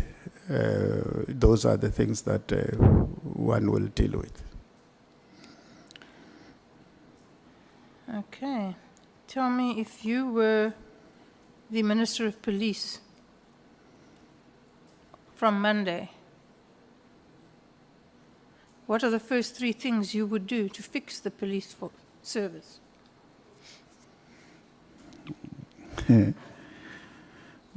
Yeah, unfortunately, I'm not. You've already told us you have all this optimism and you know it can be fixed. And so Yeah, you must have I ideas. do. I do believe it can be fixed, Well, definitely. then you must have ideas. Share them with us. Well, stabilizing the police and ensuring that we have a team that is operational, that work together. That will be my priority. But I've never thought about along those lines because I believe. But if I'm given that responsibility, definitely, I know what needs to be done. And Okay, Mr. Matala, that's a platitude, you'll forgive me. Stabilizing the police force and creating a team to make sure you get the job done. That's like, you can read that on the back of a chappie's wrapper. What will you do to make that happen? How will you do that? Tell me. Well, the first thing to do is to interact with the National Commissioner and his deputies and the various divisions that are there, and the provincial commissioners, the Director General for the Civilian Secretariat, and the Executive Director of IPIT, because this is a team, though they do different things, but they are supposed to work together in a manner that they all understand their different roles, but how interdependent the three institutions are, because even when they were constituted as a department that are independent but that are interdependent at the same time. What would be the first thing that you would do to rid the South African Police Service of corruption? One of the things that needs to be done is your lifestyle audit of all senior members and ensure that everybody adheres to what have been put in place as the rules that must be adhered to, be it in supply chain, in human resource management, and in the main, there must be consequences for any wrongdoing. And it should be done through a fair and transparent process, but consequences must be there. So you're talking about accountability. Absolutely. Would you agree with me, Mr. Matala, that years, decades of this approach that connected people, politicians, high-ranking individuals, net worth individuals, slide through butter like a hot knife with no accountability, has led to the South African police being in the mess that we currently sit with? The Honorable, there must be accountability, and that is non-negotiable. If anybody engages in wrongdoing, there must be consequences. The absence of that will create a problem of paralysis, because they look up there and they see this one doing wrong things and there are no consequences, and the juniors will follow. So you can't allow that to happen. You and I agree on that, Yeah. oddly.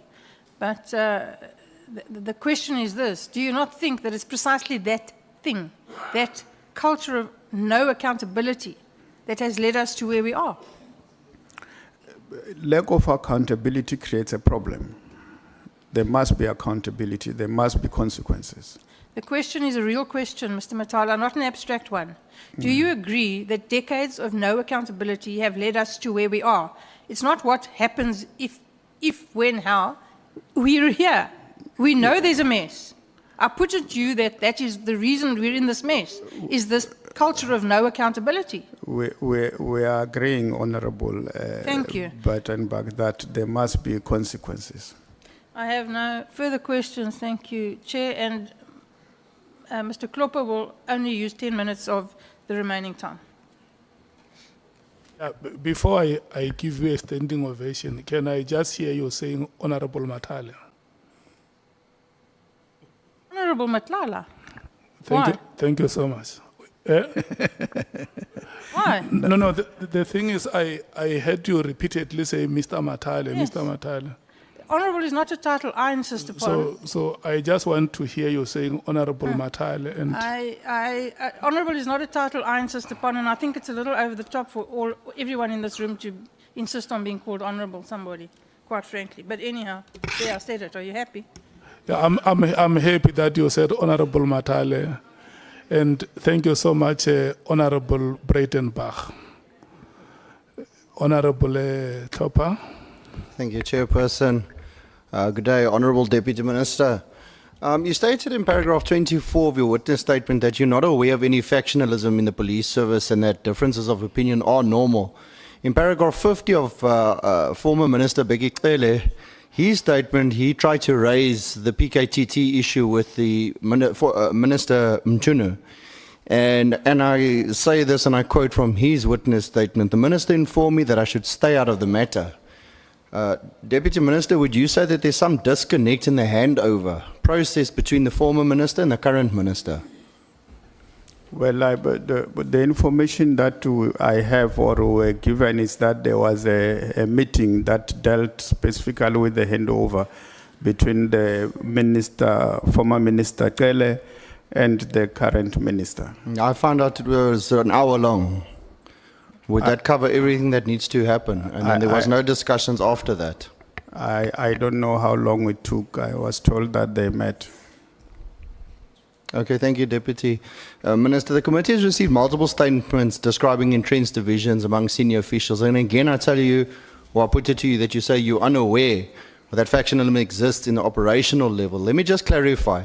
The National Commissioner versus the Deputy National Commissioner with the different accounts on how to handle the PKTT. Their statements are dichotomous.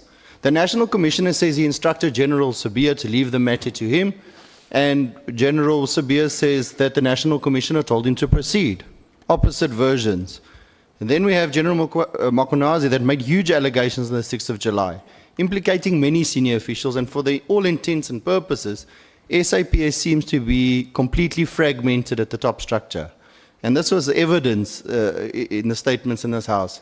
And given this, Deputy Minister, I ask you again, do you still think that there's no factionalism?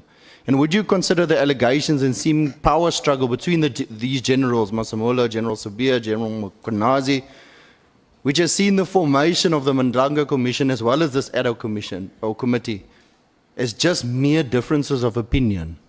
But how do you come to the determination? Thank you, Honourable Member, for that question. Thank you, Chair, through you. How do you come to a determination that the differences of approach or understanding or interpretation of what is on the table is factionalism?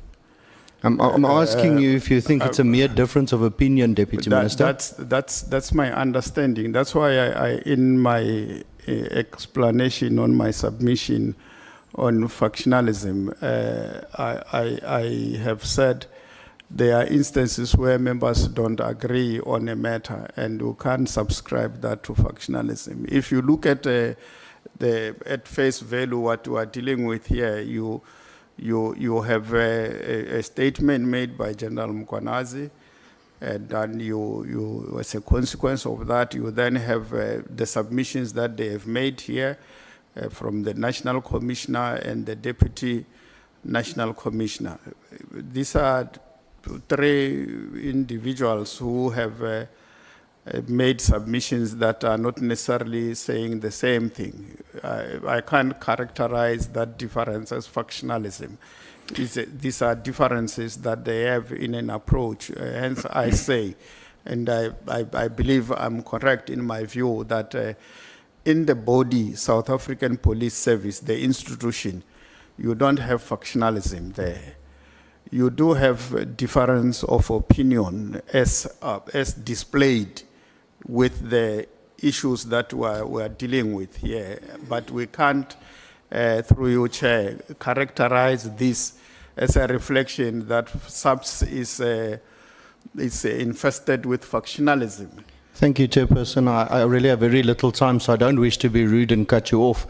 Because there's been so much play, Chairperson, in this House on words, I would then ask you in a different way, Deputy Minister, and to think of factionalism in a differently reworded way, because all explanations come differently. And factionalism is two groups within an organization that has a different view and interests at heart. So maybe factionalism in the context of SAPS should be phrased as corrupted SAPS members versus uncorrupted SAPS members. Crime implicated drug cartel SAPS members versus great hard-working policemen and women. Maybe it should be phrased as brown envelopes to certain individuals within SAPS versus hard-working policemen and women who earn their salaries the right way. Maybe it should be put as SAPS members serving their own interests versus the interests of those of South Africans. Would you agree with that version of factionalism in the SAPS, Deputy Minister? Obviously, I won't. Police officers that are honestly doing their work and serving the country to the best of their ability can be characterized as a faction. They can't. It will be wrong of us to make such a determination, because these are officers, professionals who are doing their job and they are doing it well. They can't be characterized as a faction. Thank you, Chair. Then I will rest there because it doesn't help us start another line of questioning. My time will run out. I thank you, Deputy Minister, for your time. Thank you for your answer. And let's just hope that those hard-working South Africans do know that we as a committee do see them. And we see them on top of a faction that chooses corruption over earning their salaries the right way. Thank you, Chairperson. Thank you. They need your support, Honorable, through you, Chair. And we appreciate the support that you are giving. Thank you, Honorable Topa. Thank you so much. Thank you, Honorable Chair. Honorable Nomvalo, follow up. You must be ready, Honorable Matthys. Yeah, no, thank you very much, Chairperson, for your courtesy. Minister, just want to be specific when I ask this question, because I think we've been too general. Is there no faction in SAPS, to the best of your knowledge, which consists of General Sibia, the Minister, and others, vis-a-vis a faction consisting of General Nhlanhla Mkhwanazi, the National Commissioner, Khumalo, and others? To the best of your knowledge. I thought that must be specific, Chairperson. Thank you. No.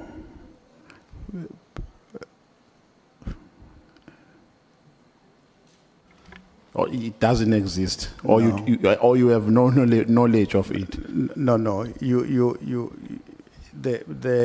The names that you have outlined and the posture that they seems to have taken can't be subscribed to a faction in SAPS, because they are not SAPS. The fact that the minister is a minister of police, national commissioner is the national commissioner of police, that does not make them SAPS.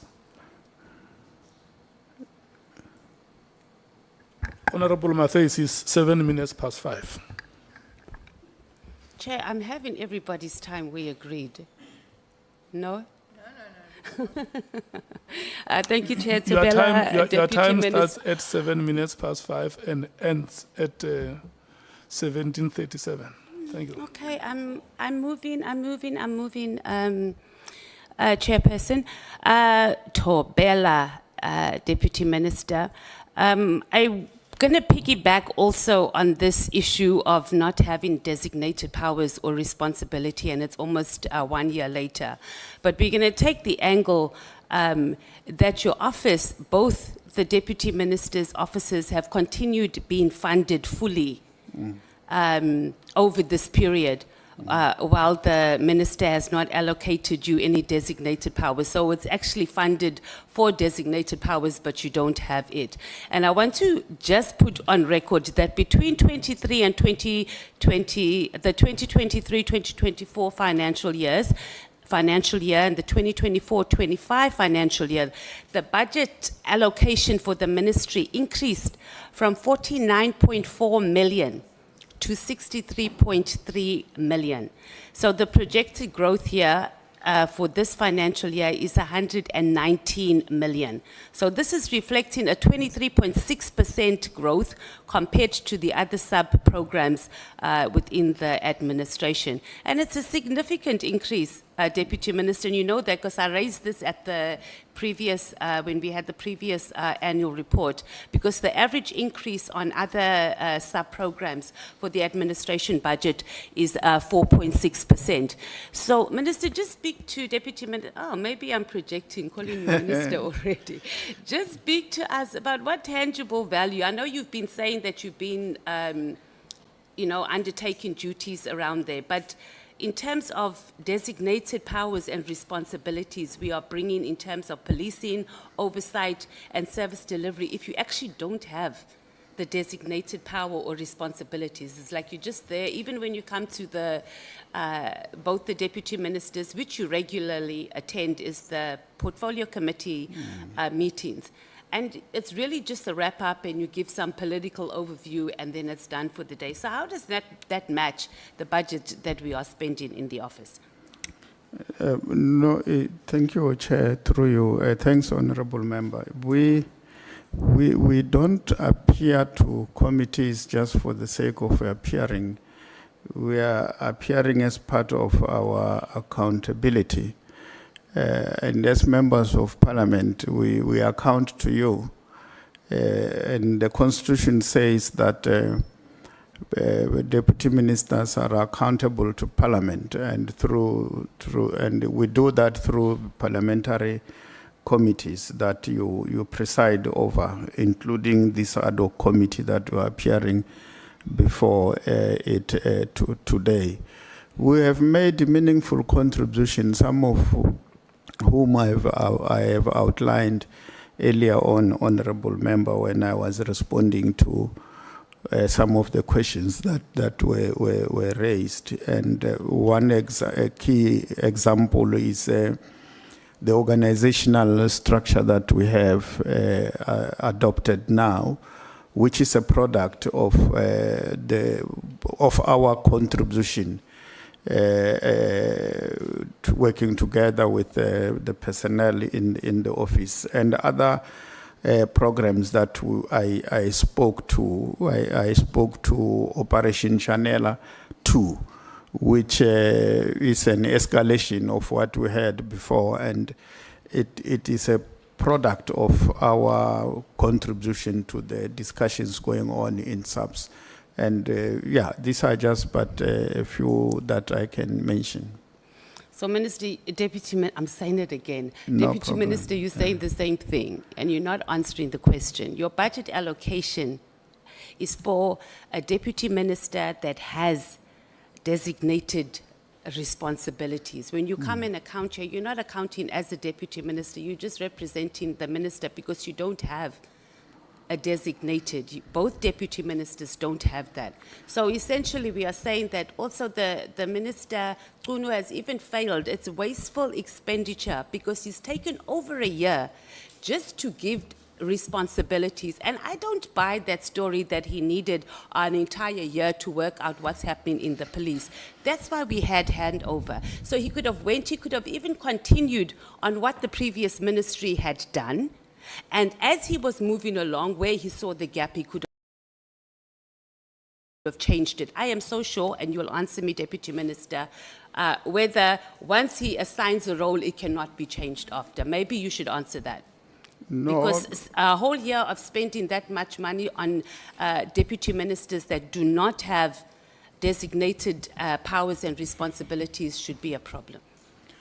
Thank you, Chair, through you. It doesn't mean that because there were no signed off designated powers, we were not given responsibilities to do as the deputy ministers. We did, and there are things that we're involved in, as I've outlined there as an example.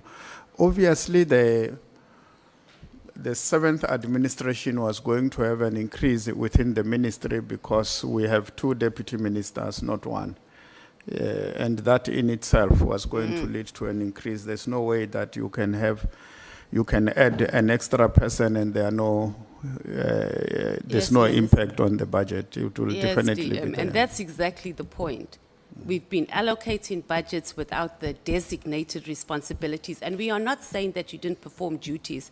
We are saying that the minister has failed himself to fulfill his duties on making sure that his deputy ministers have designated responsibilities, that they can come and answer for their designated responsibilities over here. Let's move on, please, DM. You've been a deputy minister for 6 consecutive years. So what's your understanding? And you were a bit wishy-washy on the constitutional roles between the minister and the national commissioner. You haven't come out very clearly on that, so maybe if you can just speak to that for about a minute, please, DM. Can you repeat your question? What's your understanding of the roles between the minister in terms of the constitution, between a minister of police, and a national commissioner? The minister thank you very much. The minister gives directives and develop policy, and the national commissioner implements. That's, yeah. And then clearly you are saying that the minister did overstep in giving directives that the political task team must be disbanded. No, I didn't say that. Okay, tell me what you're saying, Minister. That's what I I'm asking you. I said he develops wishy-washy. policies and gives directives in terms of the No, constitution. I'm saying throughout the day, throughout your testimony. So you haven't, that's why I'm asking, because it hasn't come out clearly. Do you think the minister overstepped in his, when he sent that letter to disband the political killings task team? Well, I can't say he overstepped, because the legality or to say the law does not allow that. So he was within. Okay, I got you. You answered this question that you weren't part of the meeting between former Minister Cele and Minister Kunu on the handover meeting. So you wouldn't be able to answer if the minister was briefed on the IMC. Let's move to...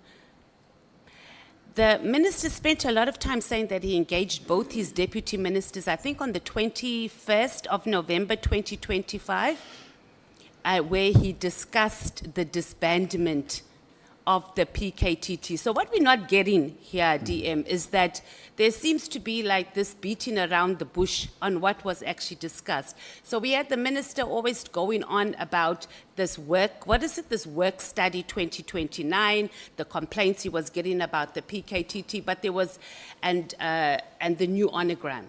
So these were some of the things that informed the decision. But it seems like there was never an open discussion, or maybe we're not being told, and we're asking you now, was there an open discussion, given that we are moving and we're setting up this, murder and robbery unit, we are going to shut down the PKTT? Like, was there a discussion like that? Or we were just talking around the bush that, okay, if we're going to empower the murder and robbery unit, that means that this PKTT is going to go. So help us out, please, Thank dear. you, Chair, and thanks, Honorable Member. I think what we should do or understand is that the work study was not necessitated to address the PKTT task team. The work study produced the organizational structure. And the organizational structure was not an organizational structure for the PKTT. It was organizational structure for policing in the country to deal with everything that has to do with the work that police have to do. And we arrived at a structure of SAPS. This is how SAPS must look like in order to deal with the challenges of the day. And of course, within that, we must take into consideration crime intelligence. That structure as well was part of the structure that came, which was not there in... the process started in the 6th administration and got concluded in the seventh administration. It has got nothing to do with whether the PKTT must disband or not. It's a separate process. The dissolution is a different discussion altogether. And yes, we did discuss this, including the political killing task team. Okay. So again, that's what we keep getting, is that this onogram, we're moving in this direction. We didn't discuss the PKTT in particular. But how is it that the ministry did not know that just disbanding the PKTT is a ticking time bomb, and they should not engage those who are involved to at least smooth the waters out? I mean, you, Minister, yourself, you are Deputy Minister, you're a seasoned politician. You know that when you're making decisions that are going to affect people, affect people's livelihoods, the first thing you do, even if you're going to stick to your decision, you call them and you have a meeting. Right? So I'm again asking, in those discussions about the new onogram, am I saying the word correctly? That word. Was there the discussion that because of this PKTT is not? It wasn't, right? Because we were just beating around the bush to say this is how we're moving, and anything else that's not there, we're not going to mention it. We're moving like this. But did you, the other deputy minister and the minister have a discussion, in particular on the 21st or 22nd of May, around that time, where there was an agreement that you're going to disband the PKTT because it doesn't fit into how we want to move as the ministry? Yeah, I'll answer that by talking to the presentation through you, Chair, that we made to the committee. Wherein we submitted that there will be a phased-in approach on the issue of the PKTT. And this presentation, when it was presented to the committee, the delegation was led by the minister and the national commissioner. And I said, that is the presentation that was made by SAPS to the committee on what is going to happen, and that's what is happening. Okay, so before we get to that meeting, I'm saying, was there the discussion? So you're saying that the discussion you had with you and the two deputy ministers, the discussion in November was around a phased-out approach. And then that was presented in the portfolio committee later. No, there was a discussion around the dissolution of the PKTT before the letter. And then the letter came, and there were interactions that led to the presentation that we made. Okay. Okay, I got you. Yeah, and it is that presentation says, this is the perspective of how this process should unfold. We are presenting to the committee. That's what I'm saying. When I say we, I mean led by the minister and the national commission. So there was an agreement between the two deputy ministers and the minister that the PKTT must be disbanded. So you were just shocked when you saw the letter because you didn't, I'm asking, you didn't expect that it was going to be issued as a directive on New Year's Eve. Were you surprised that the letter was sent, or were you surprised about the content, about the disbandment? It's the letter. Okay. Yeah, and what it was saying should happen and how. Okay. And then let's go to the portfolio committee meeting. You attended, and then towards the end, we had the KZN commissioner mention Brown Mkhwanazi implicated the minister for knowing him. Did you have a debriefing after that as deputy ministers and the minister about what happened in the portfolio committee meeting? We were on virtual. We're not physically. So you don't have. So you I think I was in Cape Town myself. Yeah. Yeah. So you didn't, because you earlier today you said generally before you go into portfolio committee meetings you have a caucus Yeah. So only when it's physical sitting, not when it's virtual? The issue of, the briefings, depending on where we are, all of us, if we are not in Pretoria or here in Cape Town, we'll do it virtual. Okay.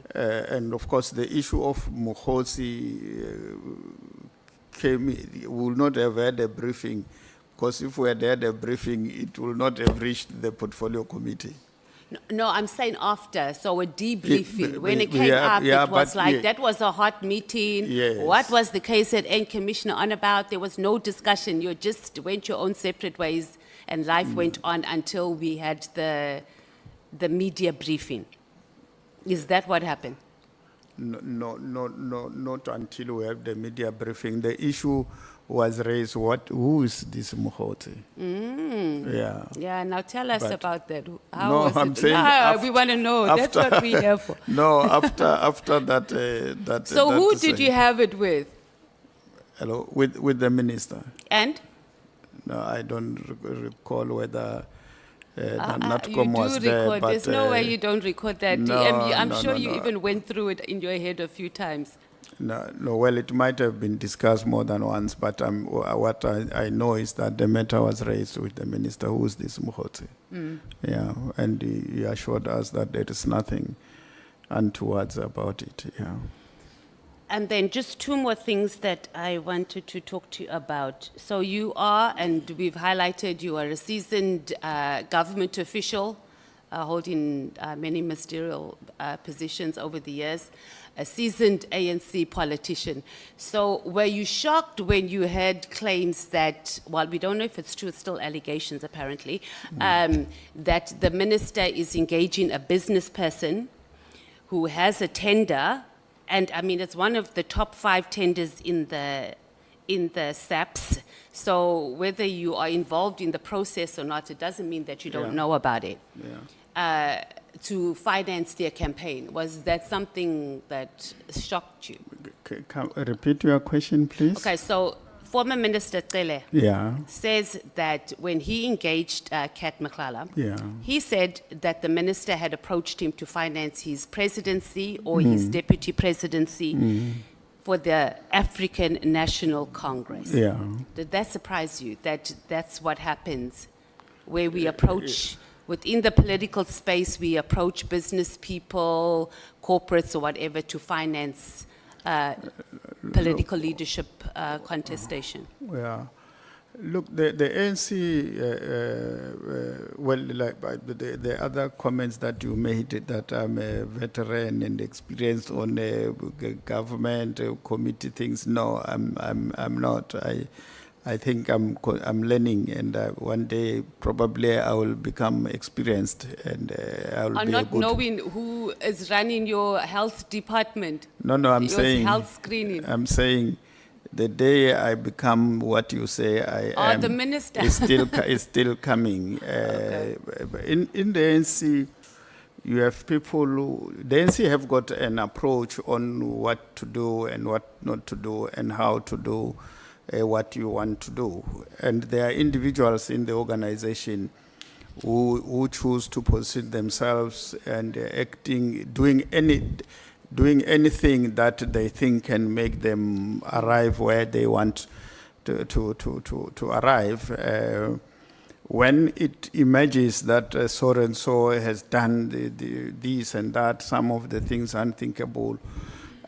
Fortunately, I was fortunate enough to have worked with men and women who taught me the working of the organization and also prepared me not to be shocked when certain individuals do things that are an ANC. It doesn't matter who they are, even if the person is a president of the organization. If they act in a manner that is not in sync with the organization, I don't get shocked.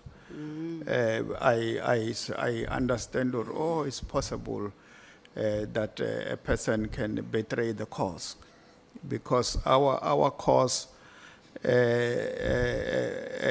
it's very complex, very difficult, very long.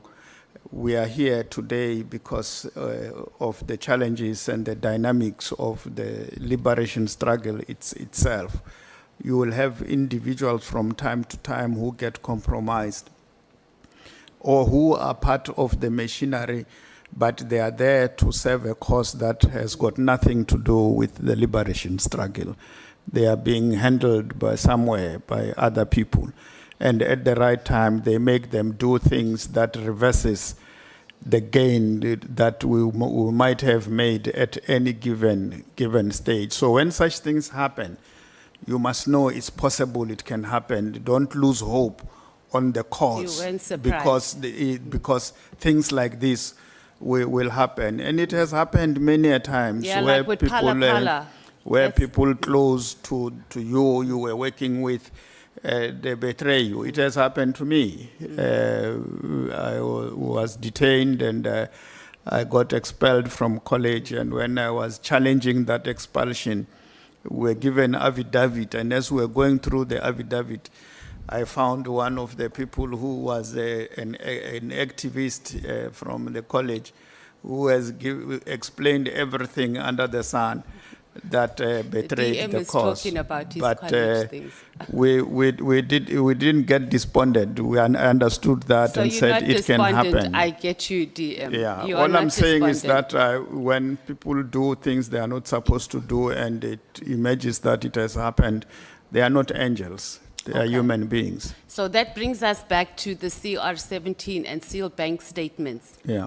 because we've used state institutions to also hide what's on there. And this seemed that what was going on, and if it is indeed true, that we have political parties accessing businesses, whether it's through those that are having big tenders, corporates, or whatever it is, to fund their positions in leadership positions in political parties, then they come and they use the state institutions to seal that so we don't even see what's going on. Thank you, Deputy Minister. Oh, one more question, just one more, Chair.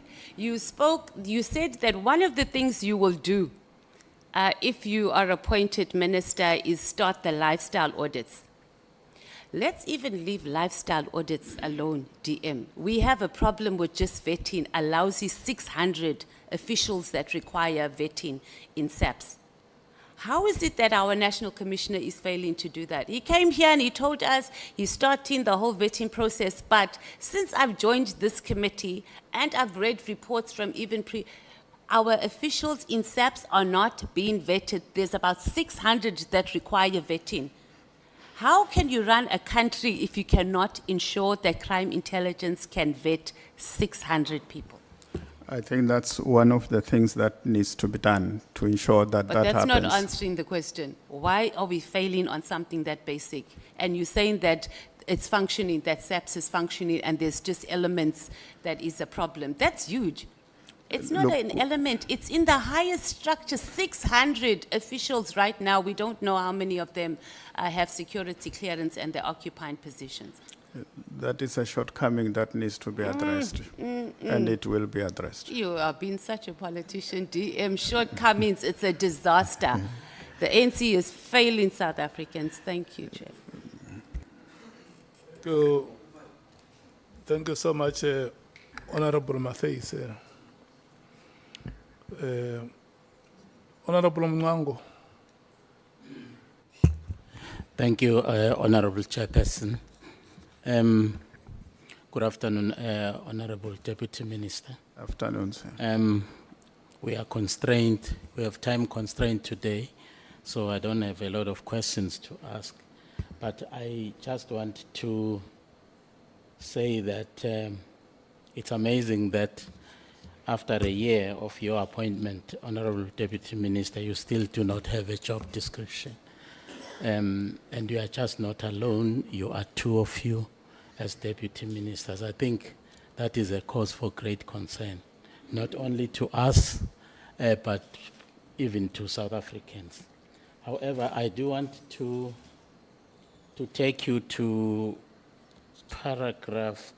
page 6 of your evidence in chief, where you were discussing the role of the Deputy Minister and looking at also the constitutional mandate of the Deputy Minister.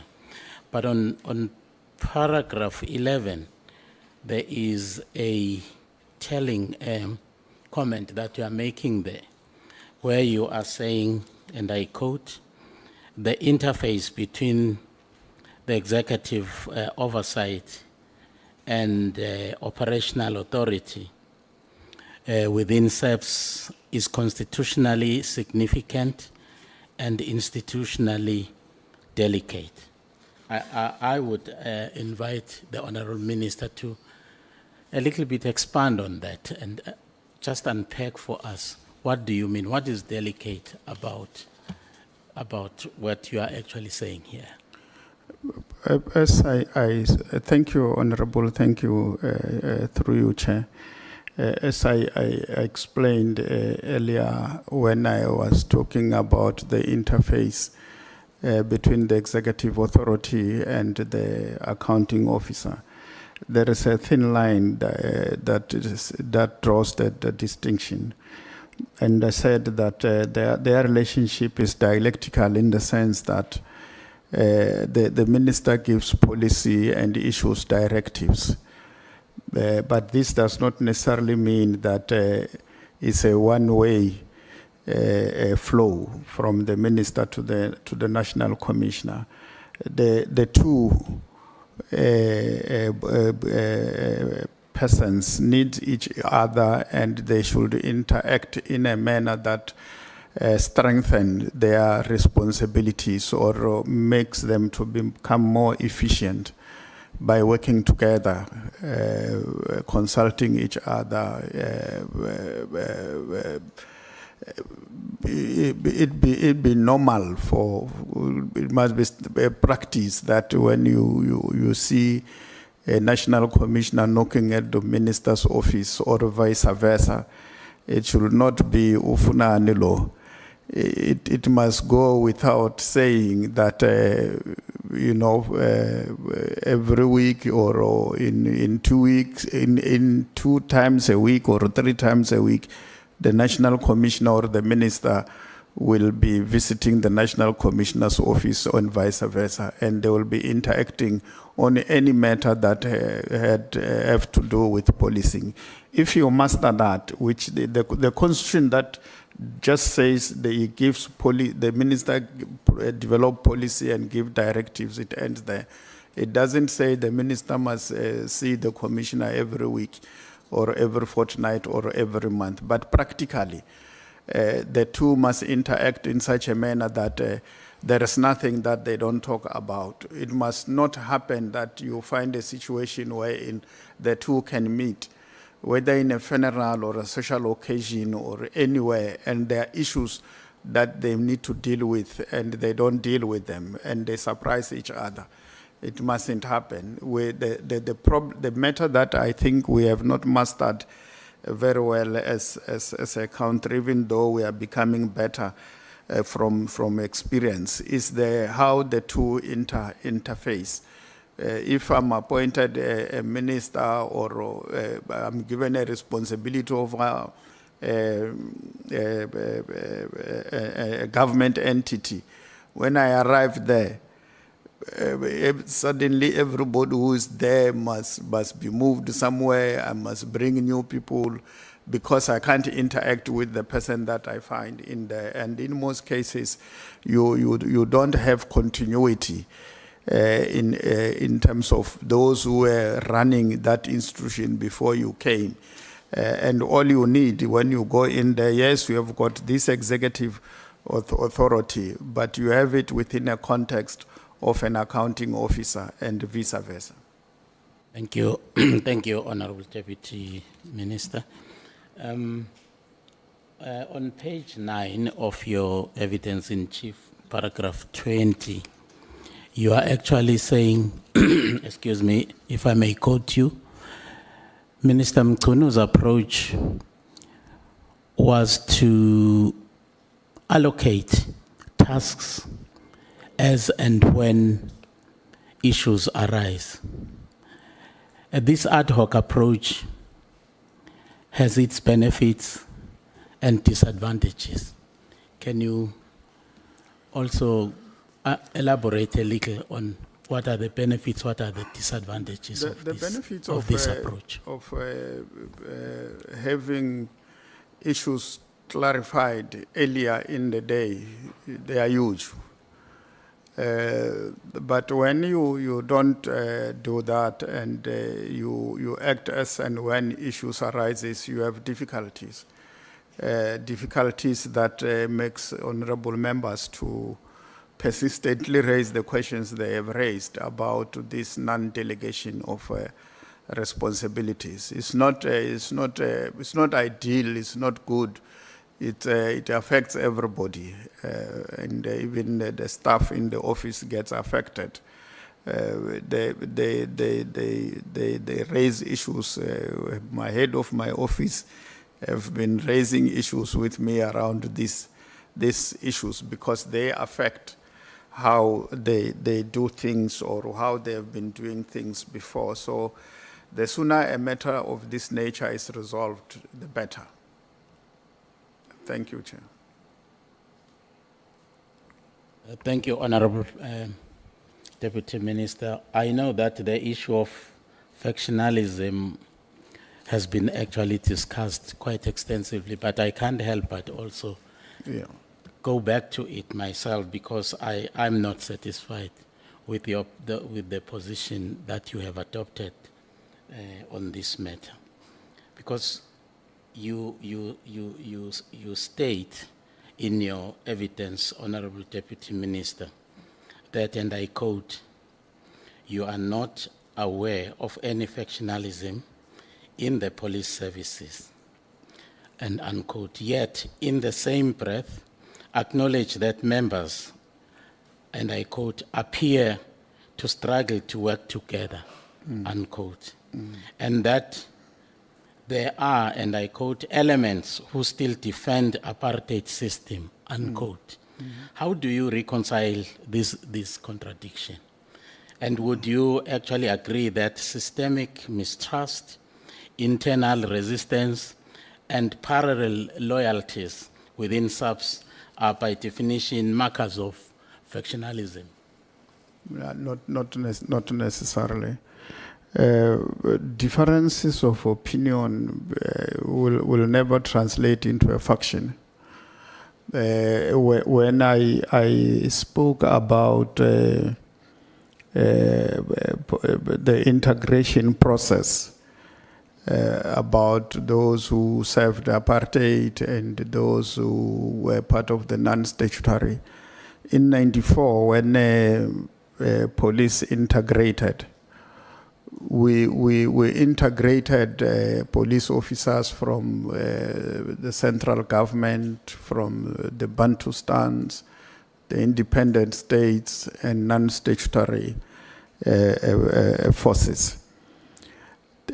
By now, we're supposed to have concluded that process. But as we speak, Chair, we have the non-statutory project that has not been concluded. We are in court now by Solidarity. We won the case, even though the judgment came almost after a year after the hearing. And when we were supposed to move on to implement, the matter was appealed. And we are in 2025. We have not concluded that process. That is a problem. But it's a problem that we are bound to encounter given where we come from. The reason why I feel strongly that we don't have factions is because the issues that you have raised, Honorable Member, the differences that you're speaking about, the issues that were flagged of criminal elements influencing the police, I don't characterize those as factionalism in SAPS. It's the fact that there are people who have been able to influence certain members in SAPS to work with them to do wrong things. but that we can't characterize that as factions in policing. These are elements that must be rooted out of the system. SAPS must be cleansed of these elements. We must not, for a moment, come to say those who are honest policemen, as Honorable Member from the Democratic Alliance have said, those honorable members, we must never, those good police members, we must never categorize them as belonging to a faction. That belongs to an institution, is SAPS. And those elements, we must always characterize them as elements that must be rooted out. But Honorable Deputy Minister, it's 31 years after 1994. Yeah. Surely some of those elements that actually were integrated in 1994, most of them should be out on pension. So you could be talking about a small fringe of those elements, which cannot actually, muddy the waters, as it were, of the SAPS as an entire organization. No, I'm not saying that those who came from the security branch who have come into crime intelligence, they are the majority of the officers that are there. No. The impact that they have on the transformation project is not small. They might be small, but the impact it's huge, including the criminal elements. If criminals have been able to infiltrate the police and they engage in activities that are criminal, the things that they do have a huge impact. They might be small, but they do things that damage the image of police. When they say police are engaged in criminal activities, they are aggregating the police in general, including good police officers are viewed as men and women in blue who are involved in criminal activities. This means even those who are honest police officers are viewed that way. So the impact of these people is huge, and they always set us a step backward. Thank you, Honorable Deputy Minister. General Mkhwanazi has alleged that, and I quote him, sophisticated criminal syndicate has infiltrated law enforcement and intelligence structures. As Deputy Minister, what is your assessment of these claims? Has the ministry launched or supported any independent investigation into this? And now, and also, how do you differentiate between criminal elements and factional networks within and when their impact on command integrity essentially actually is aimed at eroding the trust and operational and bringing about operational paralysis in the organization? I think the process that Parliament has started through the ad hoc committee will assist in dealing with this phenomenon that we are faced with. And of course, the legislature has started this process, and the executive have also initiated a process that is led by Nhlanhla, and your process is led by the chair, Honorable Nhlanhla.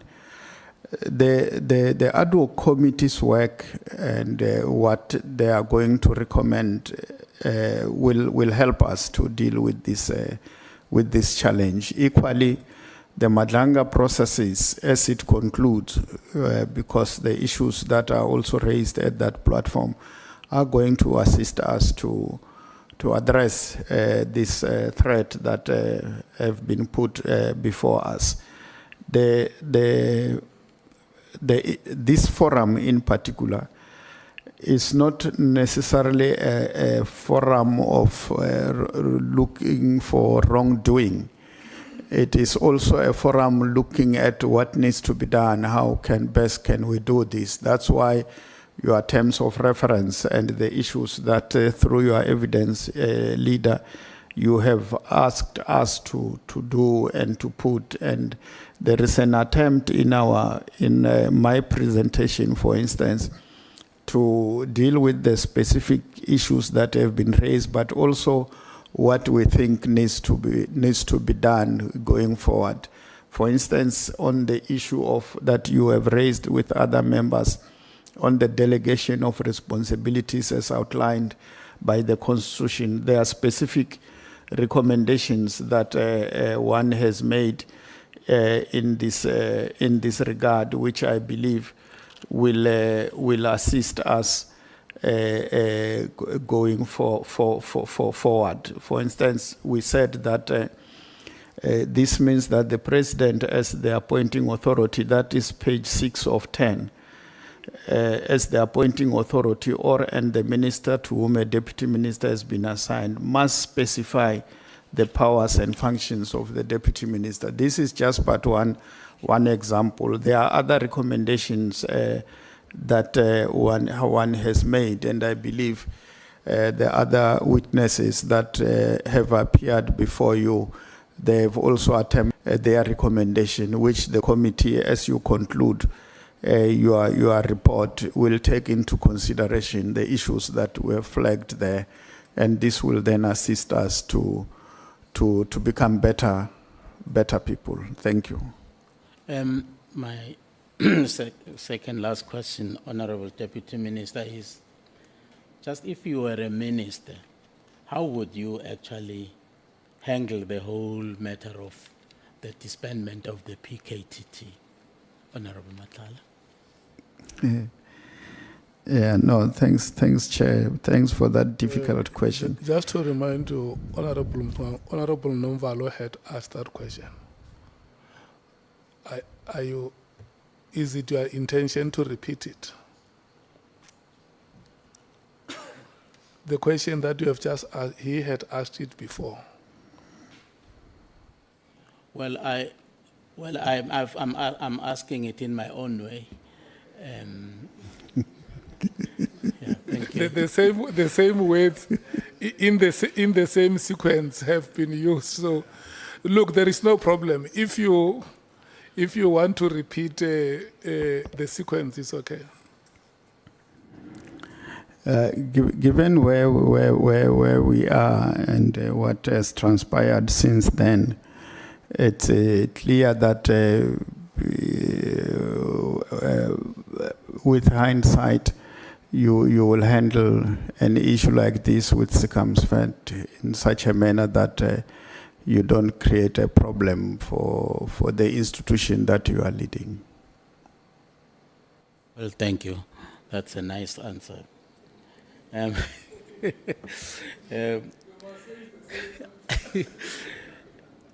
Honorable Deputy Minister, suppose the minister had shared his reasons for the directive with you, and those reasons that he had actually outlined in his directive, the reasons for the disbandment of the PKTT, would you have agreed with him as sufficient reasons to actually disband the PKTT? Thank you, Chair, and thank you, honorable member. Obviously, we will have had an engagement, and the minister will have had the opportunity to have another view that will have assisted to then lead to a situation where a letter is crafted, but in a manner that it addresses or it becomes a product of that particular engagement. Mind you, he did indicate here that he didn't use the opportunity of what is available for him from his legal advisor to the deputies that he have and the national commissioner. He wrote it, and in his wisdom send it through to the national commissioner. And I believe if he has used what was available, it might have been differently formulated. Well, thank you. In fact, I was asking that question in the context of your statement on paragraph 43 on page 16, where you say, and I quote, "I do not necessarily agree with the reasons for disbandment." Thank. The last one, Honorable Chairperson, has to do with the Right Honorable Nhlanhla. I just want to know whether Honorable who? Nhlanhla,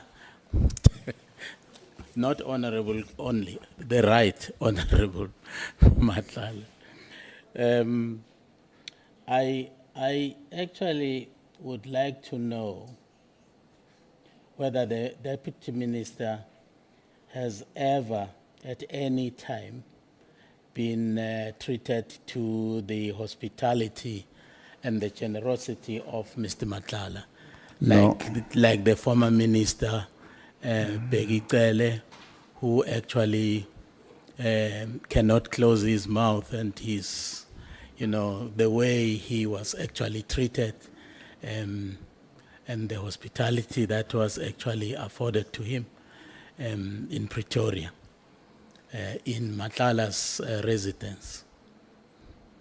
I'm just asking whether the Deputy Minister has not had any opportunity to actually also benefit from that, from Nhlanhla's hospitality and generosity. No. No. I guess because we don't know each other. Yeah, but no, I haven't. Would you share the last one? Would you share with us why Mr. Nhlanhla's tender was cancelled? This is a funny one. If you know. Well, there was a meeting which, unfortunately, I was given other tasks where this matter came, and they then agreed they must look into it, and ultimately the processes led to the cancellation of the tender. What the reasons and everything around that cancellation, I can't give the details. I don't have. Thank you. Thank you, Honorable Chairperson. Thank you so much, Honorable Mngango. I must give you a standing ovation. It's a practice. Honorable Sols, your time starts now. Thank you, Chair. Honorable. Wait, Honorable Sols, other standing ovation for Honorable Matthews. Thank you.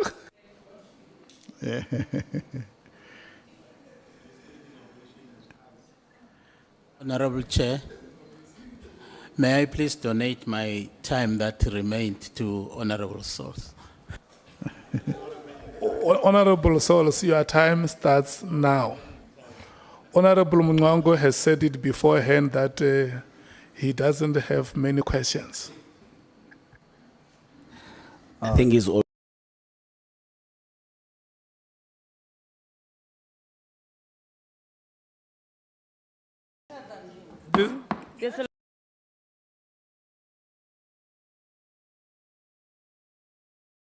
With the This is EFF, how Honorable Souls. South Africans see you. Oh. Yeah. Maybe even worse outside. Yeah. The caution to South Africans would have been, if you don't see me, just follow the teeth.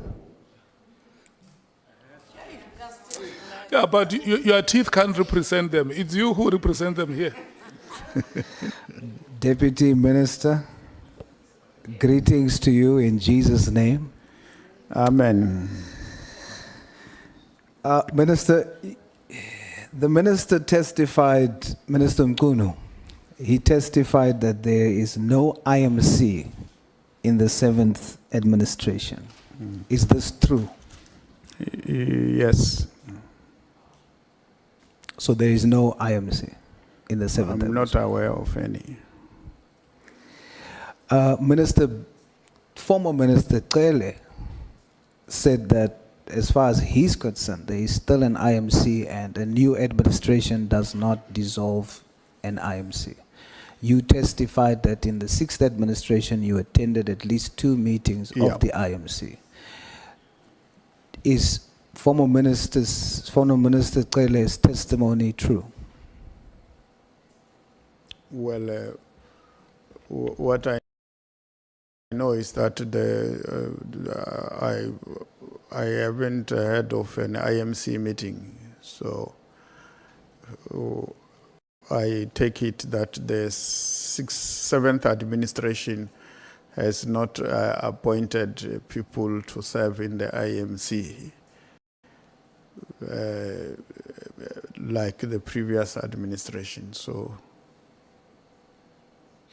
you agree with you disagree with the testimony of former Minister Cele? I guess if that's how you interpret it, it means yes.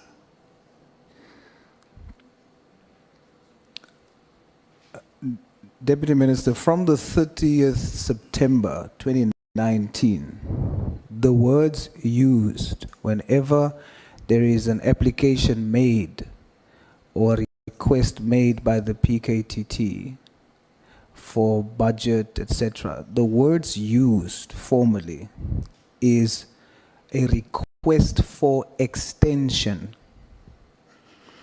Now, does this mean that there was a clear understanding that it has reached its end date? Well, I am not aware of the end date that was put, that it must exist from this period to that period. So what is the reason for the words? Sols, can we take Honorable Nomval? Yeah, no, thank you, Chair. On the IMC question, DM, you have responded, and your response says you don't agree with what Minister Cele said. Minister Cele's understanding is that the IMC continues to exist because even to the next administration, because it is not a team of ministers, but it is a team of ministries. Now, the narrative by the suspended Minister Mkhwanazi, is that once the administration ends, then the IMC also lapses. So, and the result of which the PKTT, which is a product of the IMC, also ceases to exist. So that is his justification for disbanding for failing to convene the IMC. In his understanding, it has never existed beyond the administration under which it was formed. So those are the two contending statements that we have as the committee before us. Now, do you agree with the narrative that the IMC, when we go to another administration, ceases to exist? It must be constituted. The president must constitute it, but it has not been constituted.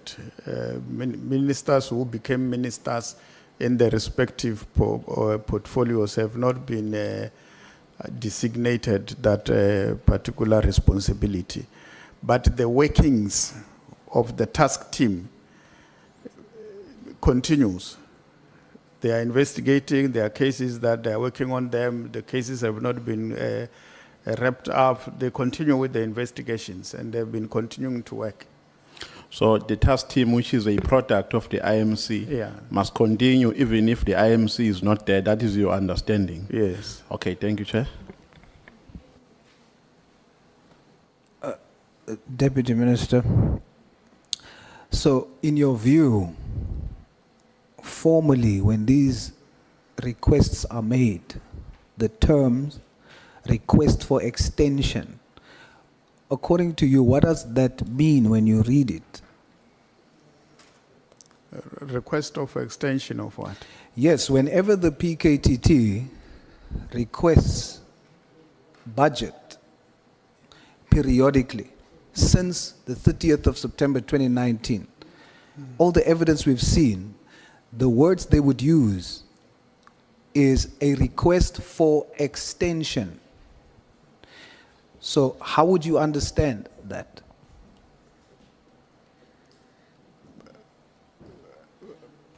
What do I understand that request for extension mean? Yes, sir, in that context. I don't know whether they are referring to the extension of their funding or what is the request for. But the task team exists and it is running operations. Obviously, if their budget is exhausted, they will request further funding, and I guess that's how it was done. So your understanding is that it is only with reference to money, nothing else, not in terms of its existence, to say we've reached the end, we are now requesting for further extension, and this is the period of extension, and for this period of extension, we require X amount of money. Yeah, I think it's an operational decision that the commissioner will take from time to time for them to continue to do their work. And I think that's what he did. Minister, do you think that the PKTT should be disbanded? Well, I have no objection with them folding their work and their work being taken by the murder and robbery unit. Is there a yes? Yeah. You think they should be disbanded? Yes.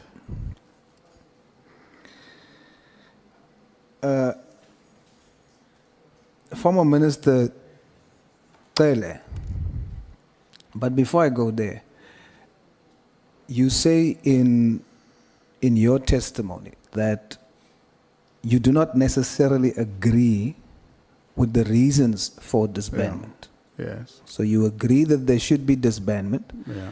but you don't necessarily agree with the reasons. Mhm. So what is your reasons for the disbandment? What would your reasons be? My reason is you strengthen the capacity to do investigation work around murder and robbery related cases. And as you become effective and efficient, there is no need to put a task team to deal with murders because you are effectively dealing with that aspect. And that now focuses on the country as a whole rather than Absolutely. a zoomed in approach. Absolutely, yeah. All right. Now, if you feel that the reasons you don't necessarily agree with that the minister used, do you then believe that the minister is protecting drug cartels? No. No. So now we have, you don't necessarily agree with the reasons, Yeah. and you disagree with the allegations that brought Yeah. us here, Yeah. that the minister has decided in that way because he's protecting drug cartels. Yeah. So if we rule out both of that, there must be something that motivated the minister. I am of the view that there is a third possibility, and this possibility is something that the minister is not telling us. What is your view? I can't speculate because I don't know. except what is stated there as the reason.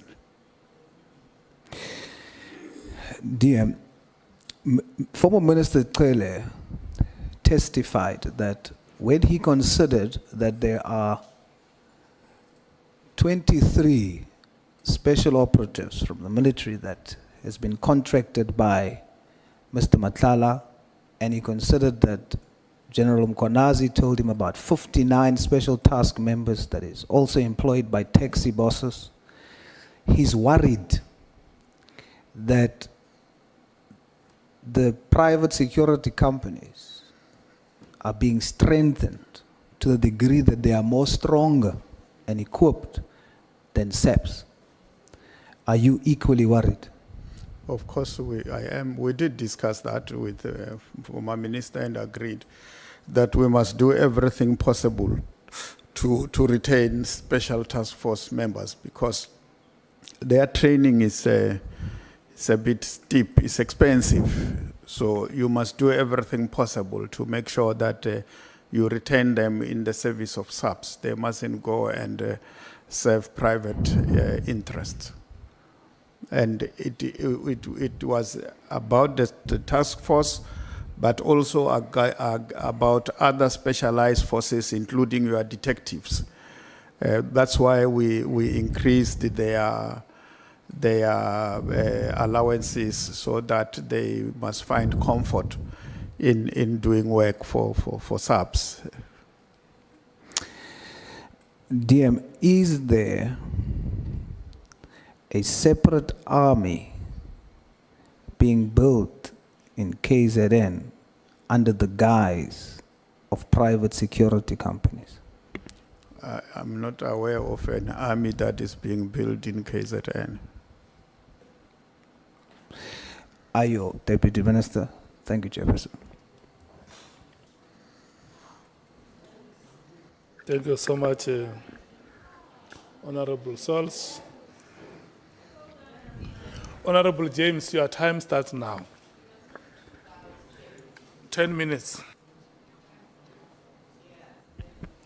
Thank you so much, Chair. DM, earlier on you testified SAPS, this institution, is intact. What is your understanding of the words intact? The ability and the capability to execute your responsibilities that are assigned to you, fighting crime, doing policing in the country. I think we are doing exactly that. Of course, we can do more and better, but at the moment, the response that we are giving clearly demonstrate that we have got a police service. Yes, there are challenges. I acknowledge that as well. All right, you said intact. South Africa has been waiting for 2 months for the crime stats. What is your response to that? Well, it's unfortunate that we did not release the crime stats. So that's definitely not intact, am I right, DM? We cannot say we are intact when we've been waiting for 2 months. It keeps on being delayed for crime stats that needs to tell us where we're at as a... And the changes that took place, but that is not a reason enough or an explanation that one can give that SAPS is not intact because of that. And also, over the weekend, Friday, Saturday, and Sunday, we've had 40 people murdered on the Cape Flats as a result of lack of resources and understanding and strategy. Is SAPS intact? It is. The challenges of the Cape Flats, it's a serious concern to us. That's why we had an extensive discussion around how we are structured at SAPS, and how best we can be structured so that we are able to respond to the challenges that our people in the Cape Flats are confronted with. One murder is one too many. We are worried, and we believe that the organogram that we have adopted will enable us to respond appropriately to the weaknesses that are there, and we will be able, working with our communities, to respond to the challenges that they are confronted with. Minister, I think our understanding of the word intact is completely different, but I'm going to leave it there. I also want to know, you testified there. I also want to know, you testified that you were shocked, that you were dissatisfied, that you saw in the media. Did you say or did you do anything about you being dissatisfied? Because it's either you are participating or you are a bystander. I'm not a bystander in the ministry. I'm a participant. And we do interact with the minister and the national commissioner on things that affect or confront the police in the country.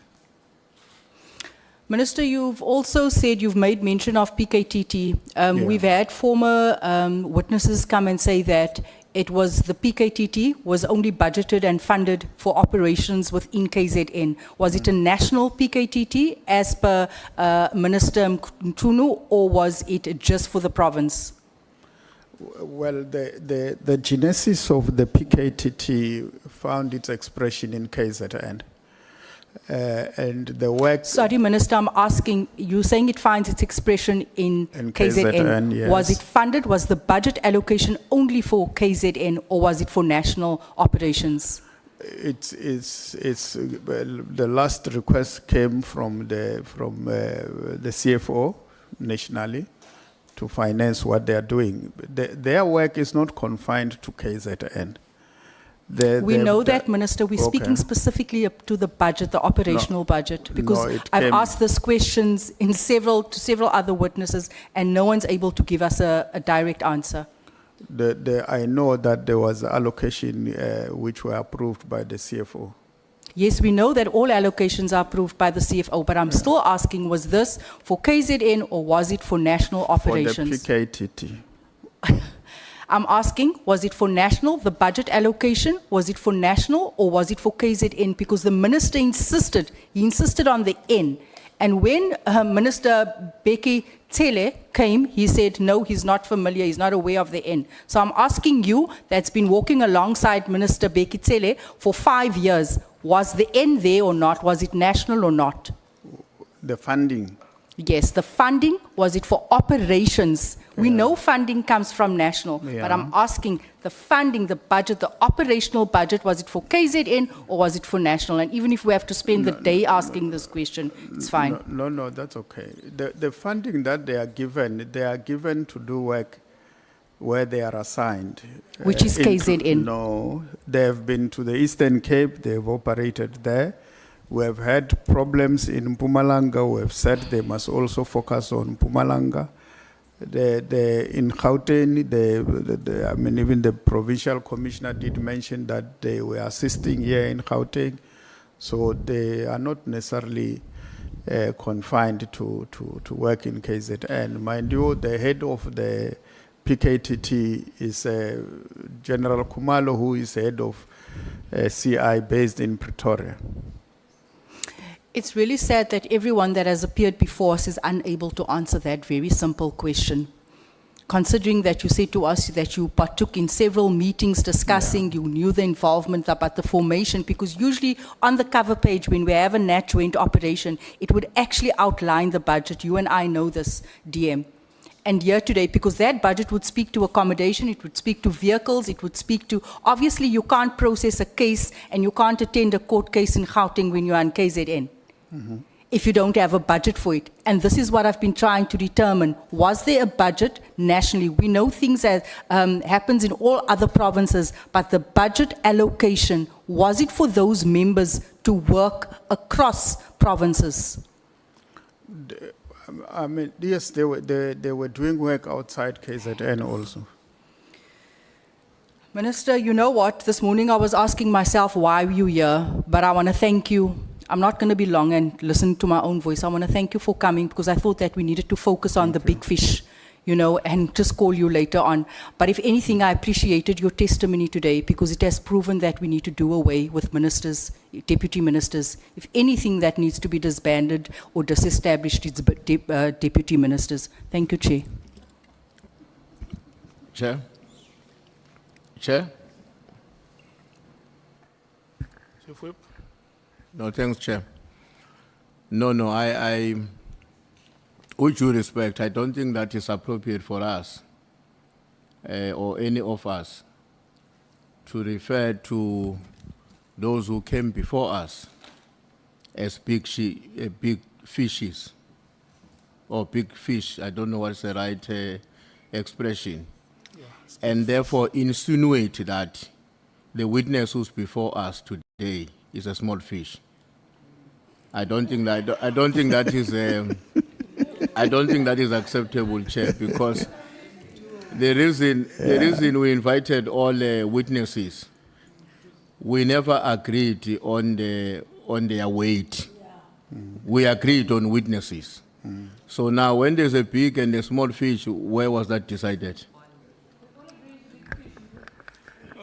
Chief Whip, let me give the member a standing ovation for having been consistent with the time that has been the practice with all other members. And no, wait. I must forever remind you as members that when you invite a person to your house, you have a duty to hospitality. And when we are gathered like this, we are the leadership of this country. Any citizen of this country who is following us, who has intention to appear before us, if they happen to come here, when they leave, they must still leave this house with their integrity intact. They must feel more proud about being South African.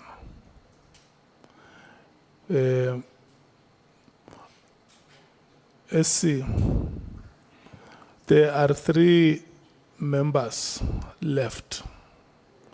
That is Honorable Ntuli, that is Honorable Skosana,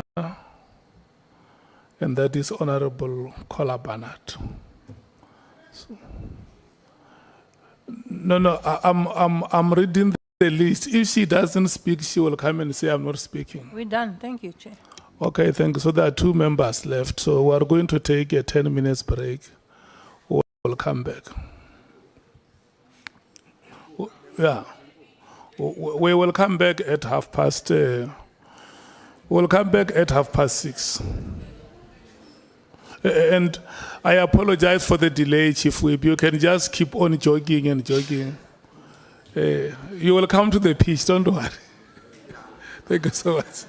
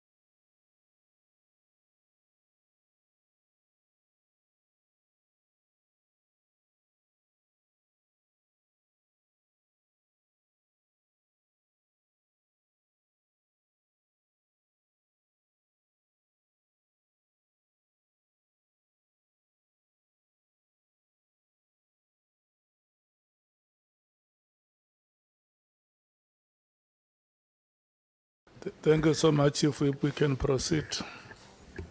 No, thanks, Chair. Good afternoon, colleagues, and good afternoon to the DM. No, I don't have many questions at DM.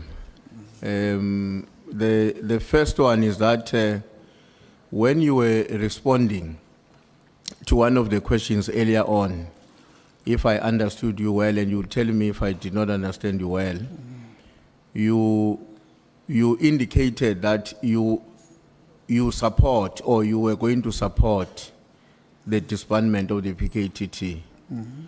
I'm not sure if I missed it, but if I did, what could be your reasons for that? Is it the same reasons as advanced by the minister, or you've got different reasons, and what are those? Yeah, thank you, Chair. Thank you, Chief Whip, for that. Yeah, you understood me well. I didn't have a problem with the dissolution of the PKTT.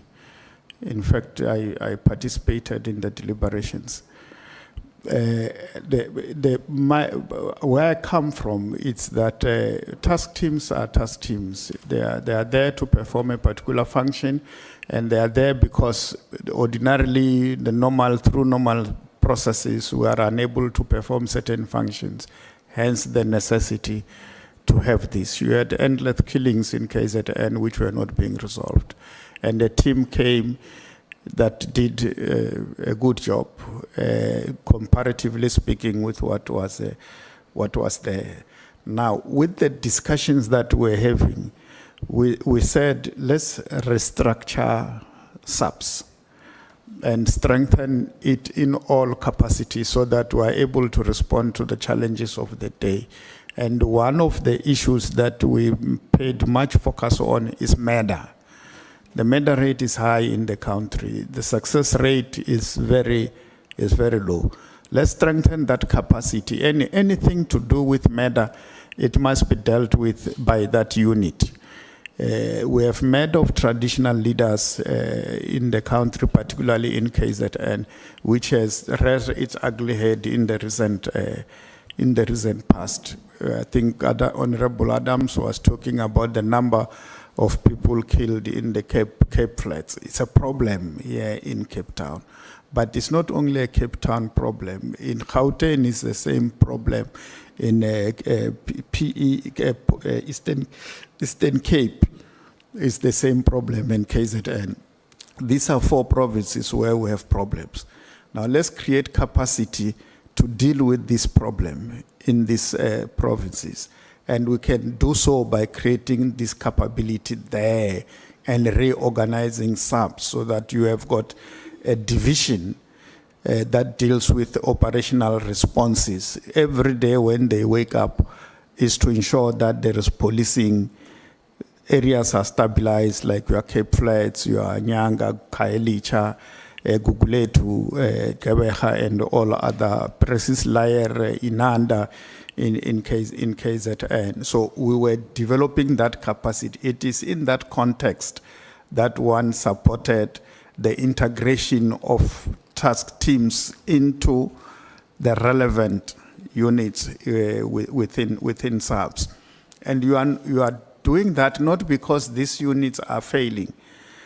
You want to bring this excellence in the organization, and it becomes institutionalized in the organization.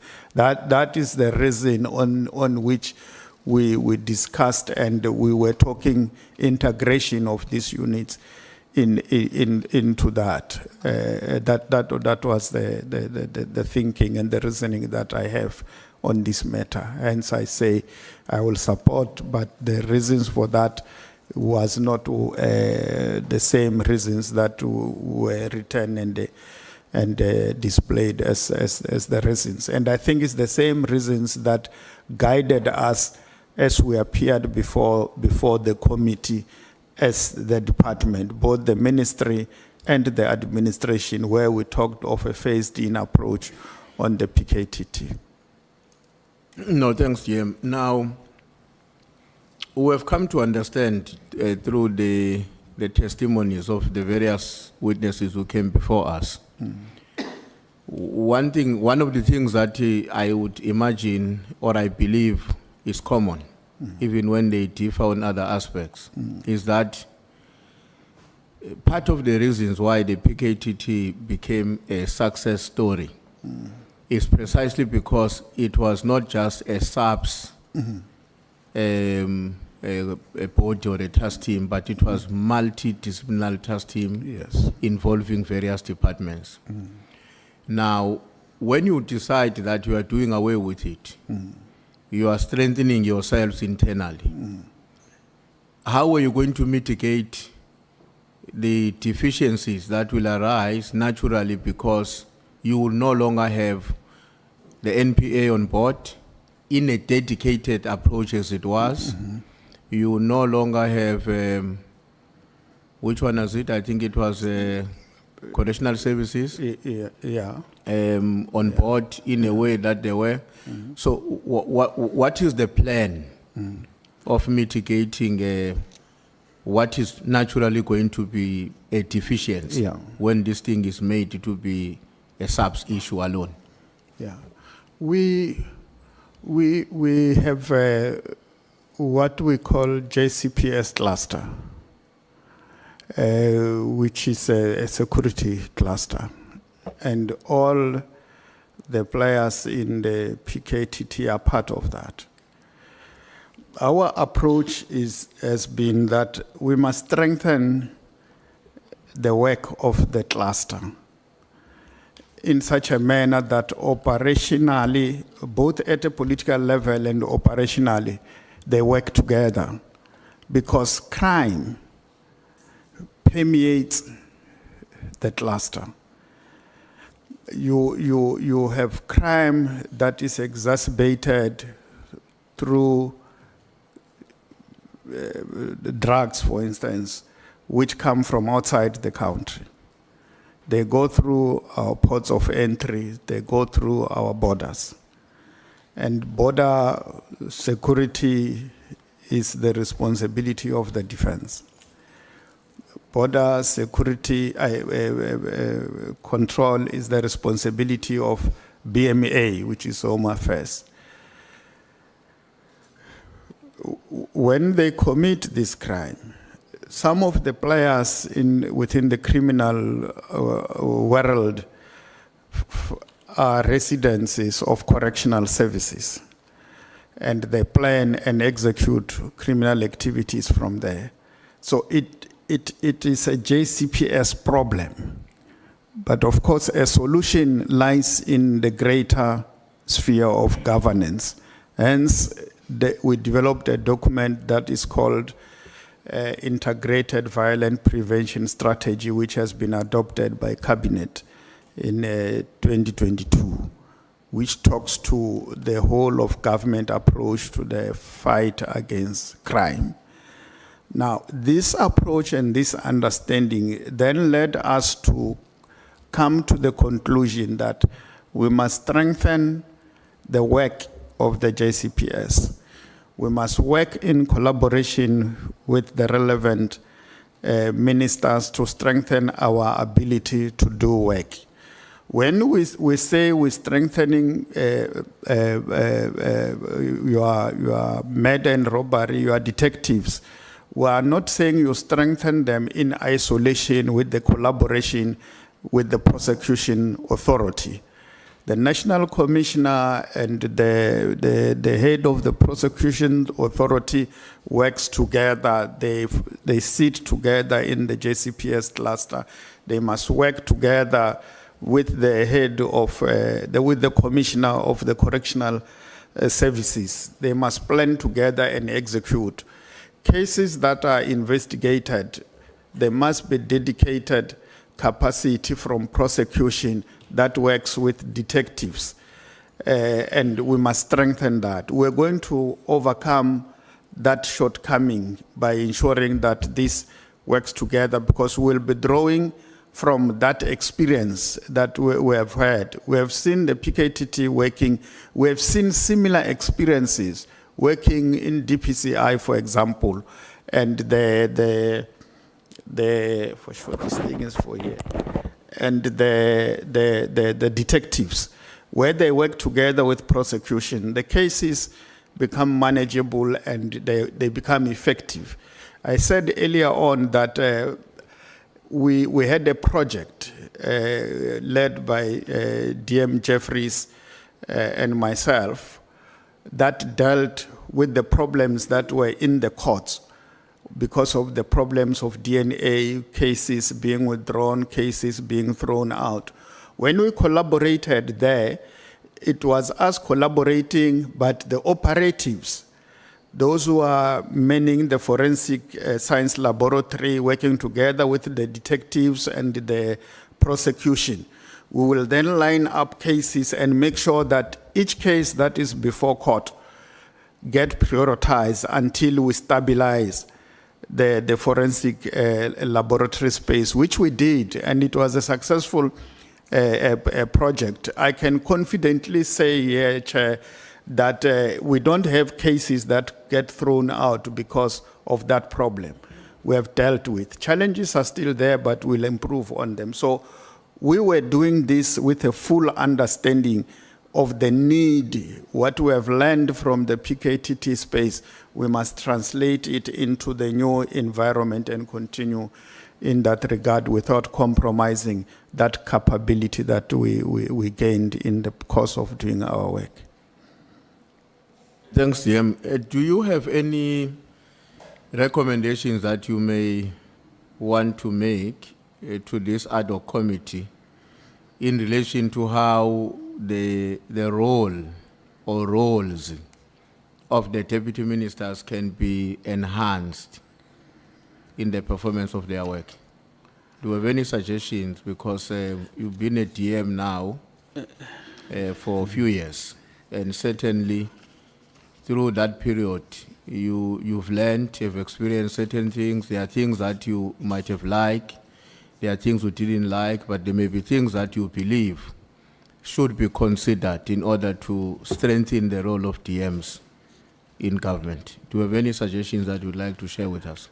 Yeah, I think in my submission there is page 6, item 9, 10, and 11 explicitly talks to that and what we think needs to be done with regard to that particular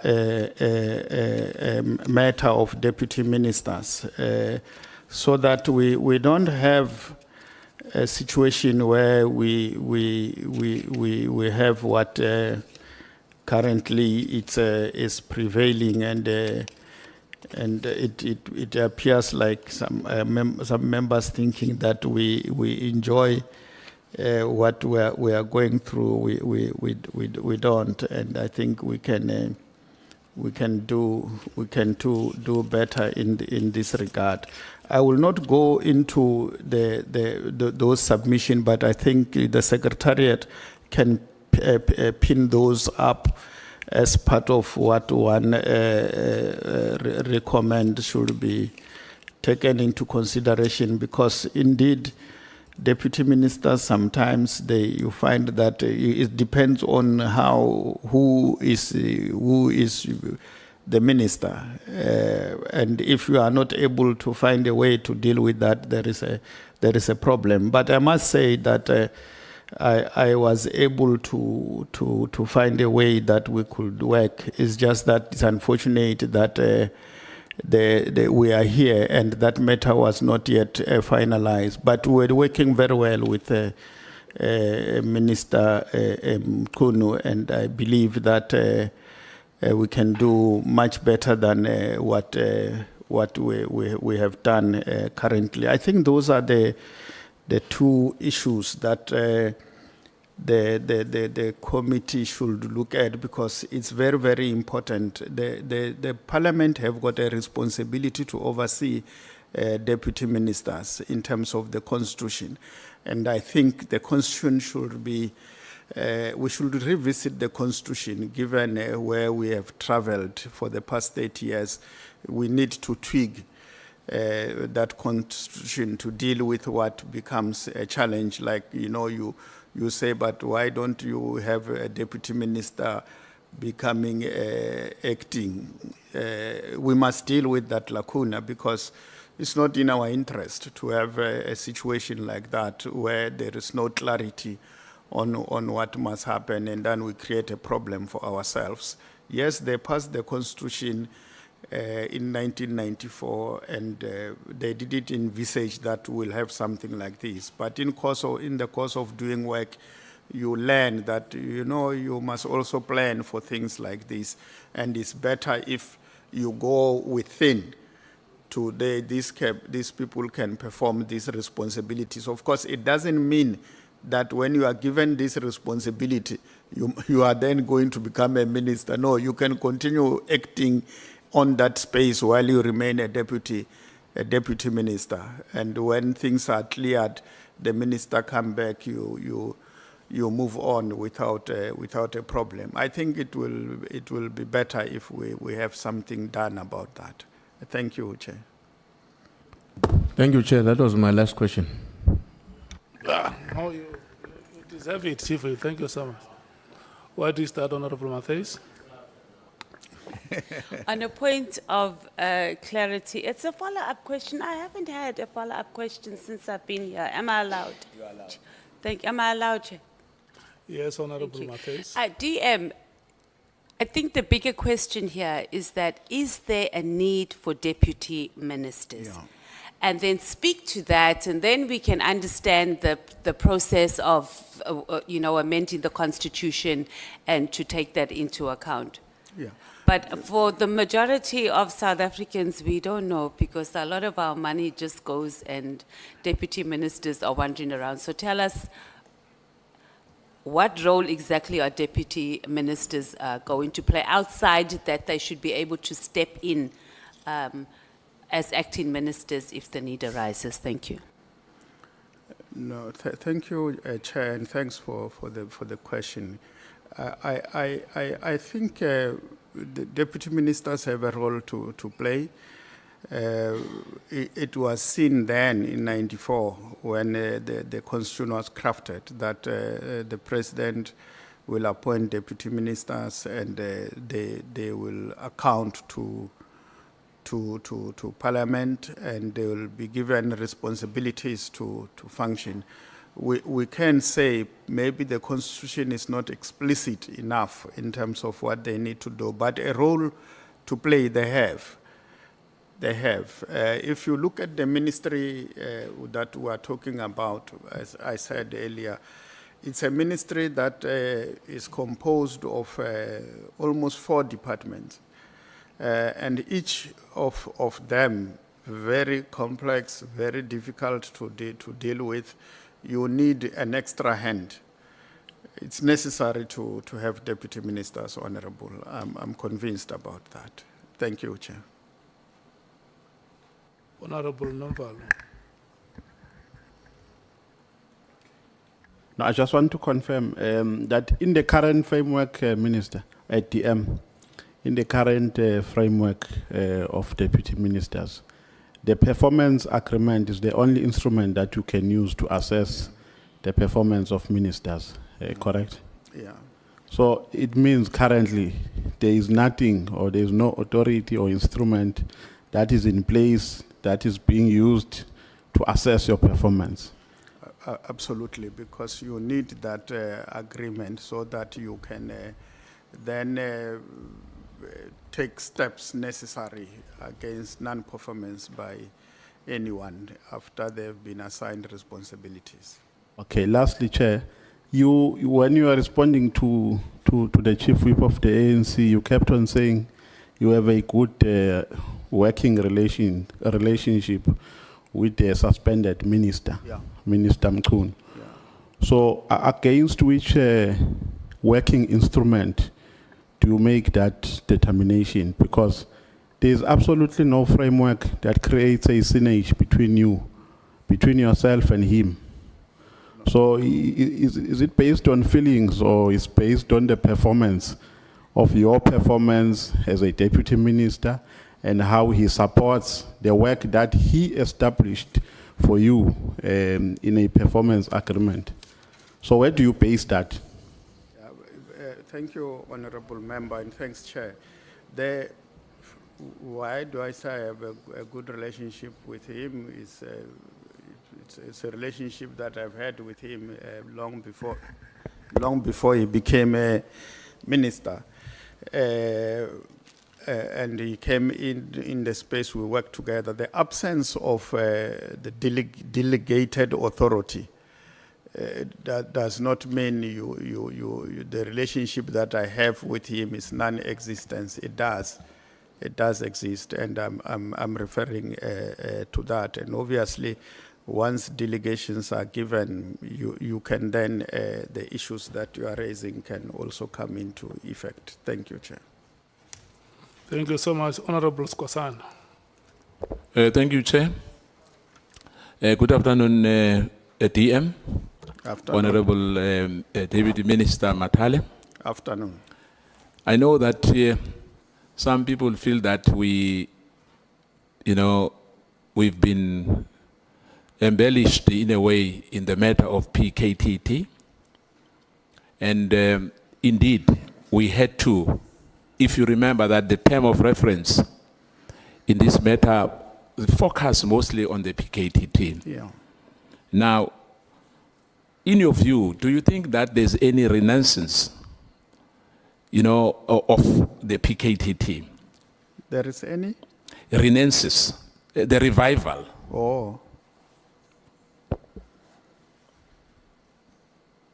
That we can as well, because when I hear you earlier, you were saying that perhaps the winding up, it's a good thing. In my view, I don't think it's a good thing. I want to find, out from you whether this PKTT, in fact, because as you know, there's other provinces, there's an outcry in other provinces as well that perhaps they needed to be attended to.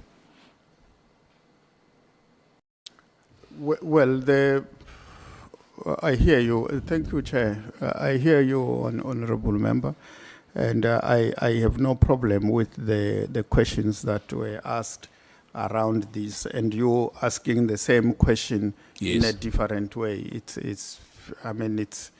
That's why we are here. I think you'll agree with me, Honorable Member, that if we increase our efficiency and our effectiveness in dealing with murder in the country, and we become effective, if you kill somebody, you get arrested, you get convicted, and throughout the country, there won't be any need for us to talk of a task team, because we will not be having a problem. A problem arises when you have matters that are not resolved. And I think that's what we want to deal with. We want to create the institutional capacity in SAPS to be able to deal with any eventuality that our people are confronted with. If you commit crime, you will be arrested. If you kill, you will be arrested and you will be convicted.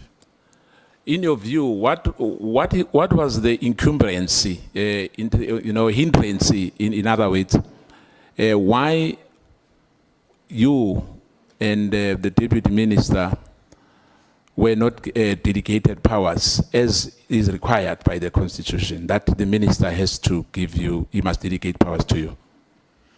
Well, I felt very strongly that we must engage with the minister and assist them to fully grasp the complexities of the institution that we are dealing with, so that when he ultimately say, let's delegate responsibilities to this DM and that DM, these are the responsibilities we are delegating to. He is fully alive to what he's dealing with. And I think this is what delayed the whole process. And I'm confident, sitting here before you, Chair, and members, that I think the minister, currently as we speak, he has a fair grasp. He might not be 100% perfect, about the workings of the institution, but he has a fair grasp of what needs to be done. And if he is back in office by the end of this week, he will be able to deal with this, which has been outstanding. I just want to make a follow-up question as well. I'm not going to go back to the issue that you were appointed in July 2024, which means you're almost over a year working with the minister. Yeah. You know, I ask this because in a written statement, you indicated that Minister Mkhwanazi did not consult you or Deputy Minister Bushielo before deciding on the disbandment of the PKTT. But as you know now, that the PKTT formation was not only about the Minister of Police. There were ministries, like my colleague has articulated earlier. In your discussions, if you ever discussed with the minister, did he mention that he's not alone, so he can't take a decision alone on this matter? And did you perhaps as well discuss with the National Commissioner, in your meeting with the National Commissioner, the minister, and your other colleague, about this matter of disbandment, besides the letters of the 31st, you know, as earlier before that? Thank you, and thank you, Chair. We have had engagements, and that's why when you look at the presentation that we made to the committee that talks to the PKTT and how it must fold its operations, we presented a phased-in approach. And this approach was not necessarily presented by the National Commissioner. We were led by the Minister. So Team SAPS was presenting that. And that is our view as far as that is concerned. You reveal in your statement something very concerning, that you said since the take-up of your role under Minister Mkhwanazi, you have not been assigned to any specific functions and have been working on some sort of ad hoc. But in other words, you work like you are moonlighting. You know, in a simple term, let me put it like that. What do you think is the reason for this? Because surely it cannot be administratively or operational sound that for a year you are still waiting for the minister to delegate powers to you. Thank you, Chair. Thank you, Honorable Member. And unfortunately, we don't have delegated authority, and I've explained why I think that is the case. And the reason being that the minister was familiarizing himself, and I think I can't say now as we speak, he's still familiarizing himself. That's why I'm saying if he comes into office tomorrow, he will be able to start processes to finalize this, because he's fairly clued up with the happenings of SAPS. Were you forlorn on that? Were you forlorn on that? Were you unhappy about that yourself and your minister? That we have not delegated authority? Yes. Of course, I was not comfortable that I don't have. No. Yeah, so yeah, it's not a good thing. Like I sit here, I say I'm not delegated functions, but I understand where the minister comes from. He must understand so that he know what he's doing when he delegates. You can't just delegate without fully grasping the dynamics in the space. Would you agree that perhaps it was a lack of experience and the capacity which were limited to the Minister Mkhwanazi in terms of the operational dynamics of South African Police Service? Well, as I said, he was familiarizing himself, and you can't delegate functions of something you are familiarizing yourself in. As you said earlier, you've been appointed by the President, am I right? Yeah. Have you ever discussed your concern with the President? Well, the President has delegated the minister to deal with the matter, and the minister was dealing with it. The process he was following was to familiarize himself, and when he has full clarity of what needs to be done, he was going to execute. So the President might not be aware that you don't have delegated powers. The minister did not do that to you. Well, I don't think the president is not aware of what is happening. He knows. So the president might have been briefed about this matter. Now, let's come to the issue of the arrest of Khumalo. Were you aware in advance about the Khumalo's arrest, including the time, the location, and the manner in which it was going to be carried out? We are not aware of subjects of investigation and when arrests are made. You only learn after the fact.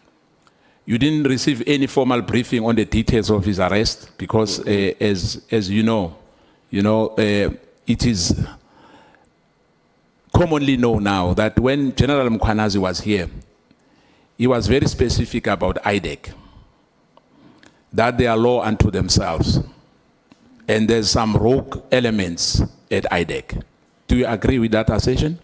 Well, that is information at his disposal, which I don't have. And secondly, the issue of arrests, we don't get briefed of subjects of investigations. And when arrests are made, we only know about them after the fact. When arrests have been made, people have appeared in court, then we get to know that so-and-so was arrested and he appeared in court. In your opinion, does the coexistence of IDEC and DPCI not constitute a duplication of roles and responsibility? Not necessarily, but I think we can do better by integrating our efforts in fighting crime or corruption. You've been a deputy minister now for many years, I must say. 6 years. And the experience which you have, which is unused in a way. I'm not saying we are not working daily. Not long ago, we were here. I think a week ago, and we turn you back because the minister was not here. The acting minister was not here. But I'm not going to bother you much about that. My question, because I know the chair is looking at me now to say I must do as others have done, but I want to disappoint him a bit and our members. I won't take time. The issue which I wanted to raise to you, the issue of factions within the South African top echelons at the South African Police Service. You said in your word, you don't think there's any factionalism. Am I right? Yes. What do you think is the problem? Because we've seen other witnesses here. It was evident that there's a serious problem in the top echelon of South African Police Service. Of course. Did you discuss that with the suspended or the special leave minister? Well, the issues that were raised here that indicates differences, I saw them when they presented here. I know that there was a meeting that the minister convened with the National Commissioner and the DNC SBIA and General Mkhwanazi to try and assist in bridging, making them work together. I'm aware about that. But the issues of factions, as I have explained, you know, when you have 100,000 people, and I'm not saying 3 people, but there are other people, but whoever they are, they don't constitute a significant number of police that are involved in these differences. And as a result, I maintain that the South African police is intact and we don't have factions in the police. You do have individuals who disagree on matters, but I can't subscribe that to factionalism. For instance, if you look at the case in point here, the people that appeared here, they are individuals that have appeared here, not SAPS, the organization, the institution. So I can't subscribe individuals into factions in SAPS, and SAPS is characterized by factions, no. And the issue of our being turned back here, Chair, by the committee, we accepted your ruling in that meeting, but we didn't agree with it because we believe the committee should have exercised their responsibilities, which was to look at the annual performance plan, which was presented by people delegated to present that responsibility, and it's in line with the Constitution. It's unfortunate that we were made to turn back, which we have accepted, even though we didn't necessarily agree. You remember, I made my comments in that meeting, Honorable Scosan. Do you agree that the South African Police Service has put this country into opprobrium? Can you explain that word? Do you agree that the South African Police Service has put this country into opprobrium? In a simple term, Minister, in a public disgrace, we are shameful today because of that. Honorable Scosan. Yes. I'm so sorry, Chair. I'm sorry, Chair. We communicate with the South African public. Yeah, no. Hence I've already said what I was saying, Chair. Sorry for that. Thank you. They must follow you. Thank you, Chair. I'm saying, Minister, the South African Police Service has put us into a public disgrace or a shame. No, that I can't dispute with you. Look, I'm not excited sitting here to deal with what we are dealing with. It's a very painful thing to go through. I never looked forward, Chair, to come and appear before you. But when you called me, I was more than willing and ready to come and account to you. But seeing the minister, the national commissioner, the former minister, the provincial commissioner of KZN, the DNC seated here before you, it is a painful thing for me. I can't watch the screen and really watch it from beginning to an end because it's very, very painful. I never for a moment envisioned myself seated and going through what we are going through.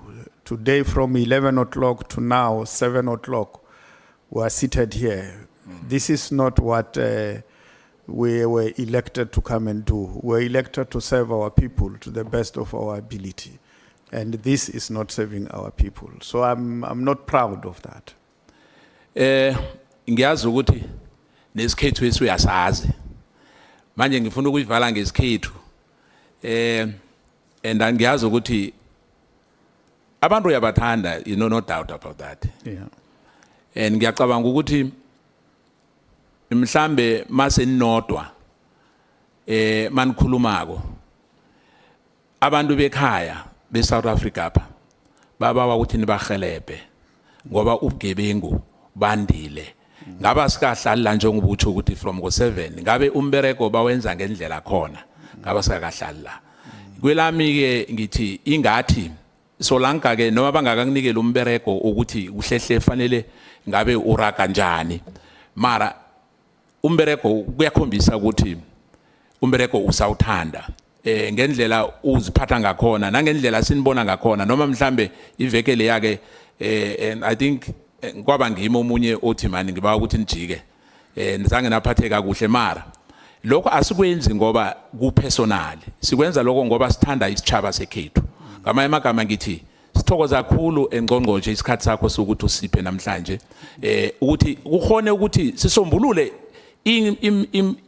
imthlago le abantu abanayo ngoba uyabona kubulawa abantu eMamelodi nje kubulewe abantwana abancane into ziningi ezenzakalako ephasina ezingakalungi ngamanye amagama ngithi ngathi nibuyela noma sisahleli la ku ad hoc committee umbereko ungajami ngoba makujama umbereko kubhubha abantu ngalawo magama ngithi Man chairperson nami angifuni ukuba ngicede isikhathi njengoba usibawile ukuthi namhlanje ufuna ukuchayisa afrohwanyana ngiyanithokoza. Thank you for those words. We hear what you are saying. That is exactly what we are committing ourselves to do through you, Chair. We will continue to serve as you continue grappling with the issues that are before you. And the policemen and women out there, they are doing their work. As we speak here, they are working, they are in their respective stations, and will continue hosting the flag of SAPS high, despite the challenges. Thank you very much. Thank you so much. The hand of Honorable Matthys is up. Can you imagine, on your day-to-day Deputy Minister, I have 2 follow-up questions. It hasn't happened since we started this committee. So mine is on your defense on why the Portfolio Committee did not take the annual reports. Deputy Minister, you were there representing what? Because you've just told us that you have no designated responsibility. So who was going to answer on behalf of the ministry officially? We take our jobs very serious in the Portfolio Committee. And also the National Commissioner was not there as the accounting officer. So whether the ministry was ready to report or not is not the issue.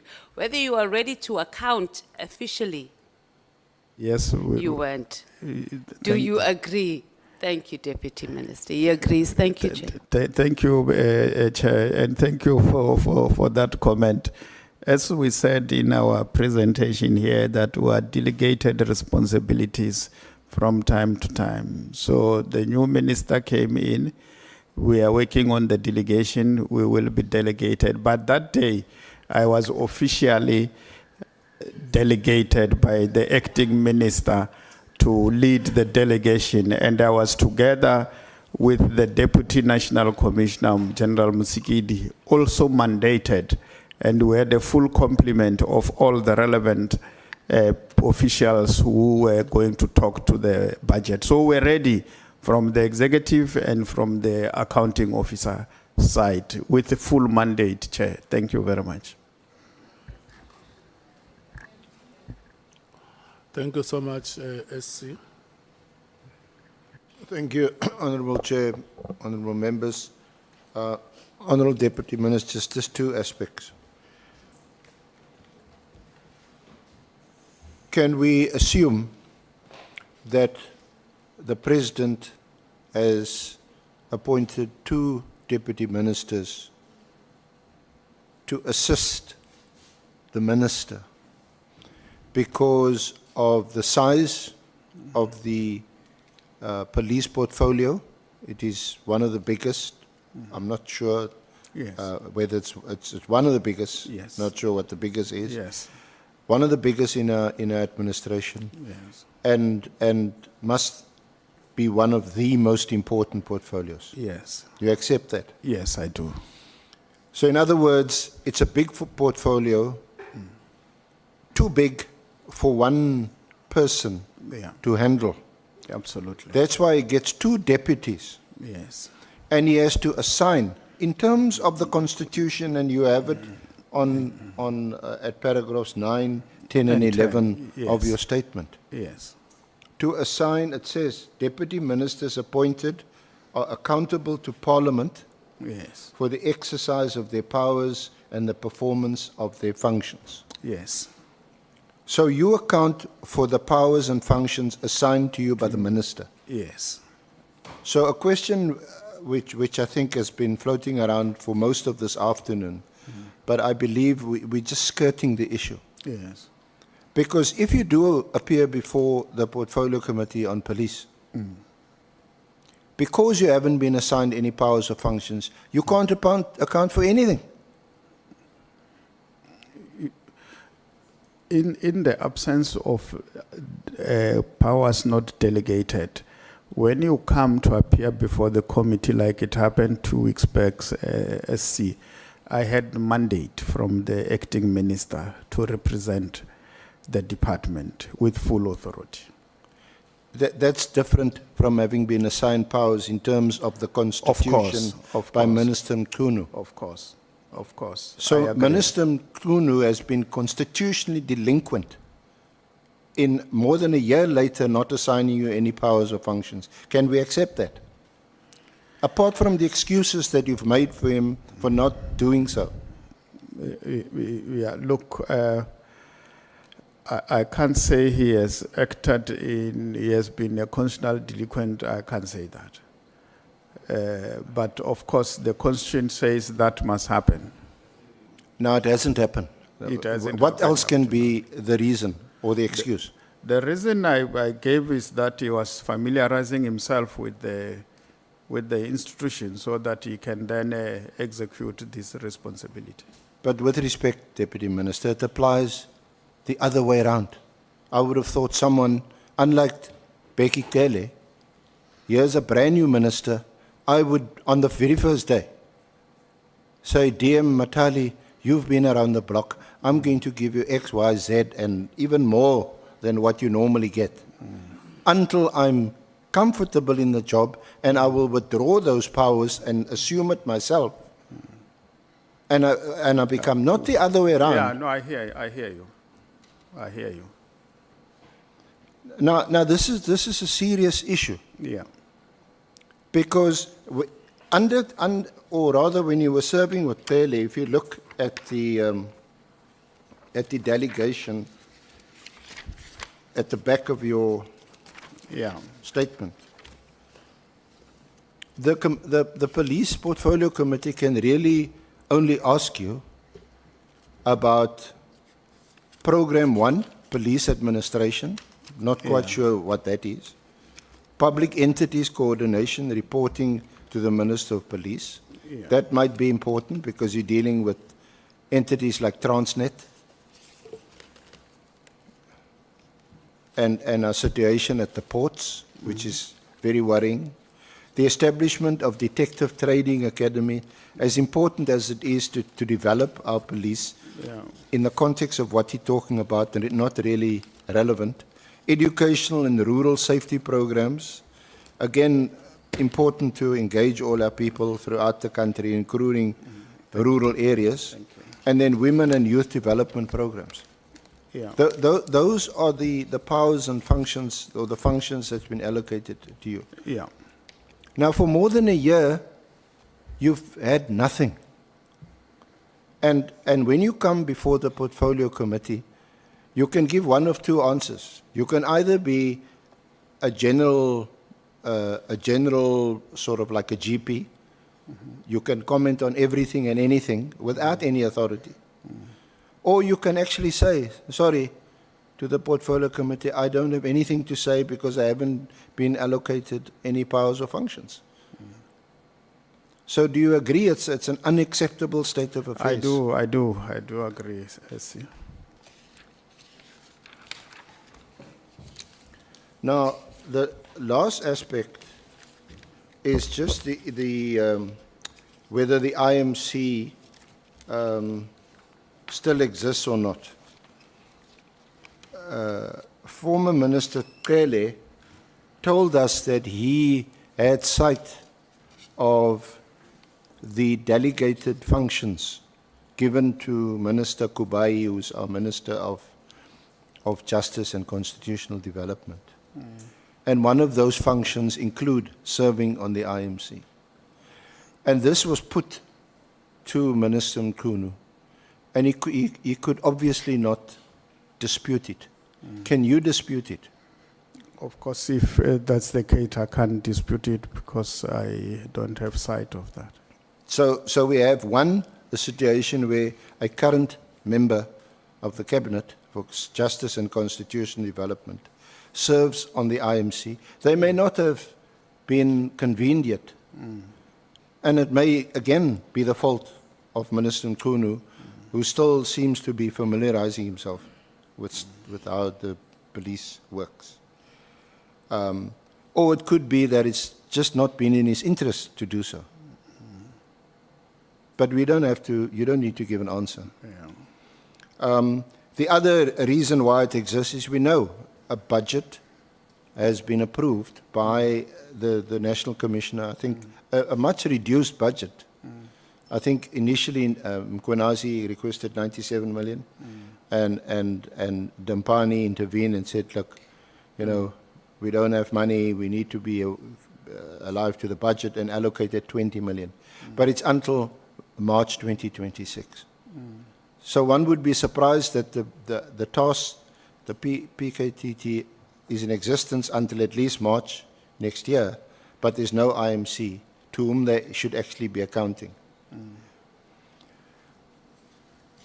Thank you, Deputy Minister. Thank you very much for your time, your cooperation, and we appreciate your attendance. Thank you, Honourable Chair.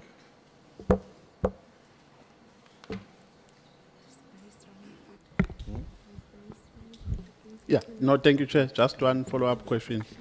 When the DM says the minister is still familiarizing himself with the institution or with the organization, where does he get that from? Where do you get that from, DM? Did the minister ever engage you? Did he ever make any indication to you to say, guys, I'm busy familiarizing myself, and in due course, I will delegate responsibilities to you? Or we are just assuming? No, it's not an assumption. That's what he did indicate, that as soon as he's ready, that will be done. Did he give you a time frame to say, within this period, the delegation framework will be ready? No. He didn't? No. Okay, no, thank you, Chair. Chair, if I may.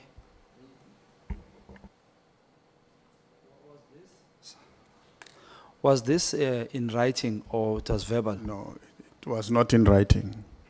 Okay, thank you. Your microphone is still on. Do you still want to continue?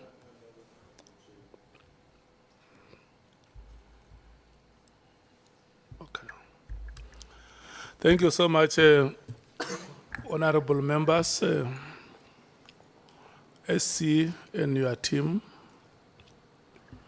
the DM, the honorable DM, and the staff of Parliament, members of the media who are still here with us. I want to thank you, honorable members. Today you have shown the quality of interactions. That the quality of our interactions are the ones that make us to succeed. We have finished within record time today, Honorable Matthys. 21 minutes after 7. We received the witness this morning, led evidence, and fielded questions in one day, in less than 8 hours, from 11 o'clock up to 7. Well done. This is the best team ever that I have fielded. Thank you so much. We are going to have a committee meeting on Thursday evening at 6 o'clock. I think the invitation has been served to members. DM, we want to thank you so much for having created time to come and spend a day with us here. We would have loved to continue with you tomorrow, but my honorable members tell me that their questions are depleted. So we want to apologize for the day that you would have budgeted in anticipation that you were going to be with us here. So for any inconvenience that would have been caused on your part, we profusely apologize for that. Are you struggling to raise your hand, or are you successfully raising your hand? and Because I raised want my to, hand when, I just want before to, you close. I want to close the meeting. Oh, okay, that's what I wanted to talk to you about. It's administrative. I want to recommend that since tomorrow, the scheduled meeting we were supposed to have with DM, instead of us doing our meeting virtually on Thursday, and it's going to go late, you remember our last one, that we actually use the time tomorrow to do our admin meeting. And it doesn't have to be in the morning, Chair, like maybe 12, because we have all allocated. Even MK, they've allocated this day, tomorrow, for the interviews with the Deputy Minister. That's my recommendation. Because those virtual meetings are unnecessary, especially if we are all here in Parliament.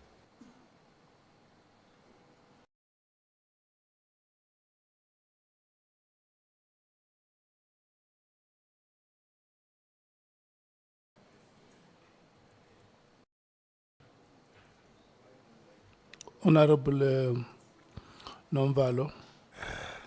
Yeah, Chair, no, we support that proposal by Honorable Mateus that we have already diarised tomorrow for ad hoc committee work. So it's a privilege now that the DM is not coming back. So let's make use of that time, Chair, because I was also a bit worried about the time for Thursday. I think it's too late, 6 o'clock is too late. Our meetings usually take more than 4 hours. So if we start at 6, we might finish at 10. But the only aspect that I would disagree with is starting at 12 o'clock, Chair, because some of us are flying out tomorrow.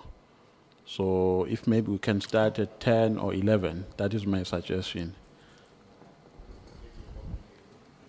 Chief Whip. No, Chair, it's getting complicated now because when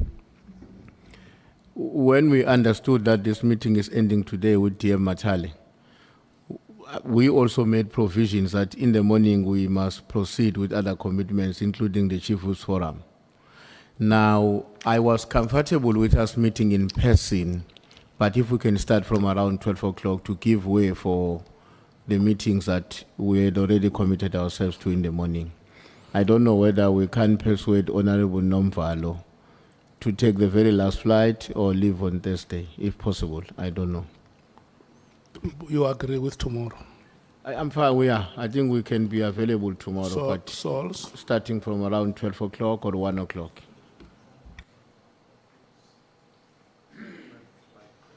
Sols? We can be available tomorrow. You are available. What's that, Chair? You are available. Yes, I am. Honorable Mbangazita. Although there are committees tomorrow, so I wouldn't mind. Thank you, Honorable Chair. I'm available only from 1 o'clock because I have a portfolio committee, which is virtual anyway, until 1 o'clock. Thank you. Honorable James. Available, Chief. Dr. Tuli.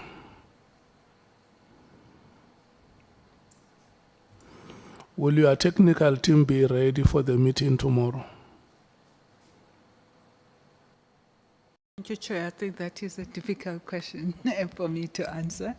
But the team is aware in terms of what would then be required, but we're still busy with the presentations. We're hoping that the meeting will take place on Thursday instead of Wednesday. Thank you, Chair. Will you be ready tomorrow at 1? Chair, I will have to find out from other colleagues who will be doing the presentations tomorrow. I'm one of them, but my presentation is almost done.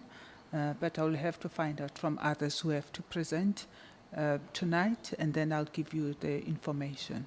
Thank you, Chair. SC, will you be ready tomorrow at 1?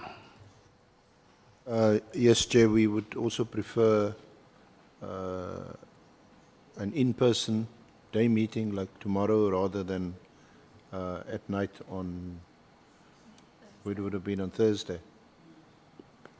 So we're in the process of compiling a report which you requested for the meeting for Thursday. So we'll just have to speed that up a bit. So if we start, what did you say, 1 o'clock? We should be ready. Okay.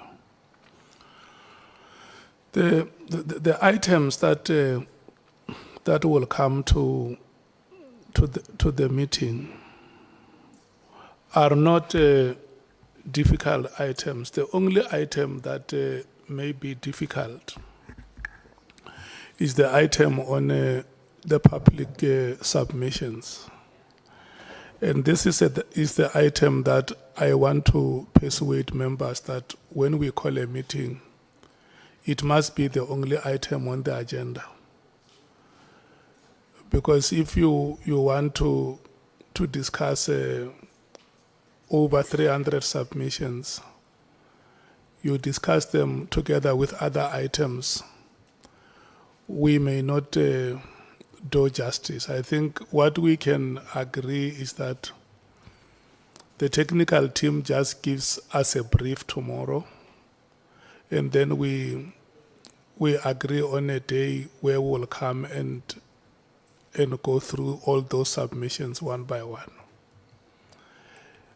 And what they can also do in the period between tomorrow and the next meeting, they can make those submissions available to members to study them, so that when you come to the next meeting, you come there having gone through all those submissions. So for the purpose of tomorrow's meeting, let's have a proposed schedule on the consultations of the witnesses that the committee has agreed on, so that the committee can express itself if it agrees with the proposal, and also have a proposed timetable. Once those consultations are concluded, when do you suggest we can start calling those witnesses? After the 14th of November, when we will be done with the list that we currently have. Remember, the other deputy minister must come, the minister who is currently in office, IDEC, the NPA, are those outstanding witnesses that must come here, including the IGI. I think we'll also receive a report on the IGI tomorrow. So, yeah, I think in that case, we can be done in 2 hours if members agree that we should get time. I mean, also the legal opinion, Honorable Sols. If we can deal with those items tomorrow, and then agree that we need a special day to deal with public submissions. Are we agreeing to what the chair is suggesting? Agreed. Agreed. Is there any hand contrary to? Okay. Thank you so much, honorable members. We will start tomorrow at 1 o'clock. Is that fine, Dr. Thule? Yes, Chairperson, it's fine. Thank you. Thank you so much. Thank you so much, honorable members. Is the venue here? Yeah, the venue is confirmed. Thank you.